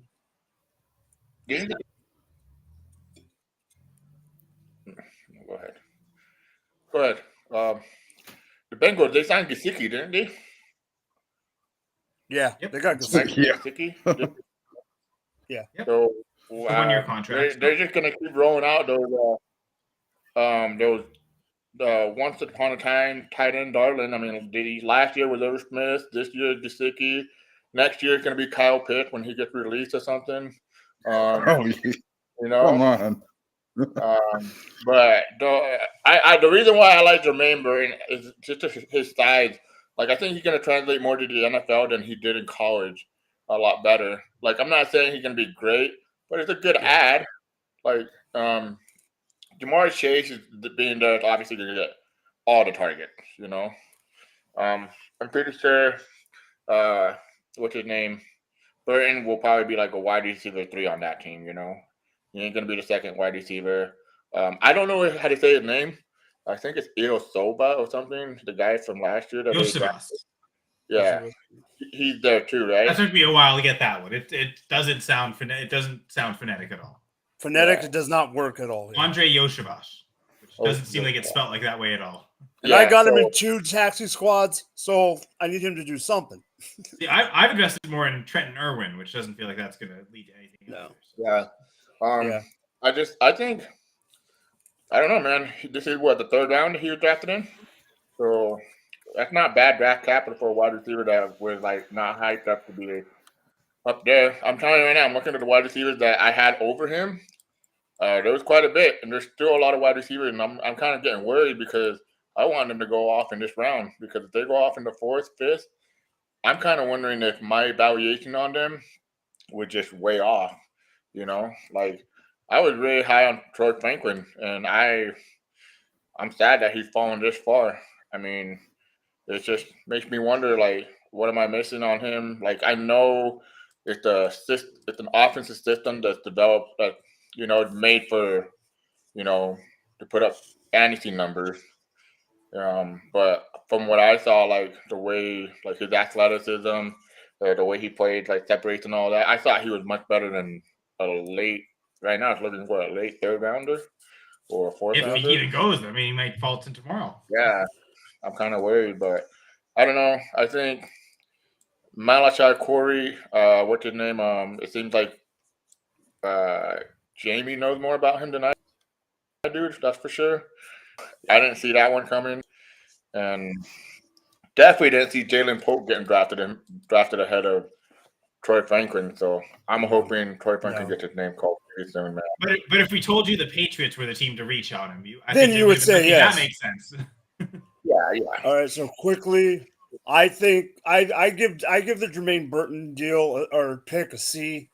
I do think that I 1,000% agree with the panel about certain wide receivers that are still on the board, especially the guy that I spent a lot of time writing a full-on rookie profile, Troy frickin' Franklin. This is driving me nuts right now. But before we go any further, Seattle is on their pick is in, but we do have another guest that I thought was going to be a little bit later, but I'm bringing him on now. And Kyle, he is a fellow Packer fan, so you are lucky that there is another one of you, because this one is from down under. This one is from Australia. So we got two international Packers fans.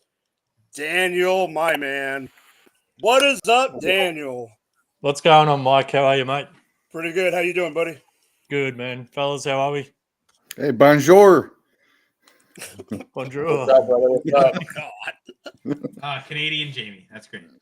That's Canadian Jamie. The Commonwealth and the Packers bring common good to all. Wait, so you live in Australia? Yeah, mate. I'm an Aussie. Oh, isn't what's the other guy's name that we have? Elite? Dan, he's Australian too, no? Or he lives in Australia? Well, no, he is Australian, but he lives in New York. Yeah. He lives in New York, but he is Australian, yeah. Yeah. The Seattle Seahawks select guard Christian Haynes out of UConn. Daniel, I'll ask you, we can go back around and start over. Kyle, what was a surprise that you had in the first round? Well, I kind of answered this on the first stream, but basically that the Chargers didn't go Malik Neighbors. That surprised the heck out of me. So, and surprised / disappointed. I feel as good as Joe Alt is, to spend that much on a right tackle feels like they really left some meat on the bone there. They could have got, instead of taking McConkey, they probably could have taken tackle in the second round. It probably would work out better to have an elite receiver like Malik Neighbors. So, gotcha. But the Chargers messed that one up personally. Hey, Beard, why don't you give me your biggest fantasy reach or surprise in round one? Besides Penix. Right. That was insane. Same as Bo Nix. But from a fantasy perspective with what could happen, Ricky Pierce will go into the 49ers. Yeah. Oh, yeah. At the back That was end my of the pick, first, yep. I didn't see that coming at all. So if they trade away either Debo or Ayuk, then his fantasy value skyrockets out of nowhere sort of thing. That we're right on. Whoa! Arizona Cardinals select tight end Tip Raymond out of Illinois. What? Isn't he Australian? I have no idea. He wasn't even in our tight end breakdown. He wasn't even top 5 tight end for me, so and that's sad because then really He's got a good athletic score. So but he was expected to get like 5th or 6th round capital. So I guess the combine made him fly off the board. His relative athletic score was what was his 9.93. It was the second highest, even higher than Ben Sinot's, to be honest. So. And we all know who likes relative athletic score and athletic profiles. Speaking of athletic profiles, Jamie, I know me and you haven't really talked a lot about it, and I know you've been on in the chats everywhere. What is another shocking pick in round one for you? It was at pick 15 when the Colts picked Latua Latte. Latu, yeah. Latu. It was just he was the first edge rusher off the board. I was worried about his injuries, but this is actually pretty telling that he is going to be healthy and I like that pick, but I know it's not fantasy relevant for us. I was going to go. Hey, there's Pearsall. IDP. Yeah, I was going to go with the Pearsall pick, but that was taken. But Xavier Legette was also a surprise for me. It just Called it. I don't know. It just feels like the Panthers are just really bad at drafting receivers. Like they had Terrence Marshall. Last year they had Mingo, and this year now Legette. It's like, when is it going to end? Feels like Legette has a better production profile than them, although it was a I agree with that. Year. Yeah, and I think last year his better was better than probably both careers of Mingo and Marshall. You guys see I the just pick? didn't expect Legette to go Maybe that they early. got better at it, Gene. Yeah, you're right. Oh, announcement. The Rams take Blake Corum out of Michigan. Ooh, Wow. I knew it. Yes. All right. So, Who's going Daniel, to LA? So, Daniel, you weren't here when I said it. So, on certain questions, and this is going to be one of them, when I ask for a reaction, I also want a letter grade since you are on the cheat sheet. Jamie, you are grinning like a kid in the candy store, even though you're an Ohio State fan, which is blasphemy. What is your grade of this pick going to Blake Corum, going to the Rams? Oh, A+++, man. Like, we all know I'm not a big Kyron Williams fan. He's a fake bell cow. Now they actually have a real running back that they can give the ball to. I love it, man. And I'm just going to stick it to all the Kyron Williams truthers out there. Okay, while Jamie Kyron goes, Williams is still going to get the majority of the carries this year. Yeah, after what he did last year, there's no way Corum comes in. And to me, the Rams were always going to draft a running back because everything behind Kyron Williams is trash, which is why they had no choice but to give him like 250 carries, even though he missed 4 games. So this to me is an indictment on everyone else on that team. Like Zach Evans, I mean, they did everything in their power to not give Zach Evans any touches last year. So he is completely dead. But to me, Kyron Williams, tape-wise, running back-wise, I think Kyron Williams is better than Blake Corum. Sure, you can say that the relative athletic score isn't, but like I don't really care. We've seen Kyron produce it at the NFL level, and so I mean, dude's like 190 pounds. You really think he's going to be able to handle all that workload? Did last year, and he doesn't need to. And the Rams were winning last year with him, and now, yeah, exactly. And now he doesn't have to, so he's going to be more efficient. So I'm still in on Kyron Williams here. So you're in on Kyron Williams. You have him as a top 10 overall dynasty running back. Yeah. How far does this push him down for you? Well, he was 5. I would admit that I probably would rather have Achane. JT maybe. I don't know. Maybe 7. I think he's still pretty up there. Gerson, what do you think about this, real quick? Good pick for Blake Corum, W owner. Me. Sean McVay offense, like that's an offense you'd love to go to. Yeah, I have him in Debbie. To be honest, it's still the Kyron show until he gets beat out, and that's the truth. Yeah, he had a great season last year. I know while Jamie might say it's a fake alpha, the numbers show otherwise. He produced when given the opportunity, and that's all what his name McVay wants. He wants you to produce. The other thing that was going, sorry, Gerson, they were winning with him producing. Like they got to the playoffs with him getting all these carries. So it also showed like faith-wise, like they can win with Kyron Williams being their lead back. So I don't think they're going to go away. So Daniel, the beard, I want your take on Corum, but I also have to make an announcement. So I want your take on both of them. Blake Corum to the Rams, Roman Wilson, wide receiver of the Michigan Wolverines, just gets taken by the Steelers. Give me your take on both of them and a grade on both of them. Okay, so Blake Corum, the player, he's a solid player. I don't think he's stepped into a situation where he's going to be the guy, like Kyle was saying. I think it's going to be more 50-50 split. So fantasy-wise, I'm looking at Corum now as a C sort of grade because he's not going to be the bell cow guy. Neither's Kyron Williams. So they're going to split that backfield. But for actual NFL-wise, that's a good pick for the Rams. Roman Wilson could be stepping into a real good spot here if the Steelers can get any sort of competent quarterback play this year. I don't think he'll take the entire Deontay Johnson role, but there's a big chunk there that he'll be able to take. So he's stepped into a good spot. I give it about a B- at the moment because I'm a big fan of Roman Wilson. So if Yeah, they get I knew you were a fan of Roman. That's why I knew it was a perfect. I could just segue if into they it. get competent quarterback play out of Russell Wilson during the year, I think it'll be a good pick for them. And fantasy wise, you're looking at kind of a flex player to start with now. All right. Let's throw it right back. Let's throw it right back to you, Gerson. Do you have anything you want to say real quick about Roman Wilson going to the Steelers? I'm not a big Roman Wilson fan, to be honest. I think it's a good pick for the Steelers. They need wide receiver help. I mean, they got Pickens, and then they traded away Deontay Johnson. They still got Freiermuth there. Freiermuth, and then what's that gadget? Calvin Austin. Yeah, Calvin Austin. Yeah, Calvin Austin is there, but they need help. I thought they were going to draft wide receiver even like earlier, you know.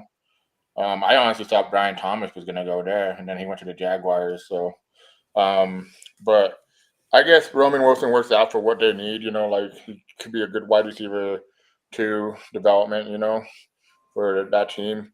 I really didn't realize how great of a season Pickens had. I mean, I didn't see 1,100 yards, even though granted he had a 300-yard game or something like that, right? Yeah. But was it 300? Like 250 or something like that. I don't know. It's pretty high. But good for them. And like we always say this, Steelers develop their wide receivers very well. So he has the physical tools. I just wonder if he can put it all together, you know. Regardless, I mean, Michigan wasn't a big passing attack team, but when he was called upon to make plays, he made plays. So I definitely don't mind the pick. It's just the Steelers' way, man. I'm really curious to see how the whole Wilson and Field situation pans out because that could be a big issue for Roman Wilson's development, you know. Kyle, I see you shaking your head. Oh, I was just shaking my head to like the Wilson. No. I know. I was just trying to segue into you. You're good. Okay. Well, no. All I was going to add to was just like Wilson Yeah, no, Fields. Like how does that play out? I'm curious. I do think Wilson. I think Wilson not only gets the starts, but he probably keeps the job as long as he's winning games. Even if it doesn't look amazing, if they're winning games, I think Tom will have the confidence to keep playing him. So, you know, if they're sitting at like 2-5, maybe that's 3-6. Maybe that's the point where they start looking at Fields. Like, can he give the spark to win? But I'd imagine Wilson's probably starting most of the year. So, like, we like Roman Wilson from Russell Wilson, the R Wilson to R Wilson. Is that a good thing? Oh, God. Zach Wilson, Garrett Wilson didn't work out so well, but that's So- mostly Zach Wilson's fault. You know they're going to score a touchdown. They're going to score a touchdown. Okay. And someone that they're going to be like Wilson. But here's the good thing. Jamie will actually be able to say Wilson to Wilson because he can't say Pickett to Pickens. Yes. So he'll be able to say Pickett. He'll be able to Well, say yeah, no Wilson one to can Wilson. say that, Mike, because Kenny Pickett never threw touchdowns. True, He makes but Daniel Jones look amazing. Try to say it 5 which is times really hard fast. to do.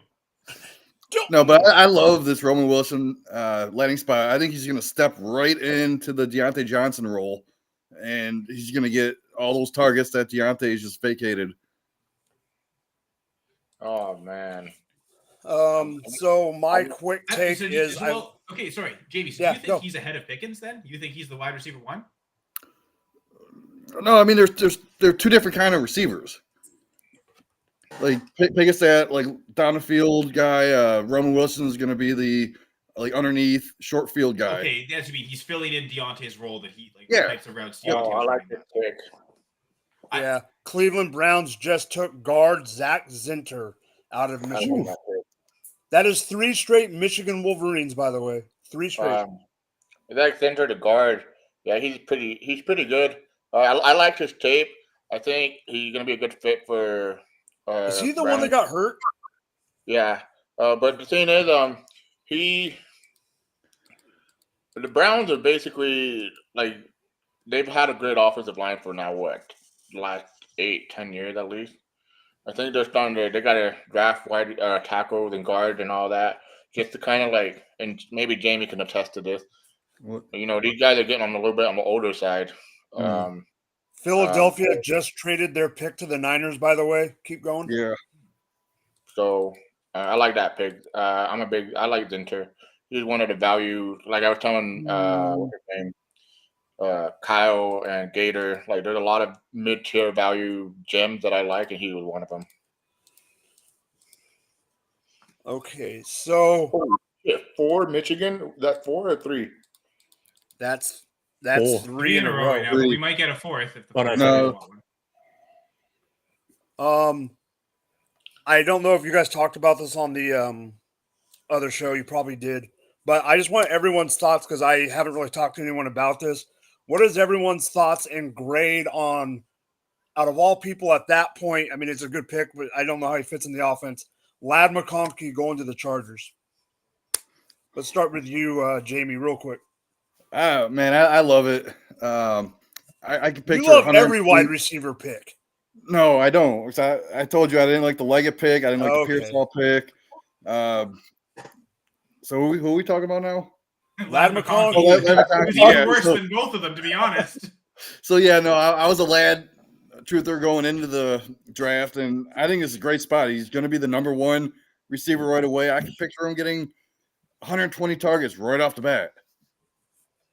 I mean, who else are you going to throw to? That would be more targets than he's ever seen in his entire college career combined. So yeah. Yeah, I mean, he can But separate can he like handle no it? other. Does he know what it's like to get targets since he couldn't produce in college?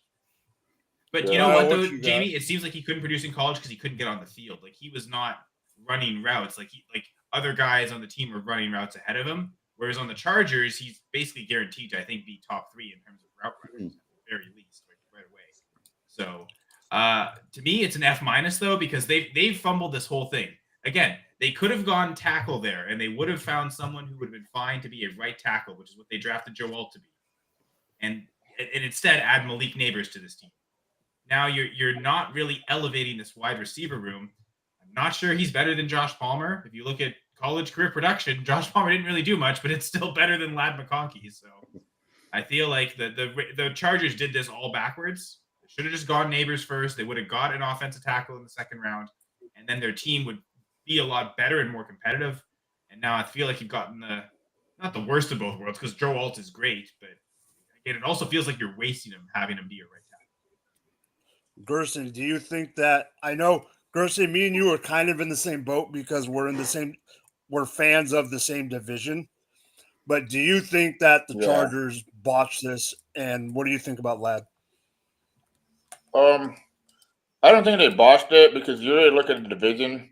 I mean, I think the AFC West had a lot of good pass rushers, starting with Matt Crosby, Chris Jones, and I mean the Chiefs are developing a pretty big monster defensive line.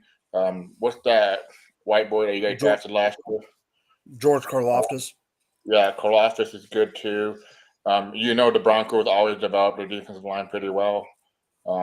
It just, to me, I always say you build from the inside in, but in the situation when you have Justin Herbert in his prime, dude, you need to give him weapons.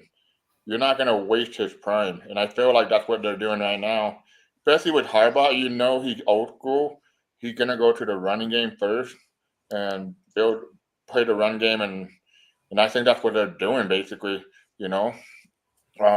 Malik Neighbors, I know a lot of you guys, I've seen on you guys' podcasts and shows, there are people saying Malik Neighbors could be better than Marvin Harrison Jr., and that could be true.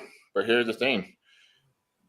You're not going to get a Malik Neighbors opportunity every year, You can get a tackle, like Kyle said, in the second round. Hell, you could have traded back into the first round later in the late, Right tackles don't cost as much as left tackles. You can go out in free agency and buy it. Now that you've saved all this money not paying Keenan Allen and Mike Williams and having Neighbors on a rookie contract, you'd be able to have that flexibility. Well, not only on a rookie contract, but you giving your superstar quarterback that's in the prime a wide receiver to develop. Like, if you really think about all the top quarterbacks, they have great wide receivers. Jalen Hurts had A.J. Brown. And Devontae Smith. Patrick Mahomes has Travis Kelce. I know he's not a wide receiver, but he's a receiving weapon. What's his name? Burrow has Chase. Stroud has Nico Stroud Collins. has Diggs. Even Lamar now has Mark Andrews. Yeah, I mean, I could go on. The list goes on, but you're over here. And Justin Herbert has Josh Palmer. Yeah. Which again, Josh Canadian. I love Palmer him. and, He should not be your number one wide receiver. No. So they dropped the ball, man. I'm happy they dropped the ball. I'm a Raiders fan, so I know. Dan, Beard, I got to call you the Beard. Beard, what do you think about this move, buddy? Yeah, I think, like we were saying, them drafting Joe Alt in the first round was weird just because left tackle and you got Rashawn Slater there and you're not moving him over to right tackle.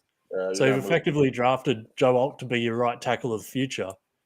So they still don't have that main guy at wide receiver. As much as I love Ladd McConkey, he's one of my favourite guys in the draft. He's not going to be sort of your wide receiver one, which they needed. So he's going to be able to accumulate the targets there, but they still need that number one guy that's going to be able to get them the touchdowns and get them the first downs when they really need them. So it's going to be interesting from a fantasy point of view just because of the targets available for him. But where do they go for their number one guy? Because like I said, it's not going to be Quinton Johnston because you can't rely on him. And Josh Palmer hasn't shown that he's going to be the number one guy either. So they've still got a lot of question marks there, but I'd give the Ladd McConkey pick a B just because he'll be able to come in and get a bunch of targets for fantasy. Palmer had a game last year with like 12 targets, but yeah, extrapolate that over 17 games, he's not going to get 190 targets in a season. So you know that that's not sustainable. And don't get me wrong, I think McConkey is decent. I don't think he's a bad wide receiver, but he's gonna have Herbert throwing him the ball, So the Cowboys just took a linebacker, and the Packers, the linebacker from Notre Dame, and the Packers, the two international boys' favorite team is on the clock. I see someone just switched his hat. Yeah. We just talked about Josh Palmer, so we're done with the Canadian hat. Now the Packers hat. Since we're about to get the Green Bay Packers, and we're just going to change it up a bit, what do either one of you want for this pick? I think a football player. Offensive line or cornerback. I think TJ Tampa will be a good pick here. Wow. I like offensive line specifically. I think right guard is the spot that they could look to upgrade, right? So where do you see Jordan Morgan playing, Kyle? I think he starts week 1 at left. Wow. If they're going to go that high on him. You think he's overtaking Rasheed Walker? I think he will. And you know what? I think if at the very worst, what they might do what they did last year, where Rasheed Walker was shifting, like he wasn't playing all the snaps, like they were bringing in Josh Nijman. I wonder if they start Jordan Morgan with that. Green Bay takes Marshawn Lloyd. I am upset for one reason, and Jamie and Daniel both know why. Aaron Jones is better than all of these guys they have this year. Why did they just keep fucking Aaron Jones? Why do they have to bring in fucking Josh Jacobs, a dude who averaged less than 700 yards in college, and Marshawn Lloyd? Keep AJ Dillon. Aaron Jones is better than all three combined. This pisses me off. All right, are you kidding me? Okay, we're about to have an argument on this show. They took a running back before they took a defensive tackle when they desperately need one. My God, Packers. You know what? It's the third round. Gutekunst always blows his third round pick. So, folks, stay away from Marshawn Lloyd. Because one thing history has taught us: the Packers' third round picks bust every time. Marshawn Lloyd, avoid. Kyle, tell us how you feel for real. Tell us how you feel. Why the hell is Aaron Jones on the fucking Vikings? Okay, Beard, what are your thoughts? Because after you give your thoughts, I have a little bit of a rant to make, and Jamie knows why. Okay, so I like Marshawn Lloyd. I'm concerned about his fumbling issues that he had. So if he can keep that under control, then that'll be a good thing. As far as Aaron Jones goes, I would have loved to see him obviously be a Packer for life. I didn't want to see him go, especially to the freaking Vikings. But I do like Josh Jacobs. I do like Marshawn Lloyd. I think AJ Dillon's on the way out after this year. So Marshall Lloyd can come in and be that sort of power back as well with a bit of shiftiness. So it's an interesting pick here, though. I thought we would have looked at running back in the 4th more than the 3rd, especially with some of the players still on the board. But RB1 we need that still on depth the at running board, back probably as going to well. be drafted 3 rounds from now. Yeah. Who's your RB1, Kyle? Oh, you don't know. Blake Watson. There you go. Jamie knows. Jamie, who's my RB1? Roshan Johnson. No. You know what? If he came out, he would be RB1 in this class. That's what I He was out this year. saying. I Oh, said for that sure. like months ago. Yeah, same. Jamie, Ever you since, don't like, remember who Wade my Davis being the RB1 best? is? Who is your RB1? Is it Marshawn Lloyd? It's Marshawn freaking Lloyd, and I don't like, but I agree with you, Kyle. This wasn't the spot for him at all. Yeah, no, I agree. Fantasy-wise, this is a Here, man. disaster for him. Yes, this is a disaster fantasy-wise. He is Like, no this is like longer an my AJ Dillon RB1. all over again. Well, hey, you want me to be the good news guy, like good news bear, or whatever you call it? Yes, to be go, fair, Gerson. Okay, Jacobs is on okay. essentially a Just hear 1-year me- contract. just hear me out. Just hear me out. You are AJ Josh Dillon. Jacobs fan. AJ Dillon, 1-year contract. Yeah. Josh Jacob, after 2 years, After 1 year. you cut him. Cut him next year. It's literally 4 1-year contracts. Okay, so this is a guy that you avoid in rookie drafts, and in November, December, go out there and buy him for real cheap. Yeah, I mean, we'll see, man. Like, a lot can happen, guys. Like, and Josh Jacobs, he has gone injured before, you know.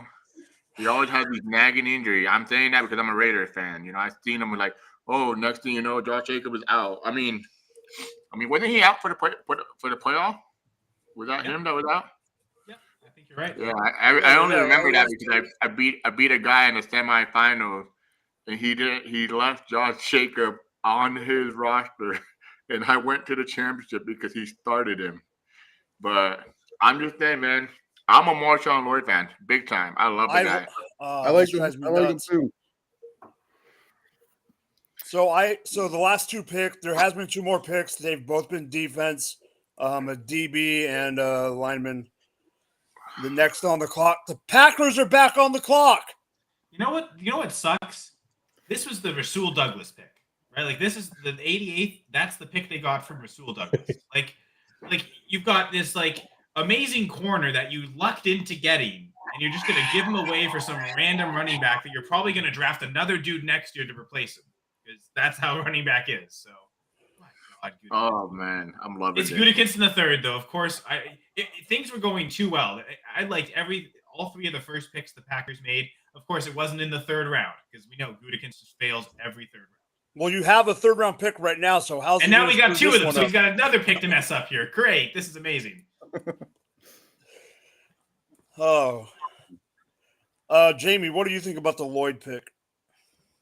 I think it's ridiculous, man, because he could have went somewhere like the Raiders. I mean, that would have been better. It would have been awesome. Shut up, Gerson. I want Zamir White. I need Zamir White to be Oh, no, Zamir White. Zamir White and If Lloyd would have Marshawn been- Lloyd goes to the Raiders, Zamir White is still the RB1. Like the same comment we make about Roshan, Jerome Ford. If Zamir White was in this class, he would be the RB1.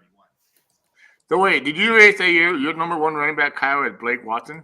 Yeah, for sure. Yeah, it is. He's got one of the best contact balance scores in this class, so potential goal line opportunities.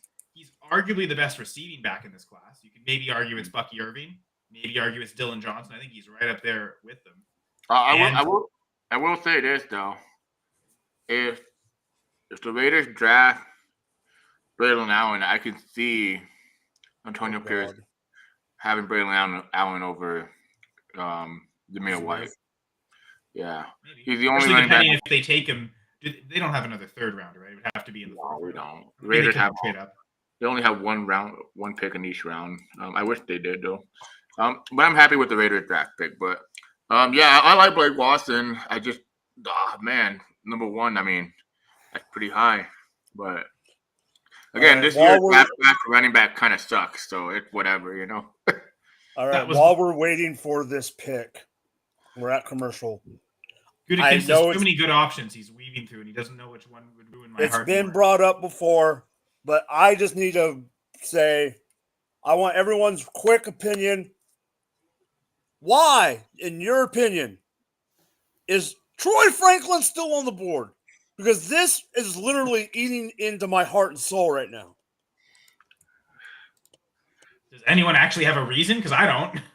No. I don't. I just. What do you?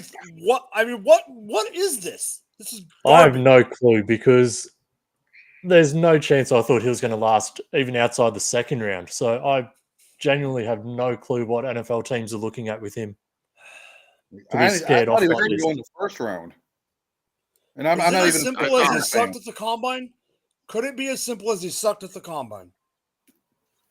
Not to fall this far though, surely.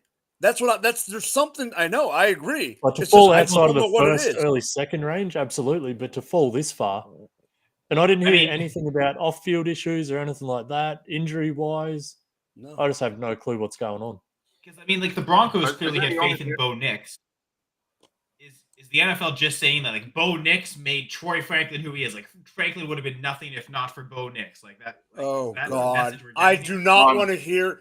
I'm not saying Surely for you, the- Kyle, it's the but I other do way not want to around, hear right? that narrative. I do not want to hear that narrative on freaking Twitter for. Well, and that's 3 why, months. like, I don't think that's the case. Like, I don't. No, think I know everyone's you saying- don't. I'm just saying you're throwing it so out it's there. weird. Like, what could they possibly? Yeah, off the field stuff. Hey, no one knows man. about maybe. Hey, man, this is what I say, Mike, and I say this all the time. The NFL is never perfect. They fuck up all the time, you know? No, yeah, I agree. I mean, I'm on Ron St. Brown. What round was he drafted in? Fourth round. Third or Fourth fourth? round? He was the fourth round. He was the first pick of day 3 that year. So I remember First we got pick on of day Garrison, 3 on Saturday morning, and he was picked immediately. So- And your take right off the bat is you need to be taking him in the early second round. Don't buy into the first round capital. Take him ahead of Kadarius Toney. Packers take Missouri linebacker Tyron Hopper. 2 linebackers on day 2. Interesting. You Maybe guys they know don't like that- Preston Smith as the will linebacker like we were talking about earlier. Yeah, that one linebacker you guys have, I love him for IDP. Quay Walker. Quay Walker, yeah. No, I Oh, think tackle I still machine. expect him to be the inside guy, but now that they're shifting to a 4-3 defense, they needed specific linebackers that they really didn't have as outside linebackers. Again, I say maybe Preston Smith could function as that, but they needed at least one other one, so now they've drafted 2, so whoever works out best gets that. At starting Missouri, he had 133 tackles, 5.5 sacks, and he is a transfer from Florida. So Green Surprised Bay's about that. draft is Jordan Morgan, Edgerrin Cooper, Javon Bullard, the mistake at running back, and Tyron Hopper. Mistaken Lloyd. So, Mike, I wanted to answer your question, though, about the Troy Franklin thing. Yeah. So, from, what's his name? Even John Lop did it. I don't know if you guys heard it. I think the NFL is going to worry about the production system they have in Oregon where anybody can develop and produce. His size of 176, he plays that's larger yours. than 176, but the thing is that 176 pound, go ahead. Jalen McMillan, wide receiver, Washington, goes to Tampa Bay. He got So drafted another one off the by board. Franklin. That's what I'm saying. That's crazy. So, The list I keeps like going. him, but so his size, while 176 pounds, if you really look at his arm length and everything, he plays larger than that. He's 6'2". His catch radius is insane. Like this guy, I love the way he plays, but I think they're looking at the weight for him, and they're also looking at, you played for Oregon. Those are video game numbers that can be developed with any wide receiver, But in the offense they run, I think that's what the NFL is looking at right now. If he falls to the fourth, it's because of that reason. But again, this is how I draft in my dynasty. I don't draft based on what ADP is, or people say, oh yeah, well he should go this in this range. I go off what I researched, what I did, what I believe in, because that's why I have so much Amon-Ra St. Brown shares. That's why I have so much shares of Kyron Williams. I was like, all right, I'm gonna spend a draft pick on him. Whatever. Everybody wants him to go undrafted. I'm gonna take my chances. If you do your research, and I say this to everybody, I mean, yeah, and I have my misses. I had Trey Sermon. Kyle knows this. I was high on Trey Sermon. I love Trey Sermon. I missed out. We debated that was with the Amon-Ra year. We debated that pretty heavily because I was I not that it was good, but I was in on Michael Carter. And I stood on my ground, man. Carter. I was Michael Carter camp. Yeah, and Kyle knows this. I stood on my ground. I drafted Trey Sermon everywhere. Put your money where your mouth is. I drafted Trey Sermon, and then I flipped him for Jamar Chase. Bam! I took Trey Sermon. I took Trey Sermon, Mostert. I took Trey Sermon and Mostert, which was the backfield in San Fran at the time, right? And then I packaged it with my mid-third round pick, and I got Jamar fucking Chase, man. How That's the amazing. hell? I mean, that's the cheapest I'll way I've never ever heard forget anyone that. acquire Chase outside of just like drafting him in like the 106. You know, Jamie went like this. Smack the glove. And the third round pick ended up being Pat Fryermuth. I mean, he's drawn targets, but he's essentially been useless. Freaking Jamie. That's just Jamie. Me and Jamie. There's our wild Jamie story of the night. Working my magic. Okay. Jamie, or I'm going to start with you, Daniel. What is your favorite landing spot for wide receiver for fantasy? I don't mean like a top, like obviously Marvin and those guys are going to be, you know what I mean there. But like in the lower part, what is your favorite landing spot that maybe you didn't think was going to happen for a wide receiver? Going in the first, potentially Brian Thomas Jr. pairing with Trevor Lawrence. I think that's got major upside for fantasy-wise. In the second, obviously Garrett Wilson's there, but I'm keen to see how Malachi Corley goes on that Jets offense. I think he could, like, Wilson's going to be your stud there. He's going to get the targets, but Malachi Corley's going to have that underneath over the middle opened up massively. So if Rodgers can find him, as much as he looks at like the Randall Cobb type when he was in his prime with the Packers, I think there's value to be had with Malachi Corley as well. Yeah, the Corley one was interesting to me. Kyle, same question. I think it's Keon Coleman with the Bills.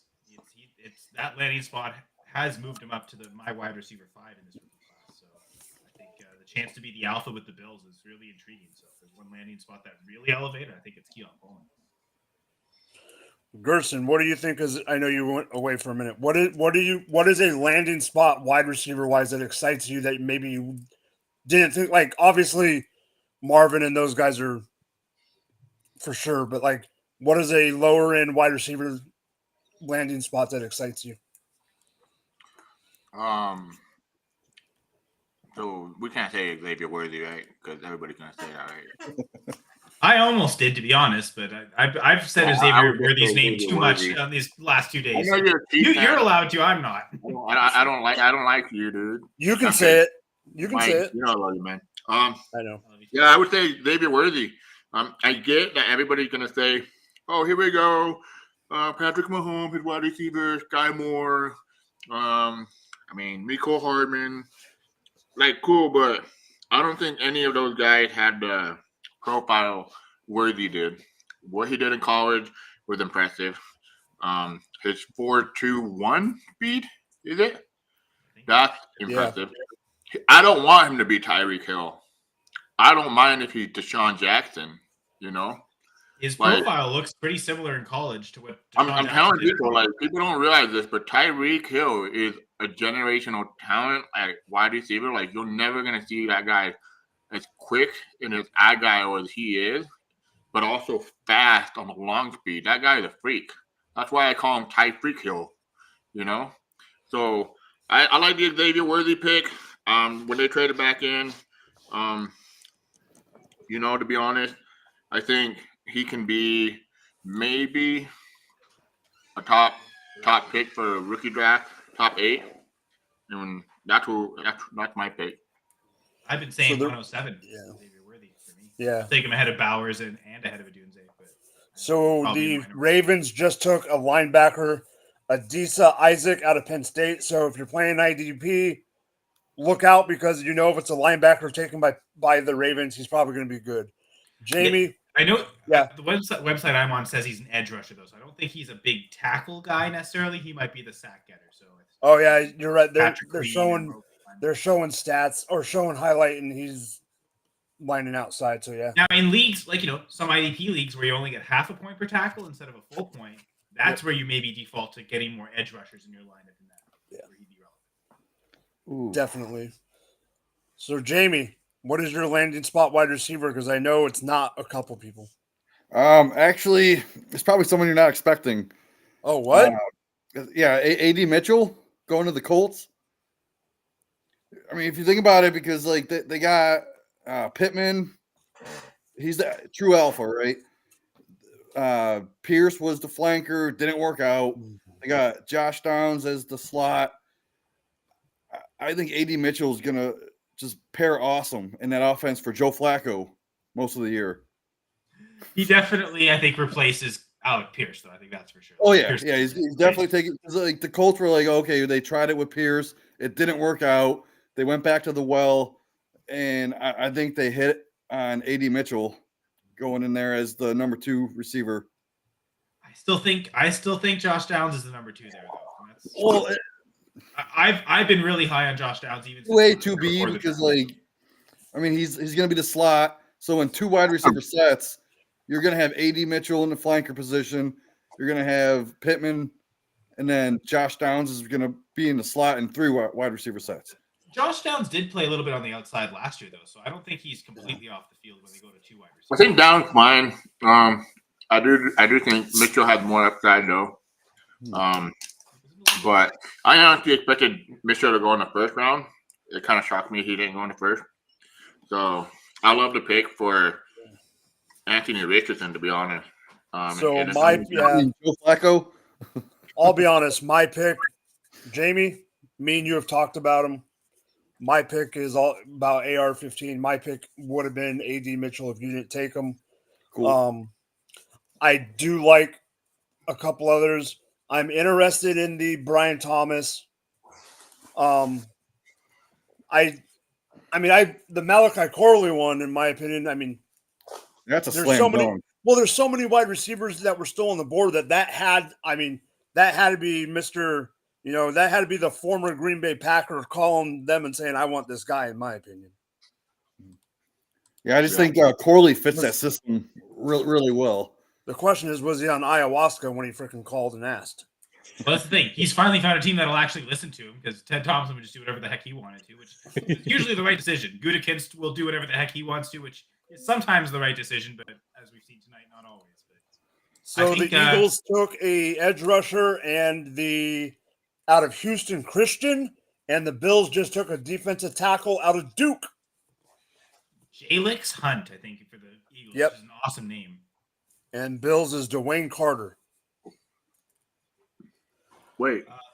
I'm actually going to head out now. I do have all day tomorrow to host, probably 4 hours at least. So I know Jamie and Gerson will be on tomorrow. So I'm looking forward to talking to both of you again. Mike, thanks for inviting me. And Daniel, awesome to meet you. Go Pack, go. You too, mate. Go Pack, go. Enjoy the draft, the rest of the draft, everyone. Have a good one, Kyle. All right, bye, Kyle. Later, Kyle. What time is it over there, Daniel? What time is it? It's like Saturday. Hold on. It's Saturday morning at noon, right? Saturday afternoon, 1:07 p.m. 1:07 on Saturday. Real close. Yeah.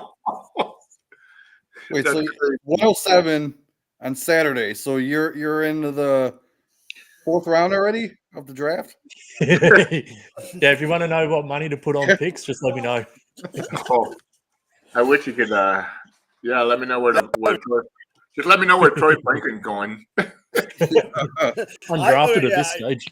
Dude, that just drives me nuts. I'm still in utter shock because Daniel knows. Well, Daniel knows and Jamie knows. Gerson, I wrote a full profile for Dynasty Nerds on Troy Franklin and freaking dove into it. I went crazy on this freaking article, and now I'm like freaking eating me alive. Hey man, I've been in a situation before where you tout a guy and everything, and it just doesn't pay off. And next thing you know, you kind of look like, all right, dude, what do I need to research? What do I need to look at? You know? What am I not looking at right? Because I'm actually on the clock right now in the league. The clock stopped, so I don't have to rush it. But I'm staring at Franklin, AD Mitchell, and I want to wait and see where. Wait, Franklin you gotta wait ranks. till the night's over, dude. Oh, Jamie, you're like, yeah, I'm just gonna use all 8 hours. Wait, you guys. Yep. Luckily, okay, the clock starts at 8 o'clock, so I'll still have 2 hours of a draft on Saturday. All right, so I got a question for you, boys. Let's start with Jamie, but let's not give a full on. Let's not read the whole entire novel. Jonathan Brooks, what is your grade that you give Carolina? Because I did not see that coming. I didn't see it coming, but it was definitely an underrated landing spot for him. Miles Sanders, horrible. Chuba Hubbard, average. We've seen what Hubbard did in that offense last year. He was like a running back 2. So I can see Brooks, stepping in. They're probably going to be like maybe a 50-50 to maybe 60-40 split. I'd probably lean on the Brooks side once he's fully healthy. I still want to put him as my RB1. It's kind of hard not to. What do you think, Daniel? I think with the running backs they've got on that roster as it is, once Jonathan Brooks is completely healthy and that knee can take a full workload, he steps straight in as the RB1 in that offense. Yeah. He's the only guy they have that is a true sort of 3-down running back in that team. So probably not this season, but coming next season, he's absolutely the guy there. And they took him high enough where I don't think they'll look at a running back high again in next year's draft. So I'll be picking him up anywhere I can because he's the best running back they've got on that roster by a fairly long way. So before I throw it to Gerson, there's a reason I liked him going first. And that's because when he did go first, he put me in first place in the Fantasy Cares draft contest on Reddit. So I don't know if I'm still in first, but I was in first after the Jonathan Brooks. So I liked it for that reason and that reason only. Gerson, go. What do you think, buddy? I like the draft capital. I like the landing spot because I believe he's better than all 3 of those running backs or 2 running backs that are there. Yeah. I don't like the offense. That's my issue. That's my biggest issue. But good spot. I'll take him. As of right now, he's still my 101 running back, my number 1 running back. The Trey Benson is pretty close though. He's sniffing up there, But I'll take it. I just don't think Miles Sanders is any good anymore. I mean, he was just a product of the great offensive line they had in the Eagles. And then he went to an average line and, well, he sucked. But, yeah. Speaking of running backs, who do you guys think the next one off the board is? Man. Ooh. Who would be your next? Who do you think it is? And if it's different, who would you take off the board next? Go ahead, Jamie. Or Gerson. Go, Gerson. I just hope it's Troy Franklin. I'm kidding. Oh, I know. I'm gonna say with Jalen Wright. I think Jalen Wright is probably gonna be the next running back off the board based on his skill set. I want to say Braylon Allen because I like Braylon Allen more than a lot of people, but I don't know with the way the draft is going right now. Any running back that gets a 4th round capital to me is not like a highly touted running back I want. Can I throw something out there real quick? Cincinnati's about to walk up. TJ Houshmandzadeh is walking up with the pick. Could this be a running back? Oh man, that would be pretty epic. I mean, who did they have? They signed someone. They got Chase Brown and Zach Moss. Yeah, Moss. Nope, they took a defensive tackle, McKinley Jackson, out of Texas A&M. Who can pick a running back coming up right now? So right now it goes Pittsburgh and then the Rams. So obviously not those two. Mm-hmm. I mean, the Rams could take another running back if they really want to do. I mean, they Oh, literally only have man. Can you imagine that if the Rams take Troy Franklin? That'd be so exciting. I mean, Cooper Kupp's not getting any younger. No. Oh my god. And I'm gonna get killed for this take. I know I'm gonna get killed for this take. I've brought this up to Jamie off air because I don't want to get killed all the time. I know he had a great year, but I still need to see it again from Puka. Yes, I agree. Because of the system. Like, is he a system? Like, he needs to do it one. Like, I'm not saying he's not good, but like that great of a year, like that's a career year. I think he needs to like produce one more year to prove that, like, oh, he's not just systematic. Oh, it's, it could be Cooper Kupp in that same role, the injury or whatever. If Cooper's healthy the whole year, I just want to see it. I just want to see him produce one more year. You have to say the same exact thing for Kyron Williams too. That's why I traded him away in the middle of this season, and it became 102. Oh, smart man. But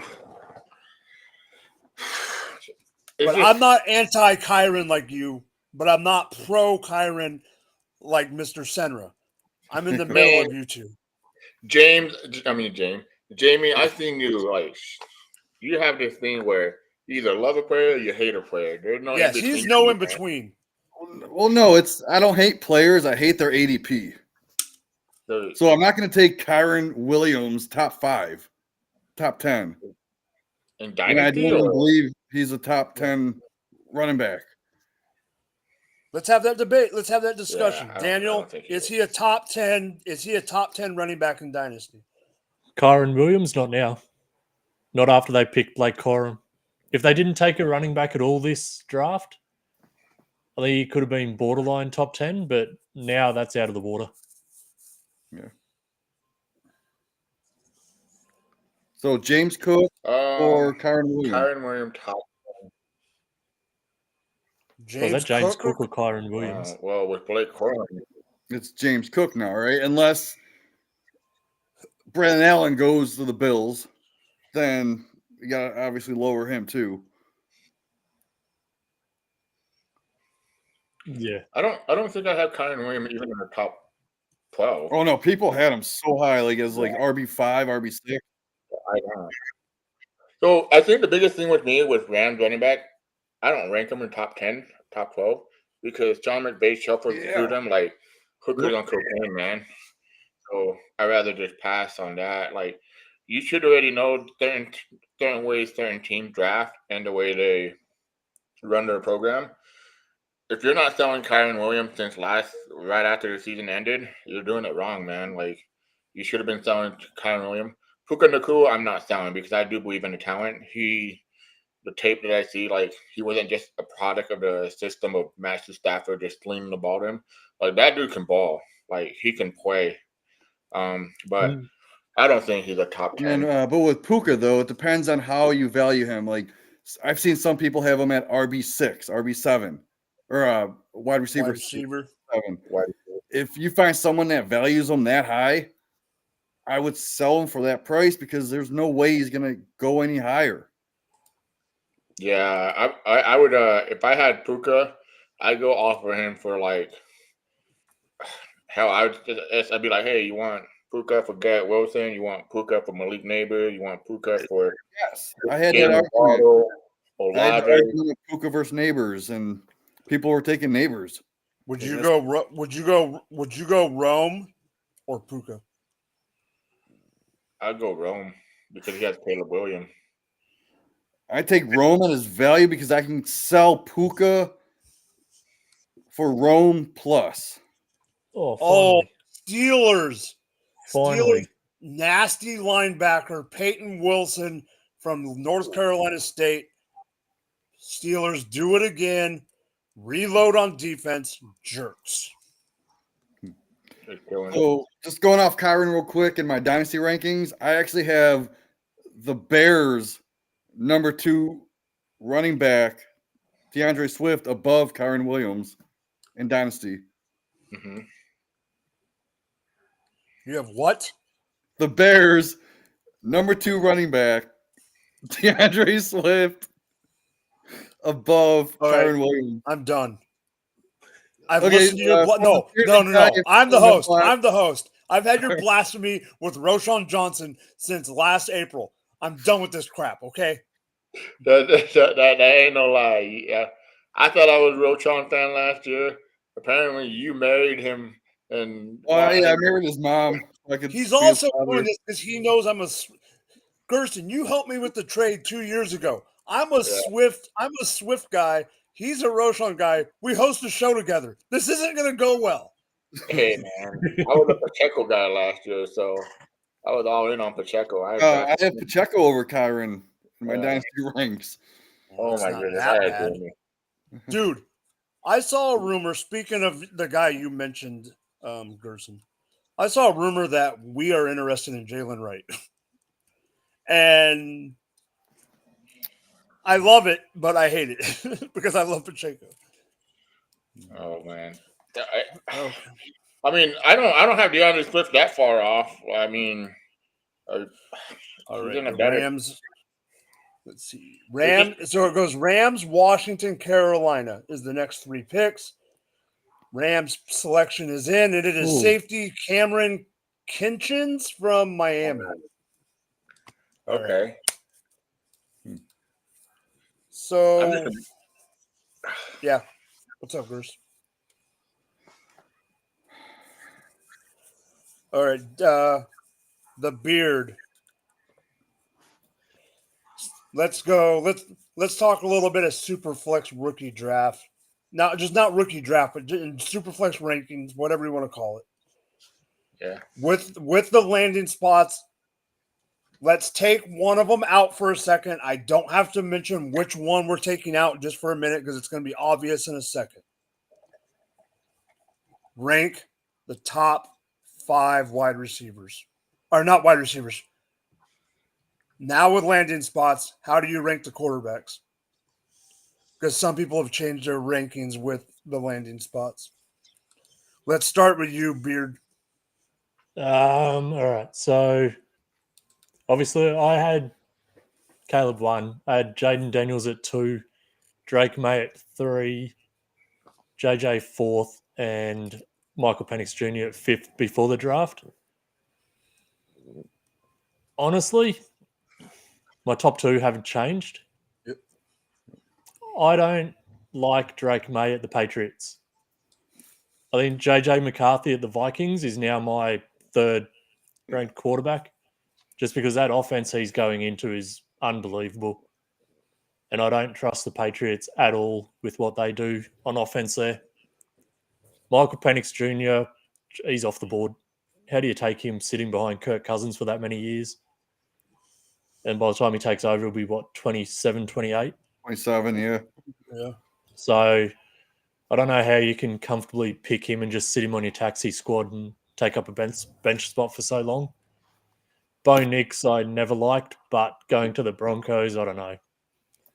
I think Sean Payton's overrated, to be honest, as a coach. So I'm not. Hold on. Announcement. I can't believe this guy went over Troy Franklin.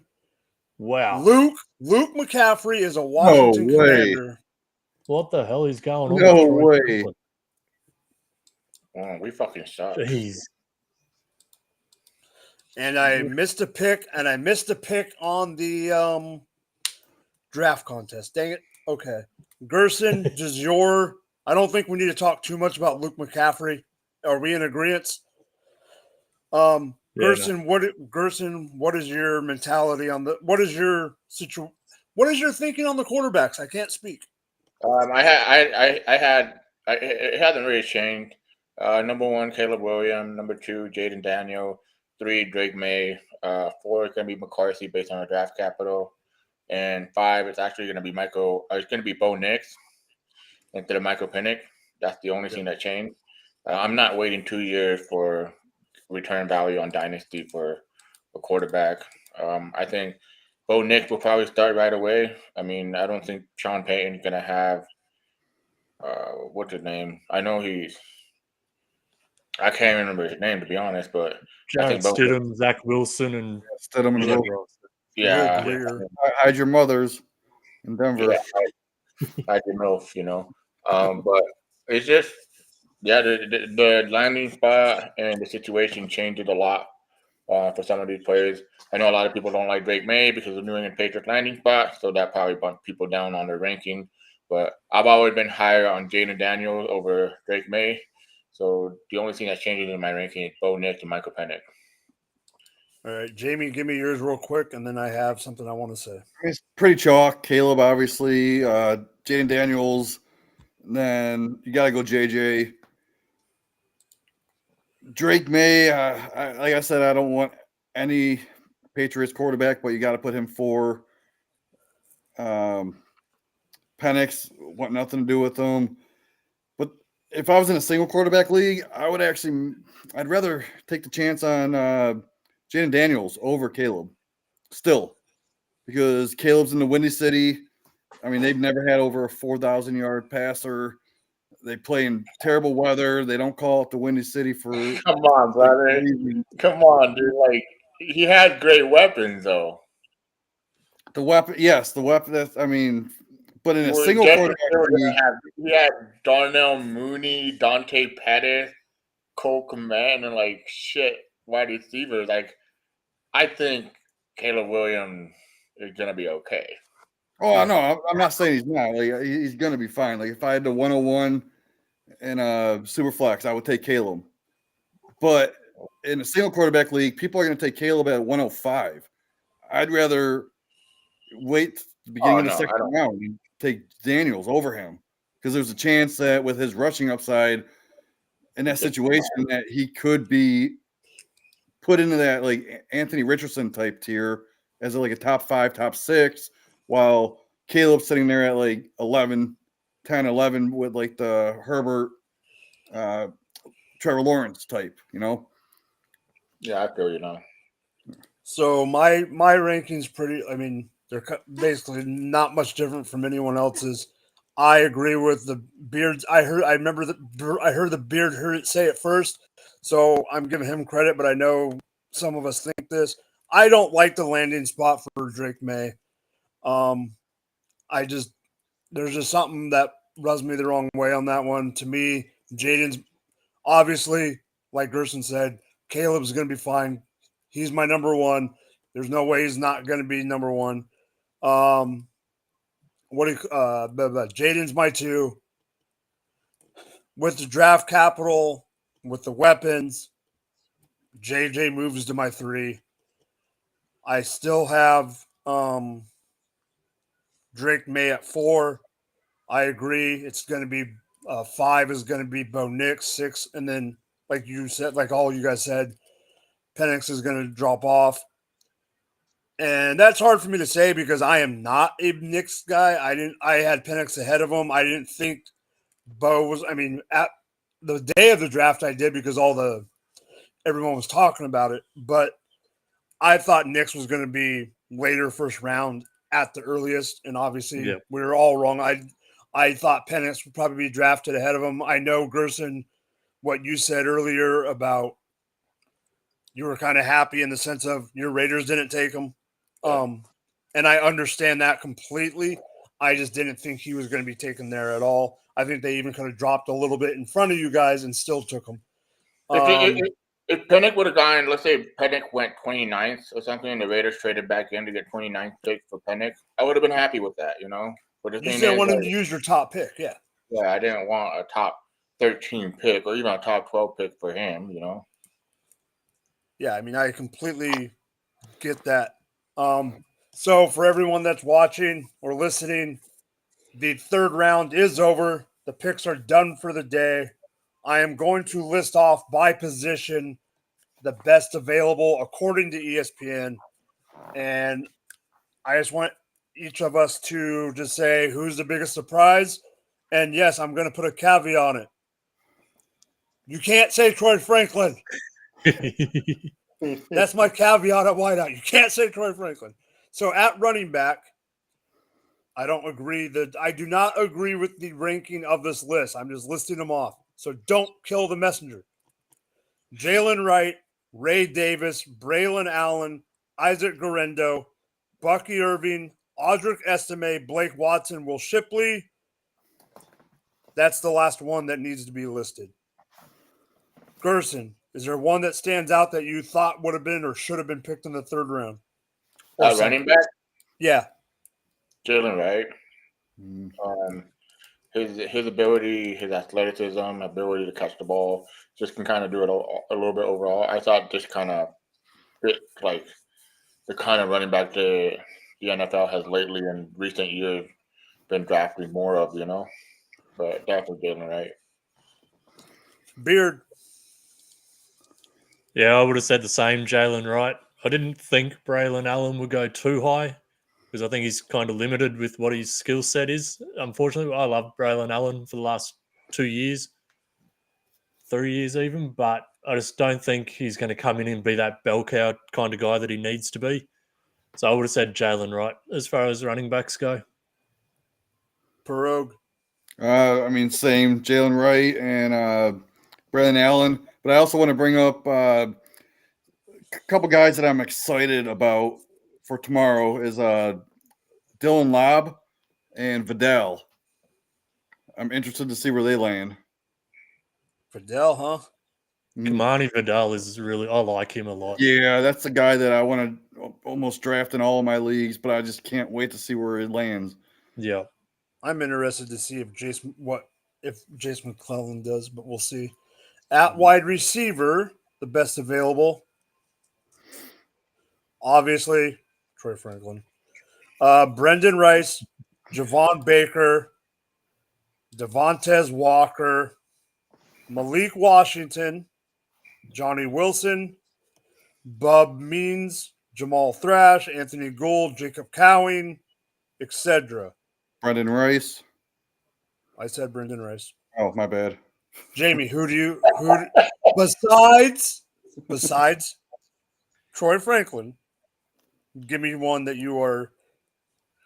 Javon Baker, man. The guy thinks he's the number one receiver in the class.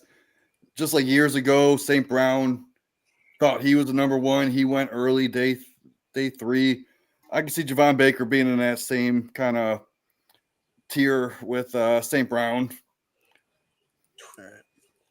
Beard, who are you surprised? Is there someone besides Troy Franklin that you're surprised is not off the board?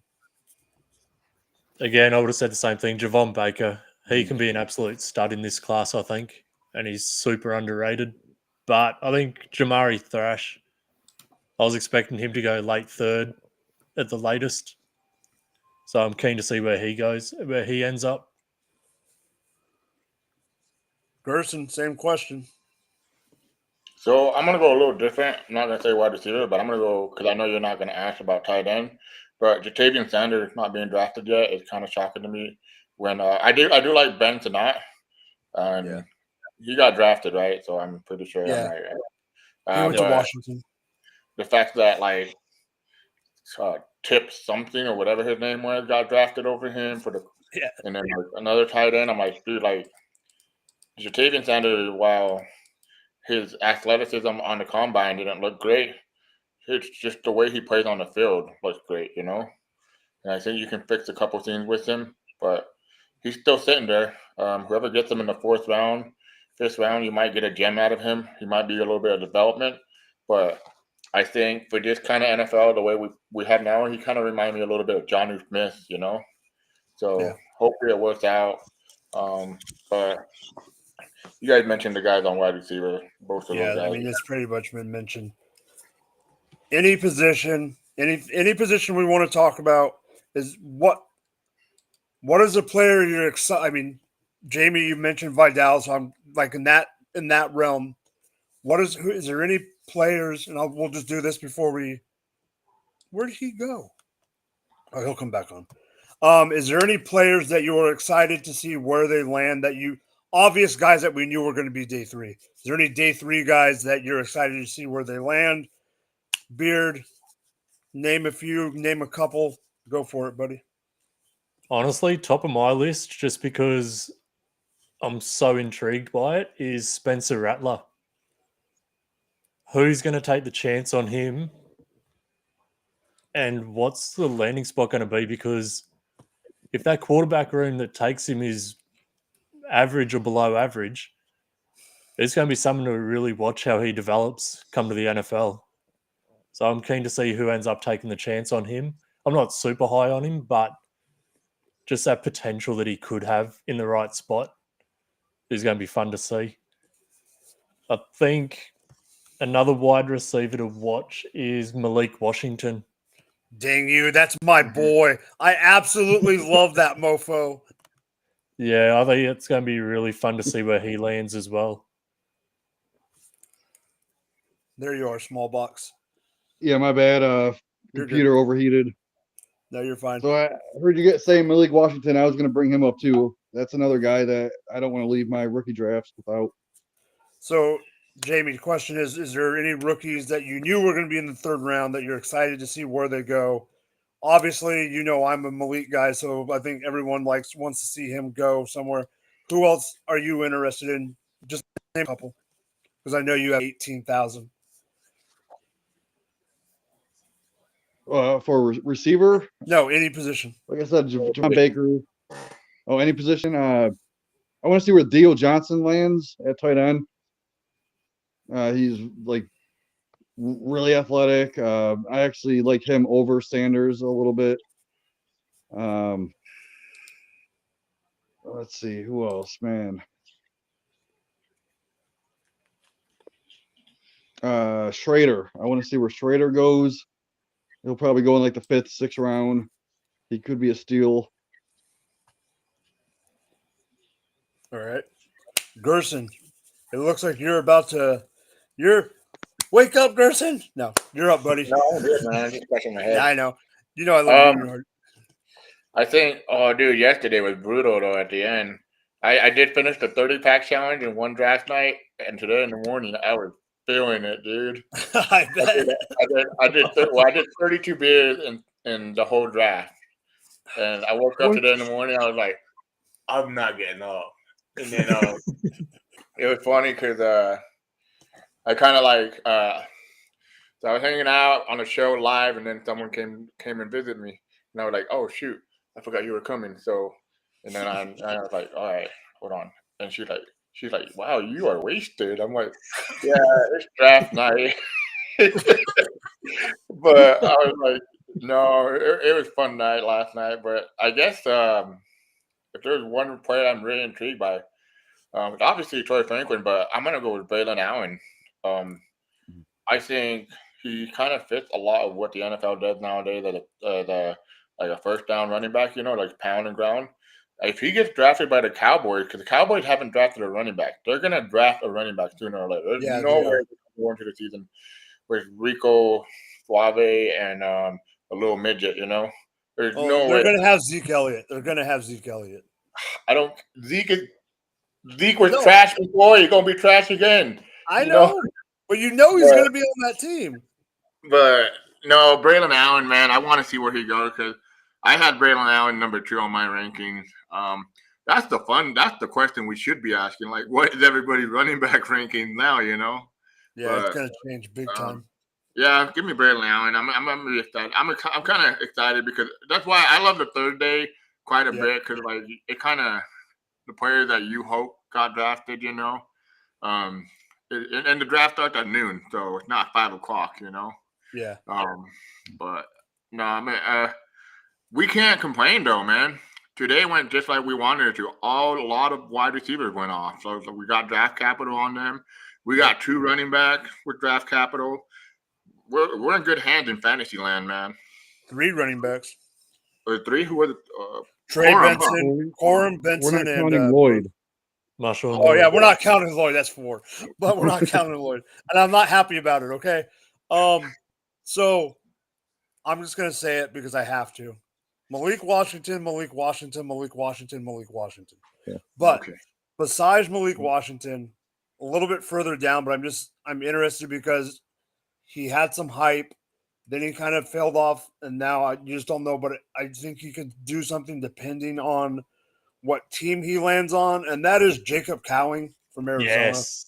I'm just interested. Like, I'm not as high on him as I was at the beginning of the rookie season, as we call it, but I'm still interested to see where he lands. And at running back, I'm going to be honest, I'm biased on this because he is on my fantasy team because he was a Devy player, but I do think he is not being talked about enough because he had a bunch of hype coming into college, and then he didn't come out last year, and that's Will Shipley out of Clemson. I do still think he has a role in the NFL, but the question is, what is that role? And it depends purely on what team he gets to. Yeah. Running back sleeper for me, Rasheen Ali. From Marshall. Yep, I am keen to see where he ends up because Ali Rasheen from Marshall. Ali. Oh. The one that got hurt. The one that got hurt at the Senior Bowl. I think you can almost get him, depending how many rounds your rookie drafts are. I think you can almost get him as a free agent. Oh, if you're in a 3-round rookie draft, you're getting him as a free agent. He's not getting taken there. But if you're looking at like round 4, round 5 picks, I'm happy to take him back end of round 4 and just sit him on my taxi at that point. For sure.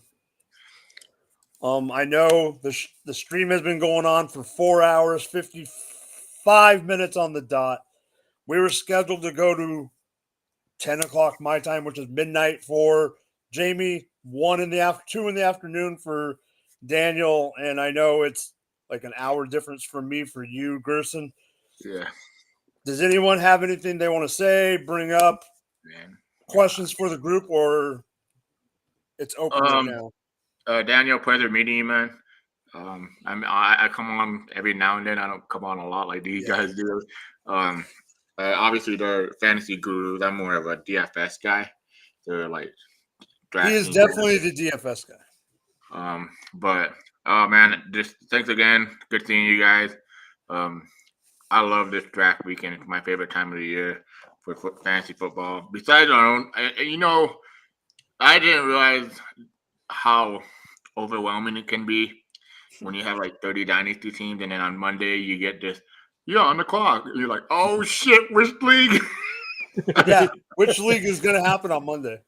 Yeah, but cheers, fella. Cheers, Jamie. Cheers, mate. Good meeting you, buddy.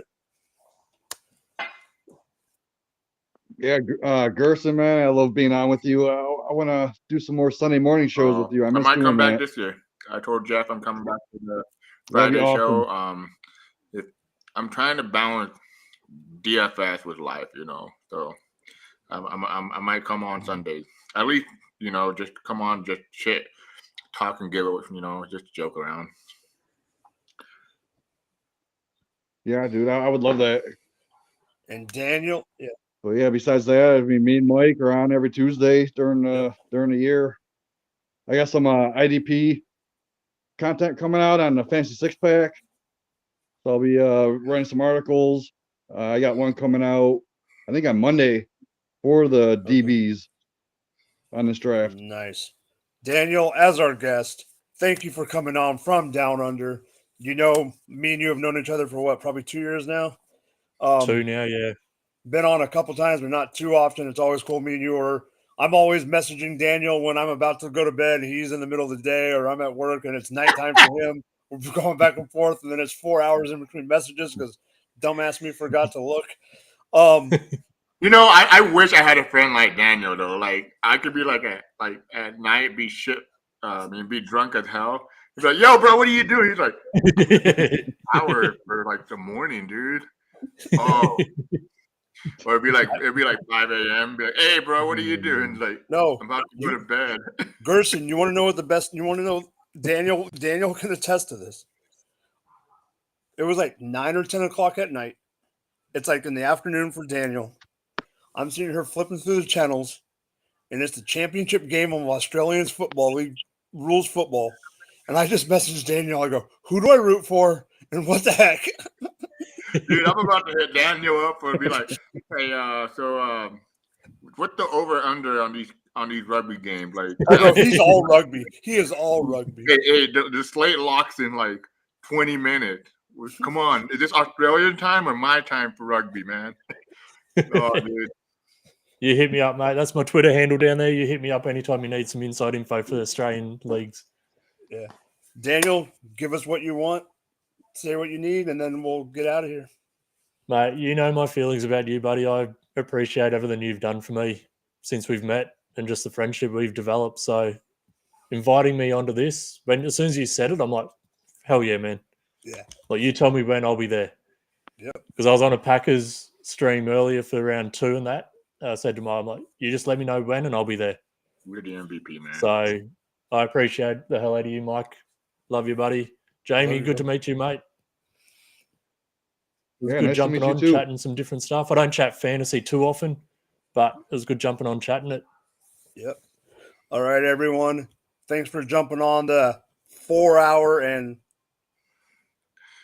I'm waiting. Wait 30 seconds till we get the That's 5 what I'm hours. doing. I'm waiting for it to hit 5. That's what I was doing. I was waiting. I was milking the Hold on. clock. I got it. Hold on. All right, let's all hold hands, our fake hands right here, and pray for Troy Franklin, okay? And I do this all the time. 401. Dear baby Pray Jesus, we thank you for the great draft weekend. As we move forward tomorrow for the 4th round, 5th round, we're hoping he gets drafted the early 4th round. Troy Franklin, Oregon wide receiver, 6'2", 176 pounds. Baby Jesus, please have him go to a great passing offense. Amen. All right. Go hit the subscribe. Everyone, have a nice night. And Jamie knows my tagline. Peace out.